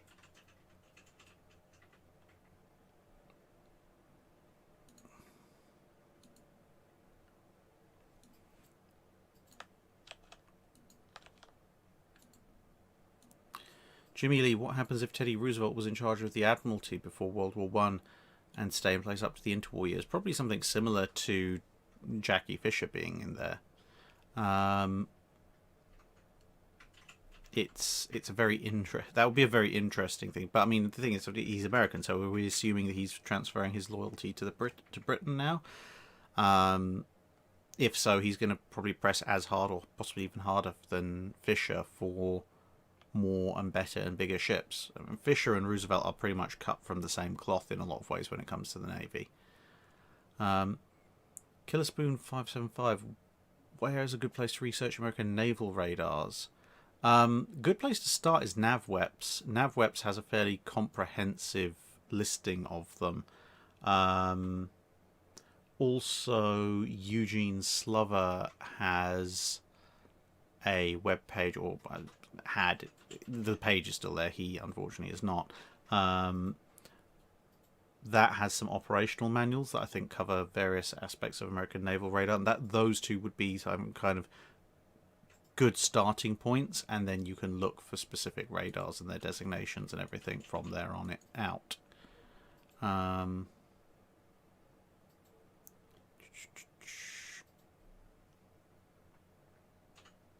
So I'm just going to answer a few more questions because it is coming up to 11 and I do have a few other bits and pieces to do.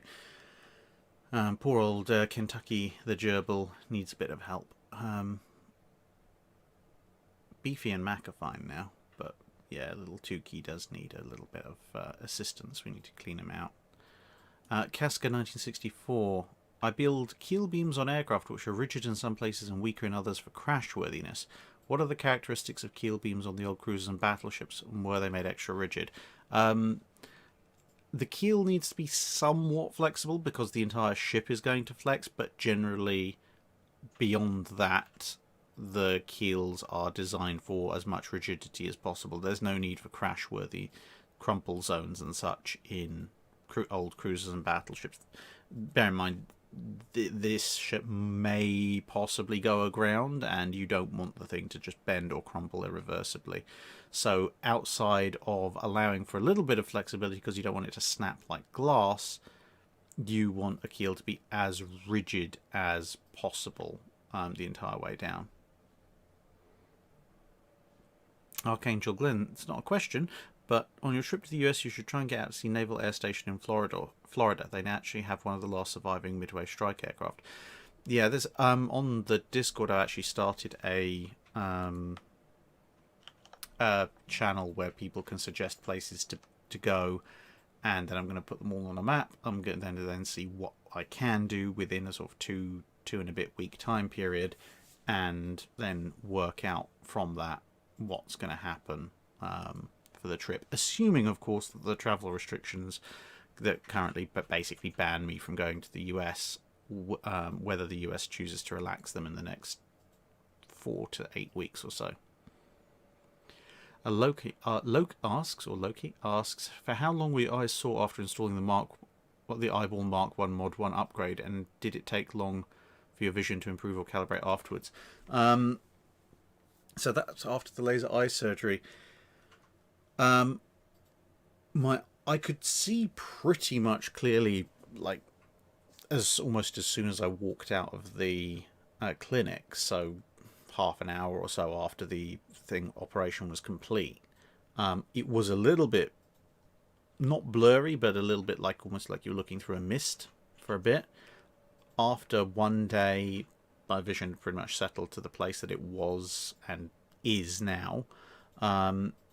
In terms of the eyes being sore, they're a bit sore for, say, the first couple of 2-3 days. You have to wear these crazy plastic shields to make sure you don't ruin everything for like a week or two when you go to sleep. But yeah, I'd say after 2 or 3 days, it was fine. I was just being a bit careful about what I did to make sure I didn't accidentally cause any more damage. And yeah, by a week or two in, when I was able to hand the eye shields in, and they just said, okay, fine, be careful, my vision was perfectly fine. I think that's partly because I was wearing glasses relatively regularly up to then. So the idea, my brain's idea of, this is clear focus vision was not too far removed from things. So yeah, it wasn't too bad, and I think things have probably only gotten better since. I'd hope, at least.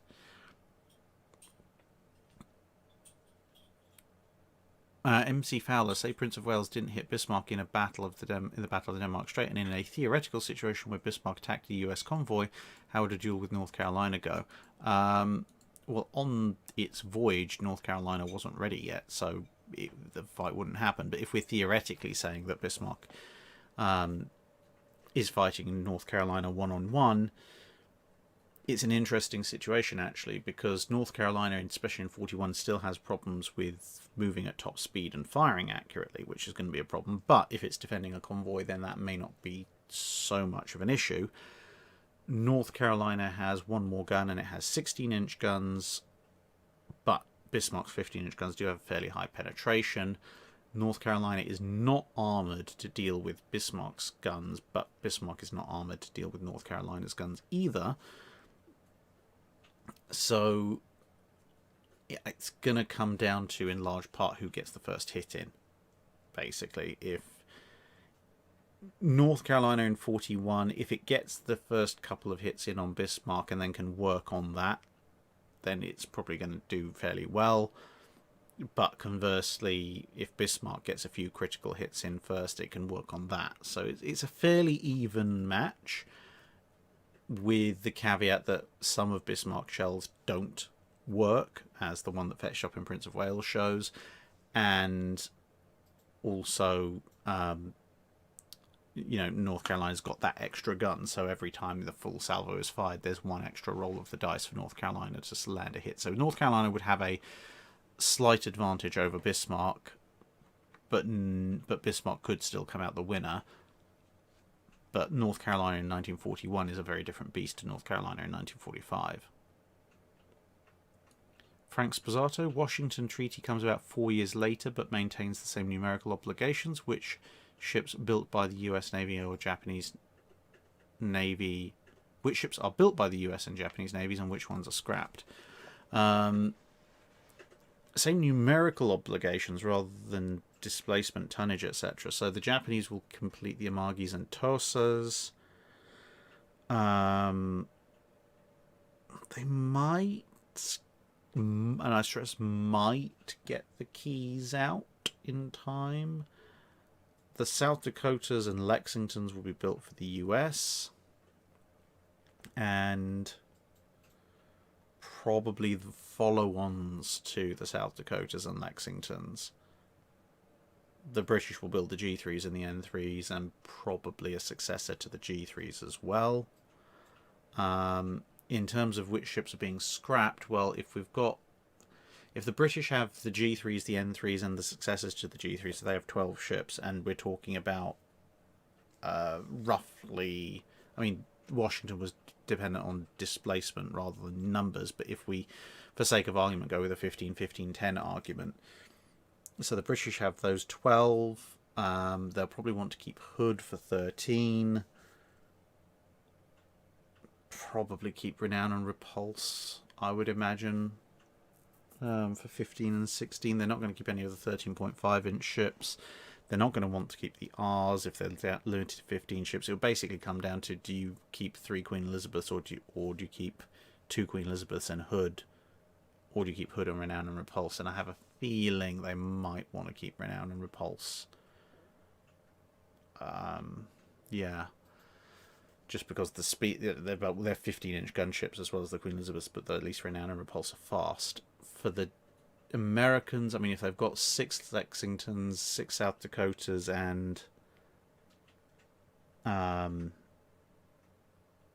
6 follow-ons, they're already over the 15 at that point. So, if anything, they'll probably ditch 2 or more Lexingtons, or convert them into carriers, rather, because they've already got a 16-inch armed navy total.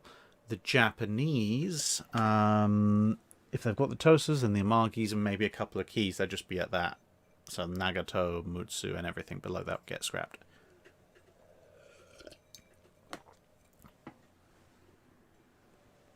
Yes, that's a great ghost. I thought it looked like a Spanish galleon. Yeah, in a lot of ways, that Little Mermaid ship does look like a Spanish galleon. Just the stern section is even more hilarious than an actual Spanish galleon.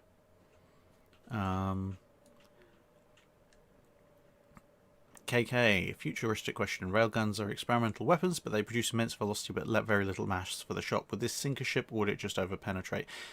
Depends what it hits on its way through the ship, and depends exactly how fast it's going and what material it's made of. Because theoretically, yeah, a stupidly dense shot might just go straight through like a laser beam. It might hit a missile magazine or something and cause a lot of major damage. It might be made of some other kind of material that fragments and expands and dumps all its energy in the ship. Who knows?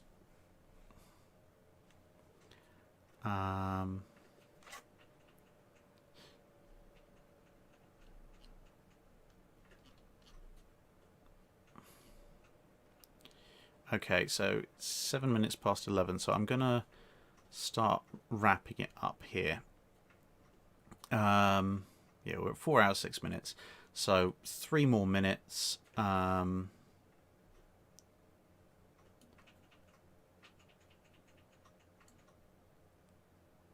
3 more minutes, so I'll get through about 2 or 3 more questions, and then I'm going to call it a night. Because as you can hear, my voice is beginning to go, and I've had to resort to emergency drink.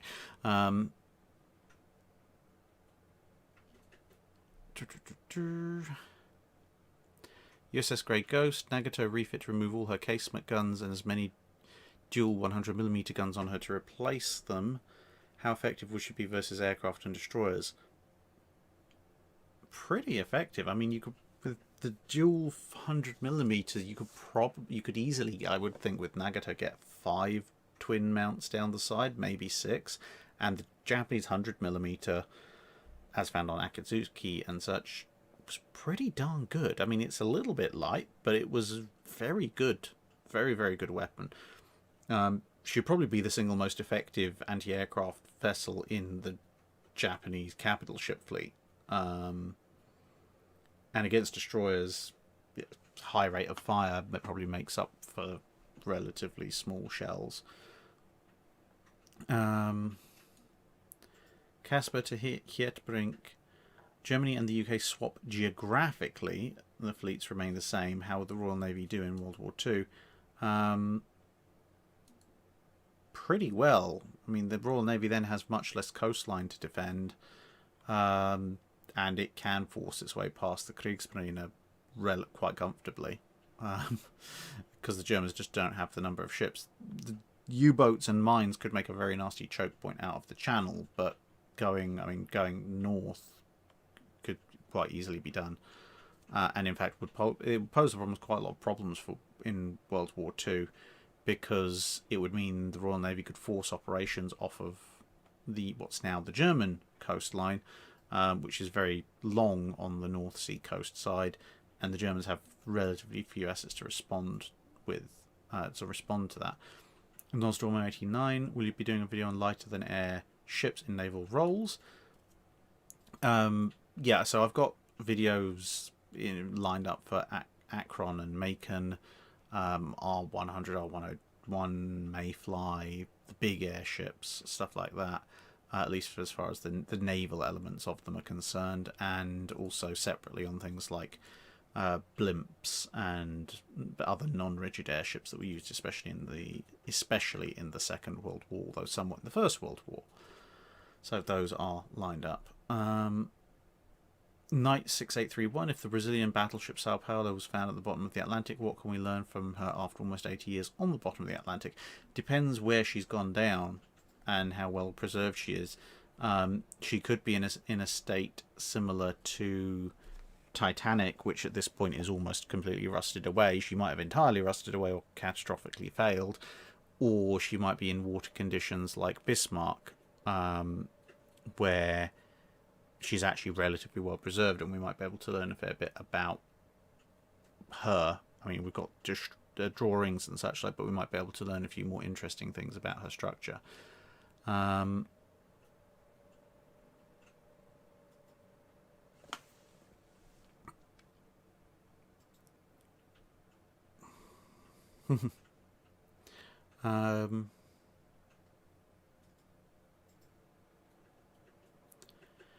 Hypertron DE. Can the Koenig class with its centerline turrets and thick armor be called a super dreadnought despite having a smaller caliber?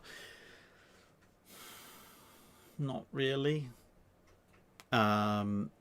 Pretty much the defining feature of the super dreadnoughts was having large caliber weaponry, and the Koenig class's broadside is not tremendously impressive compared to others. I mean, the US has things like Arkansas and Wyoming at this point. They're not super dreadnoughts, even though they've got centerline turrets and relatively decent armor. Okay, the Koenigs have thicker armor, but at that point you have a well-armored dreadnought, not really a super dreadnought.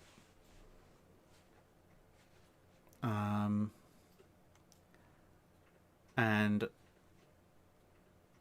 the last one, last two, Cow to Face next VASA video probably this coming month. I did get a little bit sidetracked with other things, but the next VASA video is coming this coming month. And Gustav Herbert, if you could transform 5 ships of World War II into museum ships, no matter if sunk or scrapped, which ones would they be? 2 are very easy, Warspite and Enterprise. And as I said before, there's a whole range that you could go for. I mean, if not, even if you disregard the fact that some have been sunk or scrapped, I mean, come on, let's have Yamato back just because. So let's have Yamato as a museum ship, Warspite and Enterprise. Bring back Johnston if we're ignoring the fact that she's been sunk. And I'm going to get this right because it's the last question I'm answering, so I'm going to get the name at least somewhat right. Considering that with Yamato, Johnston, Warspite and Enterprise we've got 4 already, I'd say bring back the Italian cruiser Bolzano. It's the epitome of the Italian heavy cruiser line. It looks really nice. And come on, poor old Italy really does need a bit of a helping hand in this regard. So yeah, that would be my answers. Jake Miller with Hood. I kind of like to see Hood back. I can understand why people would like to see Hood back, but given the complete tragedy that was her loss, I'd feel slightly odd about bringing Hood back up and making her into a museum ship. But yeah. So that would be the end of this stream. 4 hours, 13 minutes and 31 seconds. Thank you very much everyone for watching. I now have to go and upload the Patreon Drydock recorded for this weekend. And I'll see you all in another video and or stream. Just FYI, let me just check something. So, all other things being equal, the mid-month stream where it's purely from chat from the start will probably be on the 19th of June, because the next one of these will probably be on the 2nd of July. So 19th of June is the next live stream for taking questions from the chat. So thank you everybody. Thank you to the moderators. Thank you for everyone for keeping the conversation and chat nice and civil, and we shall see you again another time.